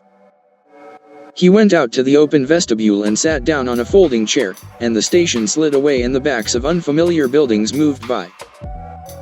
Then out into the spring fields, where a yellow trolley raced them for a minute with people in it who might once have seen the pale magic of her face along the casual street. The track curved and now it was going away from the sun, which, as it sank lower, seemed to spread itself in benediction over the vanishing city where she had drawn her breath. He stretched out his hand desperately as if to snatch only a wisp of air, to save a fragment of the spot that she had made lovely for him. But it was all going by too fast now for his blurred eyes, and he knew that he had lost that part of it, the freshest and the best, forever. It was 9 o'clock when we finished breakfast and went out on the porch. The night had made a sharp difference in the weather and there was an autumn flavor in the air. The gardener, the last one of Gatsby's former servants, came to the foot of the steps.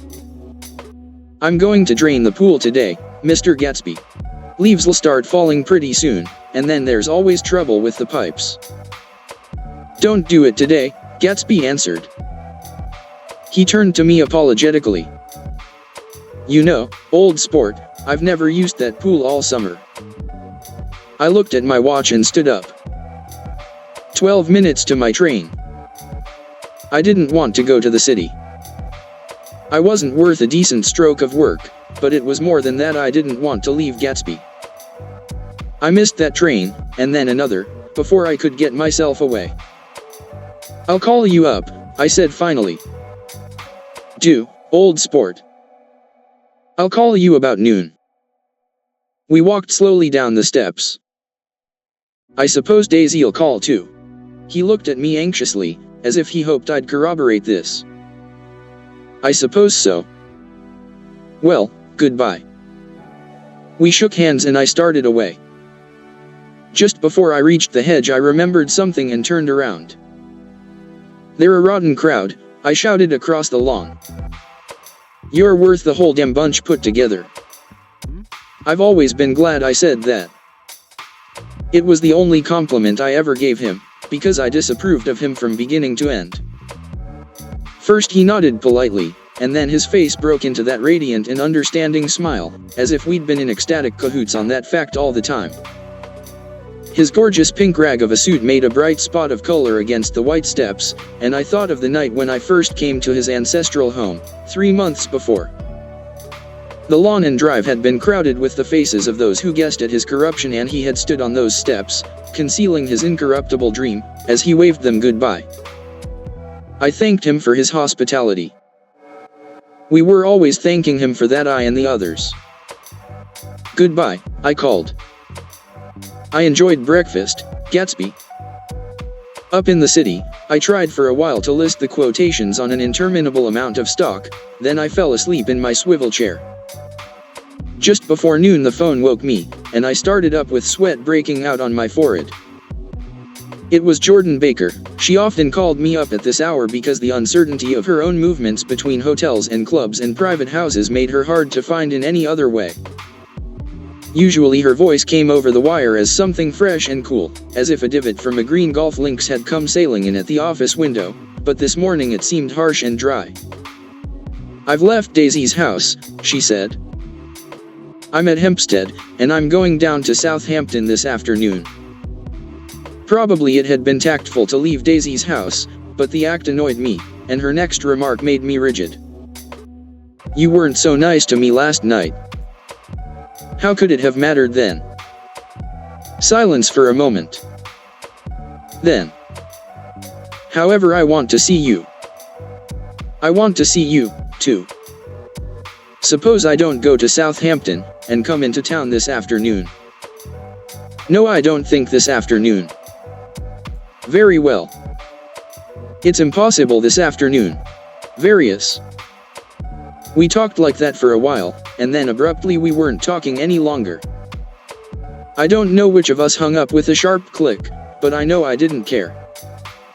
I couldn't have talked to her across a tea table that day if I never talked to her again in this world.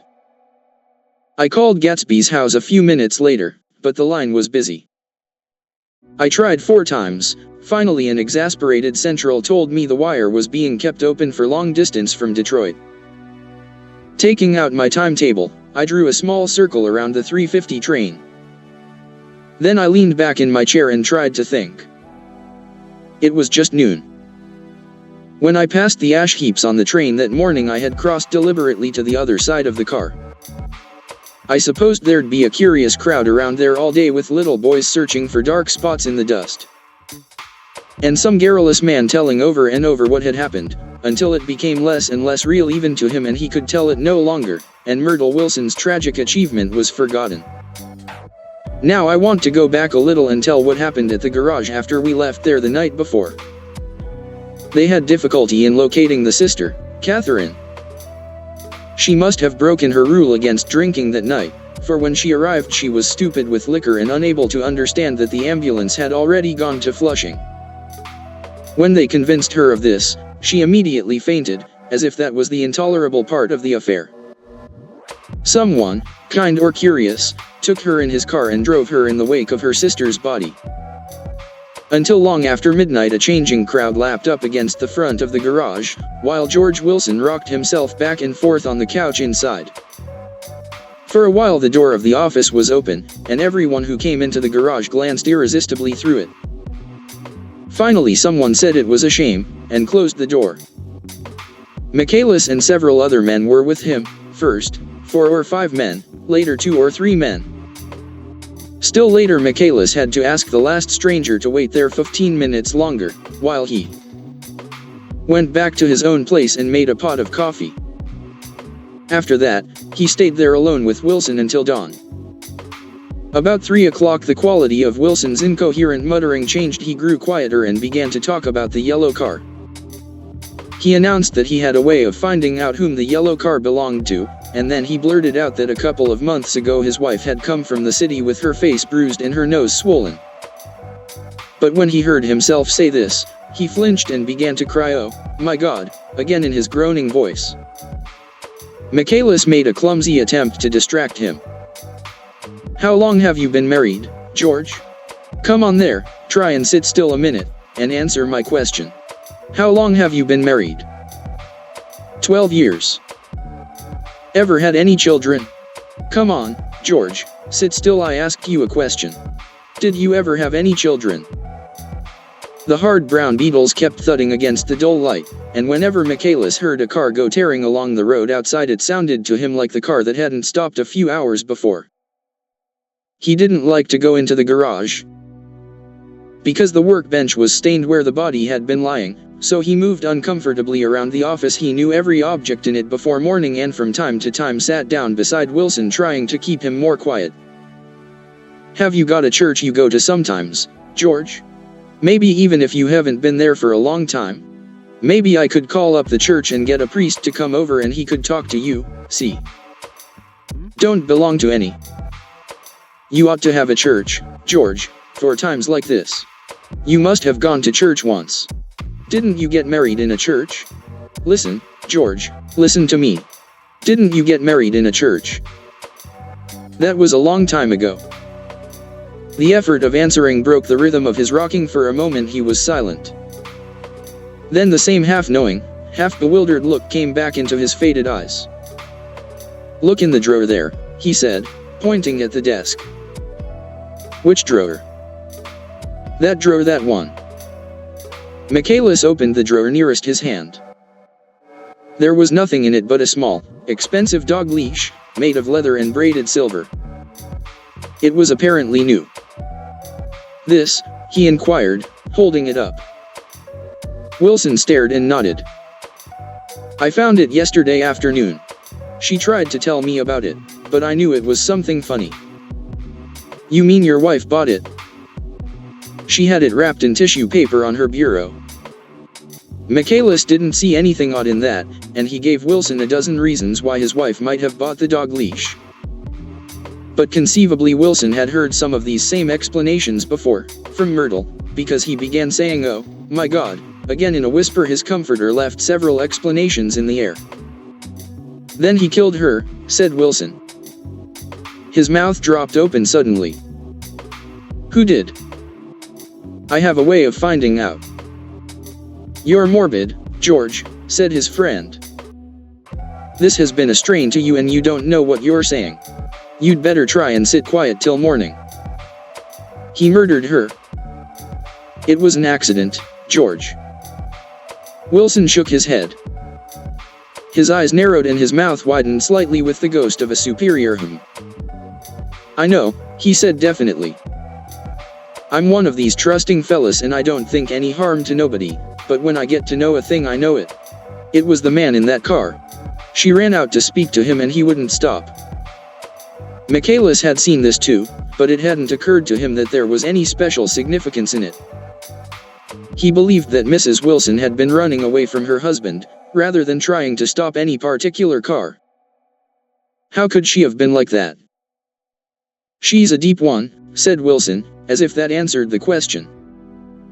IHH. He began to rock again, and Michaelis stood twisting the leash in his hand. Maybe you got some friend that I could telephone for, George. This was a forlorn hope. He was almost sure that Wilson had no friend. There was not enough of him for his wife. He was glad a little later when he noticed a change in the room, a blue quickening by the window, and realized that dawn wasn't far off. About 5 o'clock it was blue enough outside to snap off the light. Wilson's glazed eyes turned out to the ash heaps, where small gray clouds took on fantastic shapes and scurried here and there in the faint dawn wind. I spoke to her, he muttered, after a long silence. I told her she might fool me but she couldn't fool God. I took her to the window, with an effort he got up and walked to the rear window and leaned with his face pressed against it, and I said, God knows what you've been doing, everything you've been doing. You may fool me, but you can't fool God. Standing behind him, Michaelis saw with a shock that he was looking at the eyes of Dr. T.J. Eckelberg, which had just emerged, pale and enormous, from the dissolving night. God sees everything, repeated Wilson. That's an advertisement, Michaelis assured him. Something made him turn away from the window and look back into the room. But Wilson stood there a long time, his face close to the window pane, nodding into the twilight. By 6 o'clock Michaelis was worn out, and grateful for the sound of a car stopping outside. It was one of the watchers of the night before who had promised to come back, so he cooked breakfast for 3, which he and the other man ate together. Wilson was quieter now, and Michaelis went home to sleep. When he awoke 4 hours later and hurried back to the garage, Wilson was gone. His movements, he was on foot all the time, were afterward traced to Port Roosevelt and then to Gads Hill, where he bought a sandwich that he didn't eat, and a cup of coffee. He must have been tired and walking slowly, for he didn't reach Gads Hill until noon. Thus far there was no difficulty in accounting for his time. There were boys who had seen a man acting sort of crazy, and motorists at whom he stared oddly from the side of the road. Then for 3 hours he disappeared from view.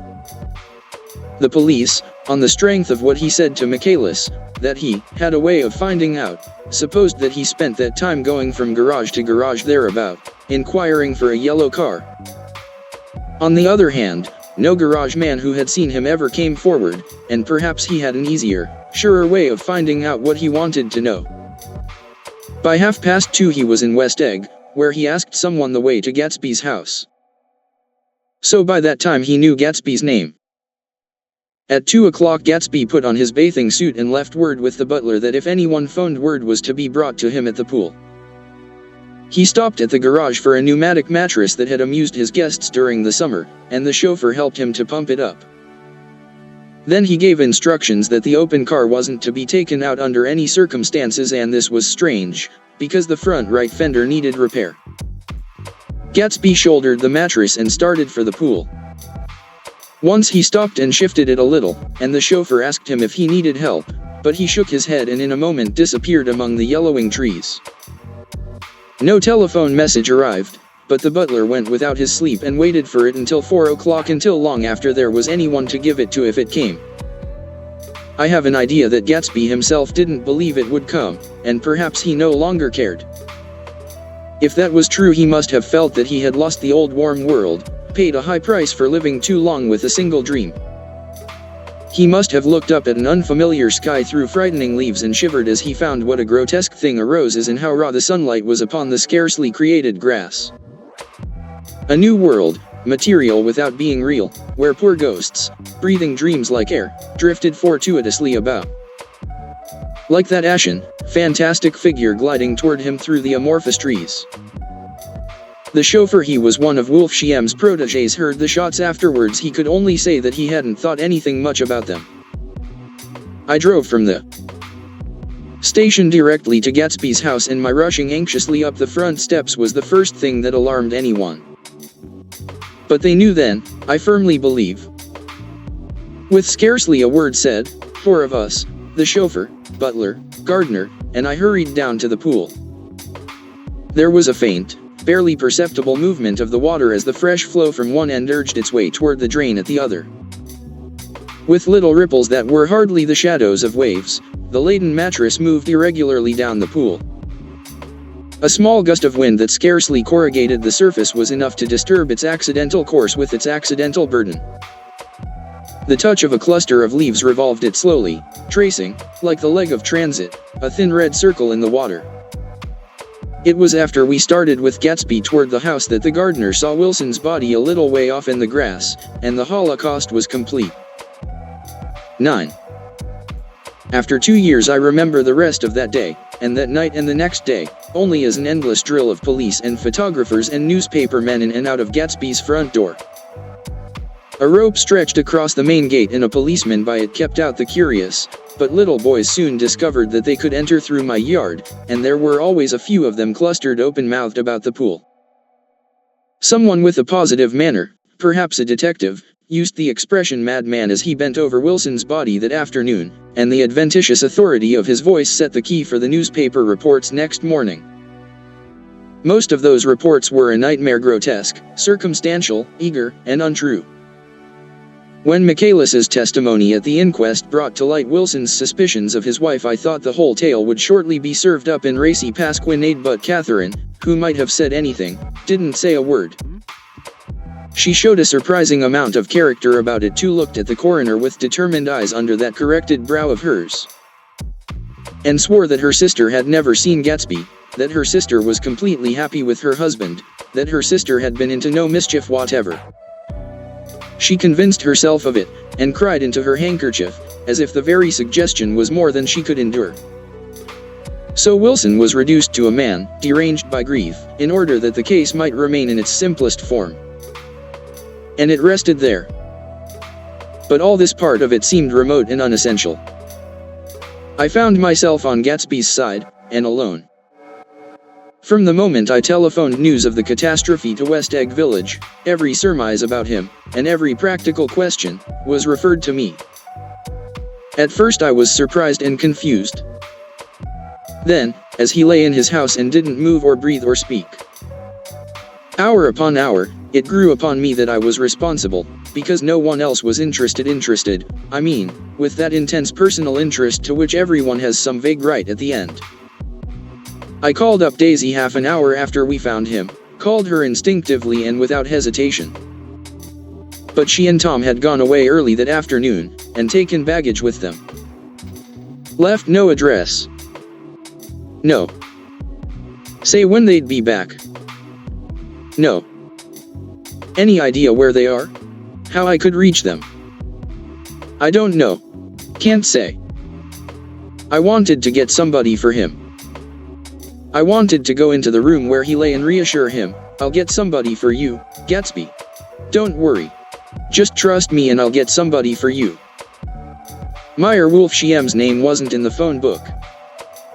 The butler gave me his office address on Broadway, and I called information, but by the time I had the number it was long after 5, and no one answered the phone. Will you ring again? I've rung 3 times. It's very important. Sorry. I'm afraid no one's there. I went back to the drawing room and thought for an instant that they were chance visitors, all these official people who suddenly filled it. But, though they drew back the sheet and looked at Gatsby with shocked eyes, his protest continued in my brain. Look here, old sport, you've got to get somebody for me. You've got to try hard. I can't go through this alone. Someone started to ask me questions, but I broke away and going upstairs looked hastily through the unlocked parts of his desk. He'd never told me definitely that his parents were dead. But there was nothing, only the picture of Dan Cody, a token of forgotten violence, staring down from the wall. Next morning I sent the butler to New York with a letter to Wolfshiem, which asked for information and urged him to come out on the next train. That request seemed superfluous when I wrote it. I was sure he'd start when he saw the newspapers, just as I was sure there'd be a wire from Daisy before noon, but neither a wire nor Mr. Wolfshiem arrived. No one arrived except more police and photographers and newspaper men. When the butler brought back Wolfshiem's answer I began to have a feeling of defiance, of scornful solidarity between Gatsby and me against them all. Dear Mr. Carraway, this has been one of the most terrible shocks of my life to me. I hardly can believe it that it is true at all. Such a mad act as that man did should make us all think.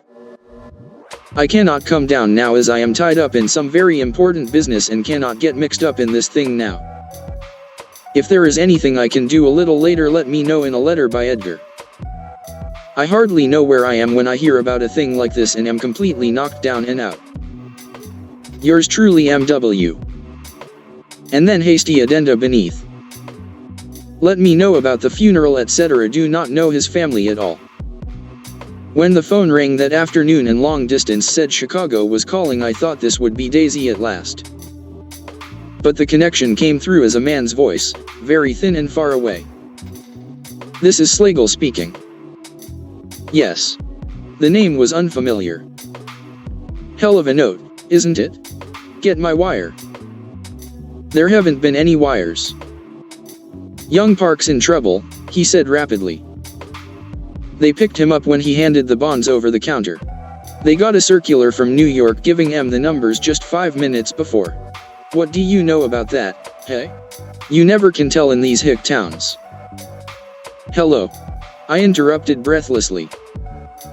Look here, this isn't Mr. Gatsby. Mr. Gatsby's dead. There was a long silence on the other end of the wire, followed by an exclamation. Then a quick squawk as the connection was broken. I think it was on the 3rd day that a telegram signed Henry C. Gatz arrived from a town in Minnesota. It said only that the sender was leaving immediately and to postpone the funeral until he came. It was Gatsby's father, a solemn old man, very helpless and dismayed, bundled up in a long cheap ulster against the warm September day. His eyes leaked continuously with excitement, and when I took the bag and umbrella from his hands he began to pull so incessantly at his sparse gray beard that I had difficulty in getting off his coat. He was on the point of collapse, so I took him into the music room and made him sit down while I sent for something to eat. But he wouldn't eat, and the glass of milk spilled from his trembling hand. I saw it in the Chicago newspaper, he said. It was all in the Chicago newspaper. I started right away. I didn't know how to reach you. His eyes, seeing nothing, moved ceaselessly about the room. It was a madman, he said. He must have been mad. Wouldn't you like some coffee? I urged him. I don't want anything. I'm all right now, Mr. Dash. Caraway. Well, I'm all right now. Where have they got Jimmy? I took him into the drawing room, where his son lay, and left him there. Some little boys had come up on the steps and were looking into the hall. When I told them who had arrived, they went reluctantly away.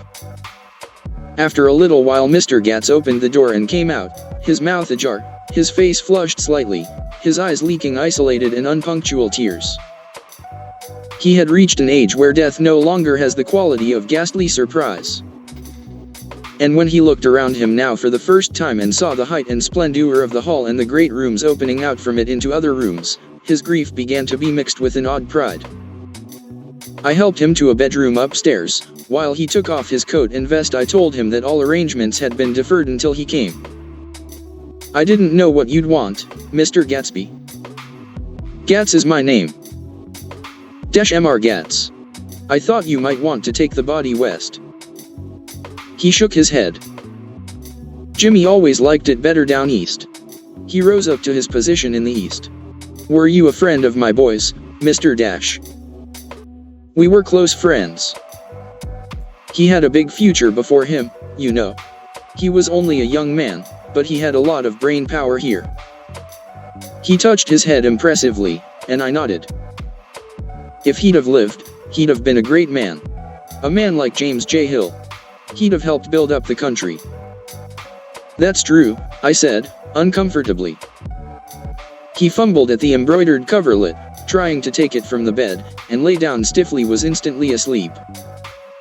That night an obviously frightened person called up, and demanded to know who I was before he would give his name. This is Mr. Caraway, I said. Oh. He sounded relieved. This is Klipspringer. I was relieved too, for that seemed to promise another friend at Gatsby's grave. I didn't want it to be in the papers and draw a sightseeing crowd, so I'd been calling up a few people myself. They were hard to find. The funeral's tomorrow, I said. 3 o'clock, here at the house. I wish you'd tell anybody who'd be interested. Oh, I will, he broke out hastily. Of course I'm not likely to see anybody, but if I do.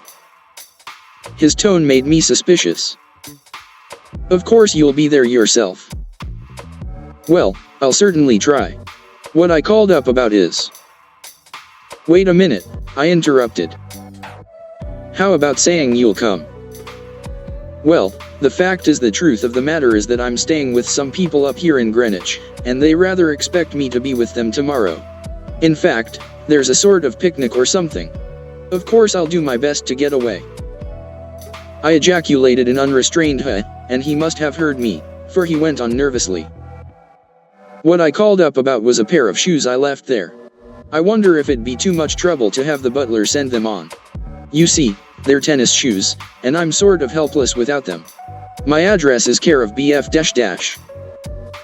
I didn't hear the rest of the name, because I hung up the receiver. After that I felt a certain shame for Gatsby. One gentleman to whom I telephoned implied that he had got what he deserved. However, that was my fault, for he was one of those who used to sneer most bitterly at Gatsby on the courage of Gatsby's liquor, and I should have known better than to call him. The morning of the funeral I went up to New York to see Meyer Wolfsheim. I couldn't seem to reach him any other way. The door that I pushed open, on the advice of an elevator boy, was marked, The Swastika Holding Company, and at first there didn't seem to be anyone inside. But when I'd shouted hello several times in vain, an argument broke out behind a partition, and presently a lovely Jewess appeared at an interior door and scrutinized me with black hostile eyes. Nobody's in, she said. Mr. Wolfsheim's gone to Chicago. The first part of this was obviously untrue, for someone had begun to whistle the rosary, tunelessly, inside. Please say that Mr. Caraway wants to see him. I can't get him back from Chicago, can I? At this moment a voice, unmistakably Wolf Shiem's, called Stella, from the other side of the door. Leave your name on the desk, she said quickly. I'll give it to him when he gets back. But I know he's there. She took a step toward me and began to slide her hands indignantly up and down her hips. You young men think you can force your way in here any time, she scolded. We're getting sick and tired of it. When I say he's in Chicago, he's in Chicago. I mentioned Gatsby. OH. She looked at me over again. Will you just what was your name? She vanished. In a moment Meyer Wolf Shiem stood solemnly in the doorway, holding out both hands. He drew me into his office, remarking in a reverent voice that it was a sad time for all of us, and offered me a cigar. My memory goes back to when first I met him, he said. A young major just out of the army and covered over with medals he got in the war. He was so hard up he had to keep on wearing his uniform because he couldn't buy some regular clothes. First time I saw him was when he came into Weinbrenner's pool room at 43rd Street and asked for a job. He hadn't eaten anything for a couple of days. Come on, have some lunch with me, I said. He ate more than $4 worth of food in half an hour. Did you start him in business? I inquired. Start him. I made him. Oh. I raised him up out of nothing, right out of the gutter. I saw right away he was a fine-appearing, gentlemanly young man, and when he told me he was at Oxford I knew I could use him good. I got him to join the American Legion and he used to stand high there. Right off he did some work for a client of mine up to Albany. We were so thick like that in everything, he held up two bulbous fingers, always together. I wondered if this partnership had included the World Series transaction in 1919. Now he's dead, I said after a moment. You were his closest friend, so I know you'll want to come to his funeral this afternoon. I'd like to come. Well, come then. The hair in his nostrils quivered slightly, and as he shook his head his eyes filled with tears. I can't do it, I can't get mixed up in it, he said. There's nothing to get mixed up in. It's all over now. When a man gets killed I never like to get mixed up in it in any way. I keep out. When I was a young man it was different. If a friend of mine died, no matter how, I stuck with them to the end. You may think that's sentimental, but I mean it to the bitter end. I saw that for some reason of his own he was determined not to come, so I stood up. Are you a college man? He inquired suddenly. For a moment I thought he was going to suggest a connection, but he only nodded and shook my hand. Let us learn to show our friendship for a man when he is alive and not after he is dead, he suggested. After that my own rule is to let everything alone. When I left his office the sky had turned dark and I got back to West Egg in a drizzle. After changing my clothes I went next door and found Mr. Gatz walking up and down excitedly in the hall. His pride in his son and in his son's possessions was continually increasing and now he had something to show me. Jimmy sent me this picture. He took out his wallet with trembling fingers. Look there. It was a photograph of the house, cracked in the corners and dirty with many hands. He pointed out every detail to me eagerly. Look there, and then sought admiration from my eyes. He had shown it so often that I think it was more real to him now than the house itself. Jimmy sent it to me. I think it's a very pretty picture. It shows up well. Very well. Have you seen him lately? He come out to see me 2 years ago and bought me the house I live in now. Of course we was broke up when he run off from home, but I see now there was a reason for it. He knew he had a big future in front of him. And ever since he made a success he was very generous with me.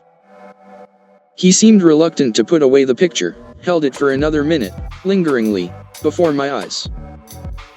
Then he returned the wallet and pulled from his pocket a ragged old copy of a book called Hopalong Cassidy. Look here, this is a book he had when he was a boy. It just shows you. He opened it at the back cover and turned it around for me to see. On the last flyleaf was printed the word, and the date September 12, 1906. And underneath, rise from bed 6 a.m. dumbbell exercise and wall scaling 6:15 to 6:30 study electricity, etc. 7:15 to 8:15, work 8:30 to 4:30 p.m. baseball and sports 4:30 to 5 o'clock, practice elocution, poise, and how to attain at 5 to 6 o'clock, study needed inventions 7 to 9 o'clock. Gr. No wasting time at shafters or a name, indecipherable no more smoking or chewing.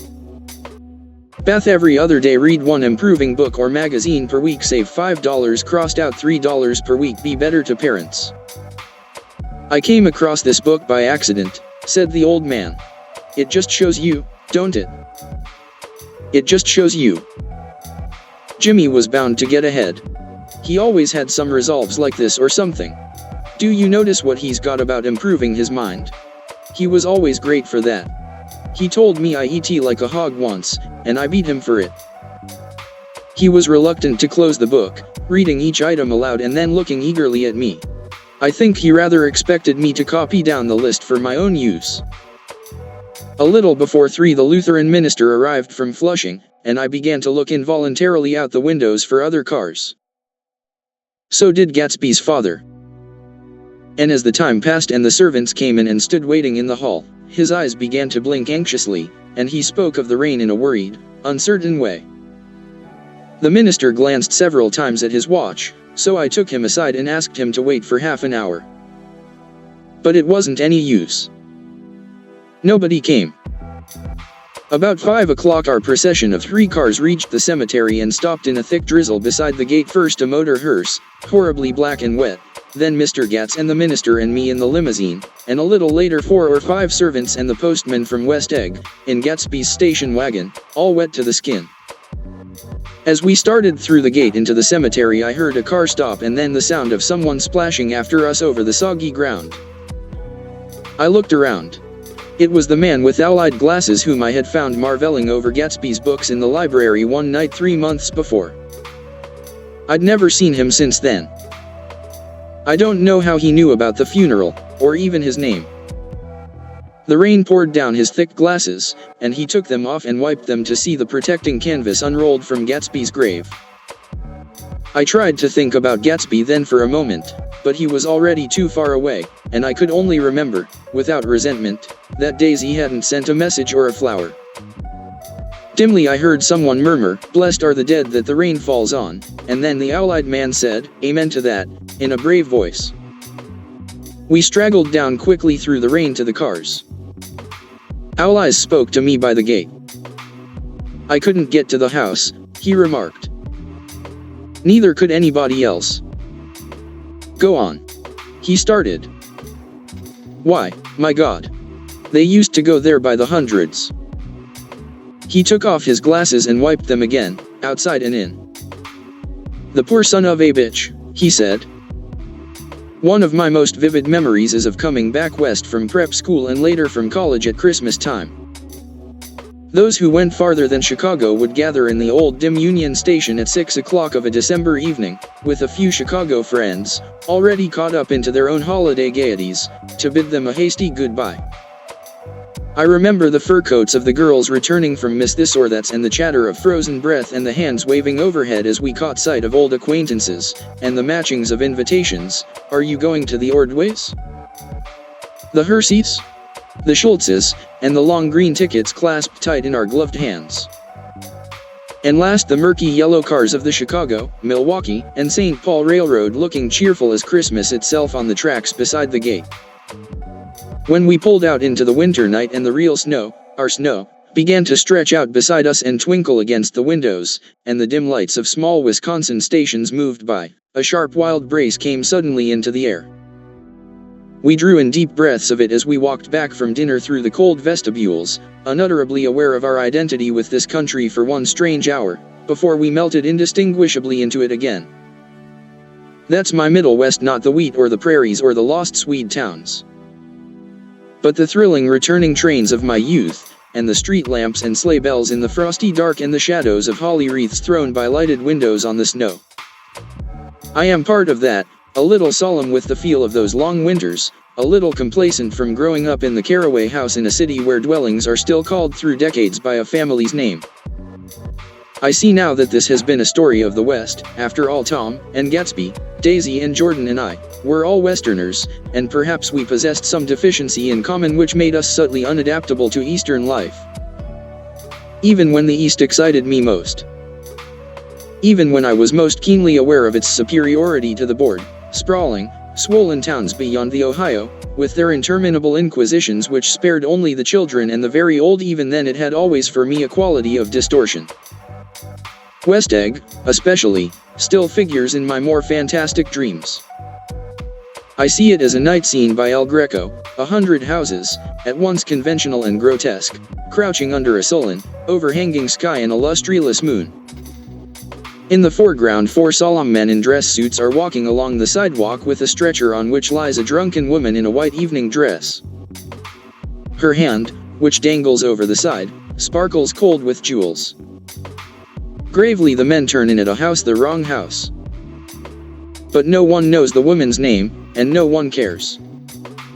After Gatsby's death the East was haunted for me like that, distorted beyond my eyes' power of correction.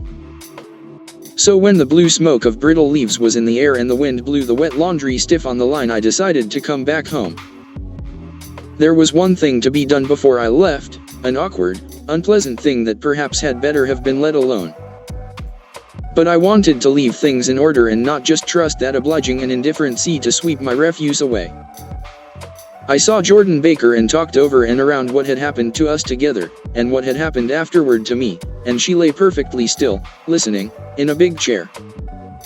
She was dressed to play golf, and I remember thinking she looked like a good illustration, her chin raised a little jauntily, her hair the color of an autumn leaf, her face the same brown tint as the fingerless glove on her knee. When I had finished she told me without comment that she was engaged to another man. I doubted that, though there were several she could have married at a nod of her head, but I pretended to be surprised. For just a minute I wondered if I wasn't making a mistake, then I thought it all over again quickly and got up to say goodbye. "Nevertheless you did throw me over," said Jordan suddenly. "You threw me over on the telephone. I don't give a damn about you now, but it was a new experience for me, and I felt a little dizzy for a while." We shook hands. "Oh, and do you remember," she added, "a conversation we had once about driving a car?"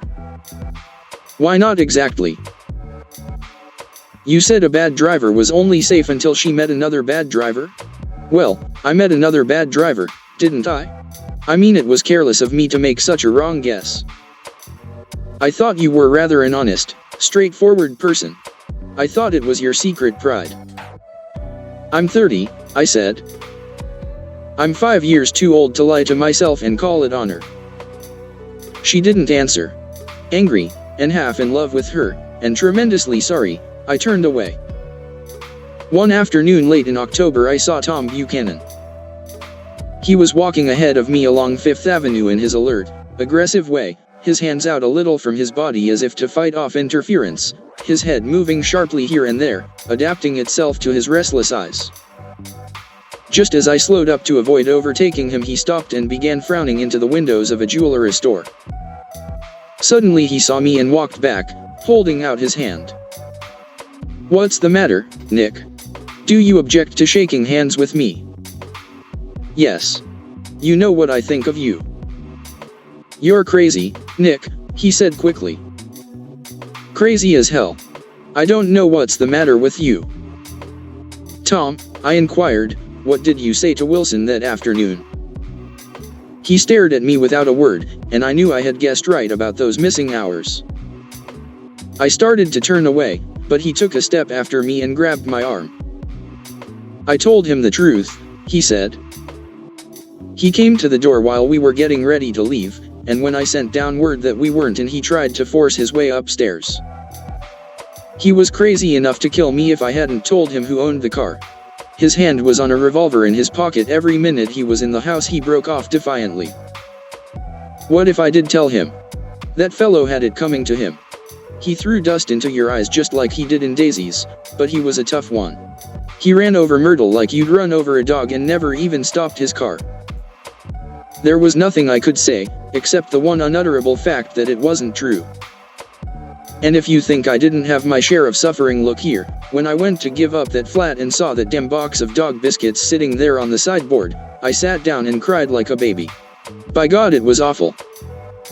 I couldn't forgive him or like him, but I saw that what he had done was, to him, entirely justified.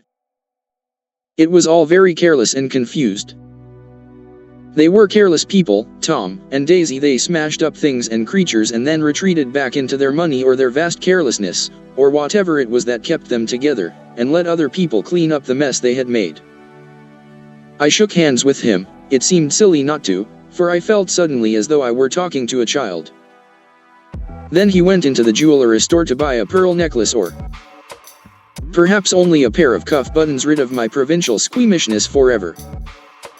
Gatsby's house was still empty when I left. The grass on his lawn had grown as long as mine. One of the taxi drivers in the village never took a fare past the entrance gate without stopping for a minute and pointing inside. Perhaps it was he who drove Daisy and Gatsby over to East Egg the night of the accident, and perhaps he had made a story about it all his own. I didn't want to hear it, and I avoided him when I got off the train. I spent my Saturday nights in New York because those gleaming, dazzling parties of his were with me so vividly that I could still hear the music and the laughter, faint and incessant, from his garden, and the cars going up and down his drive. One night I did hear a material car there, and saw its lights stop at his front steps.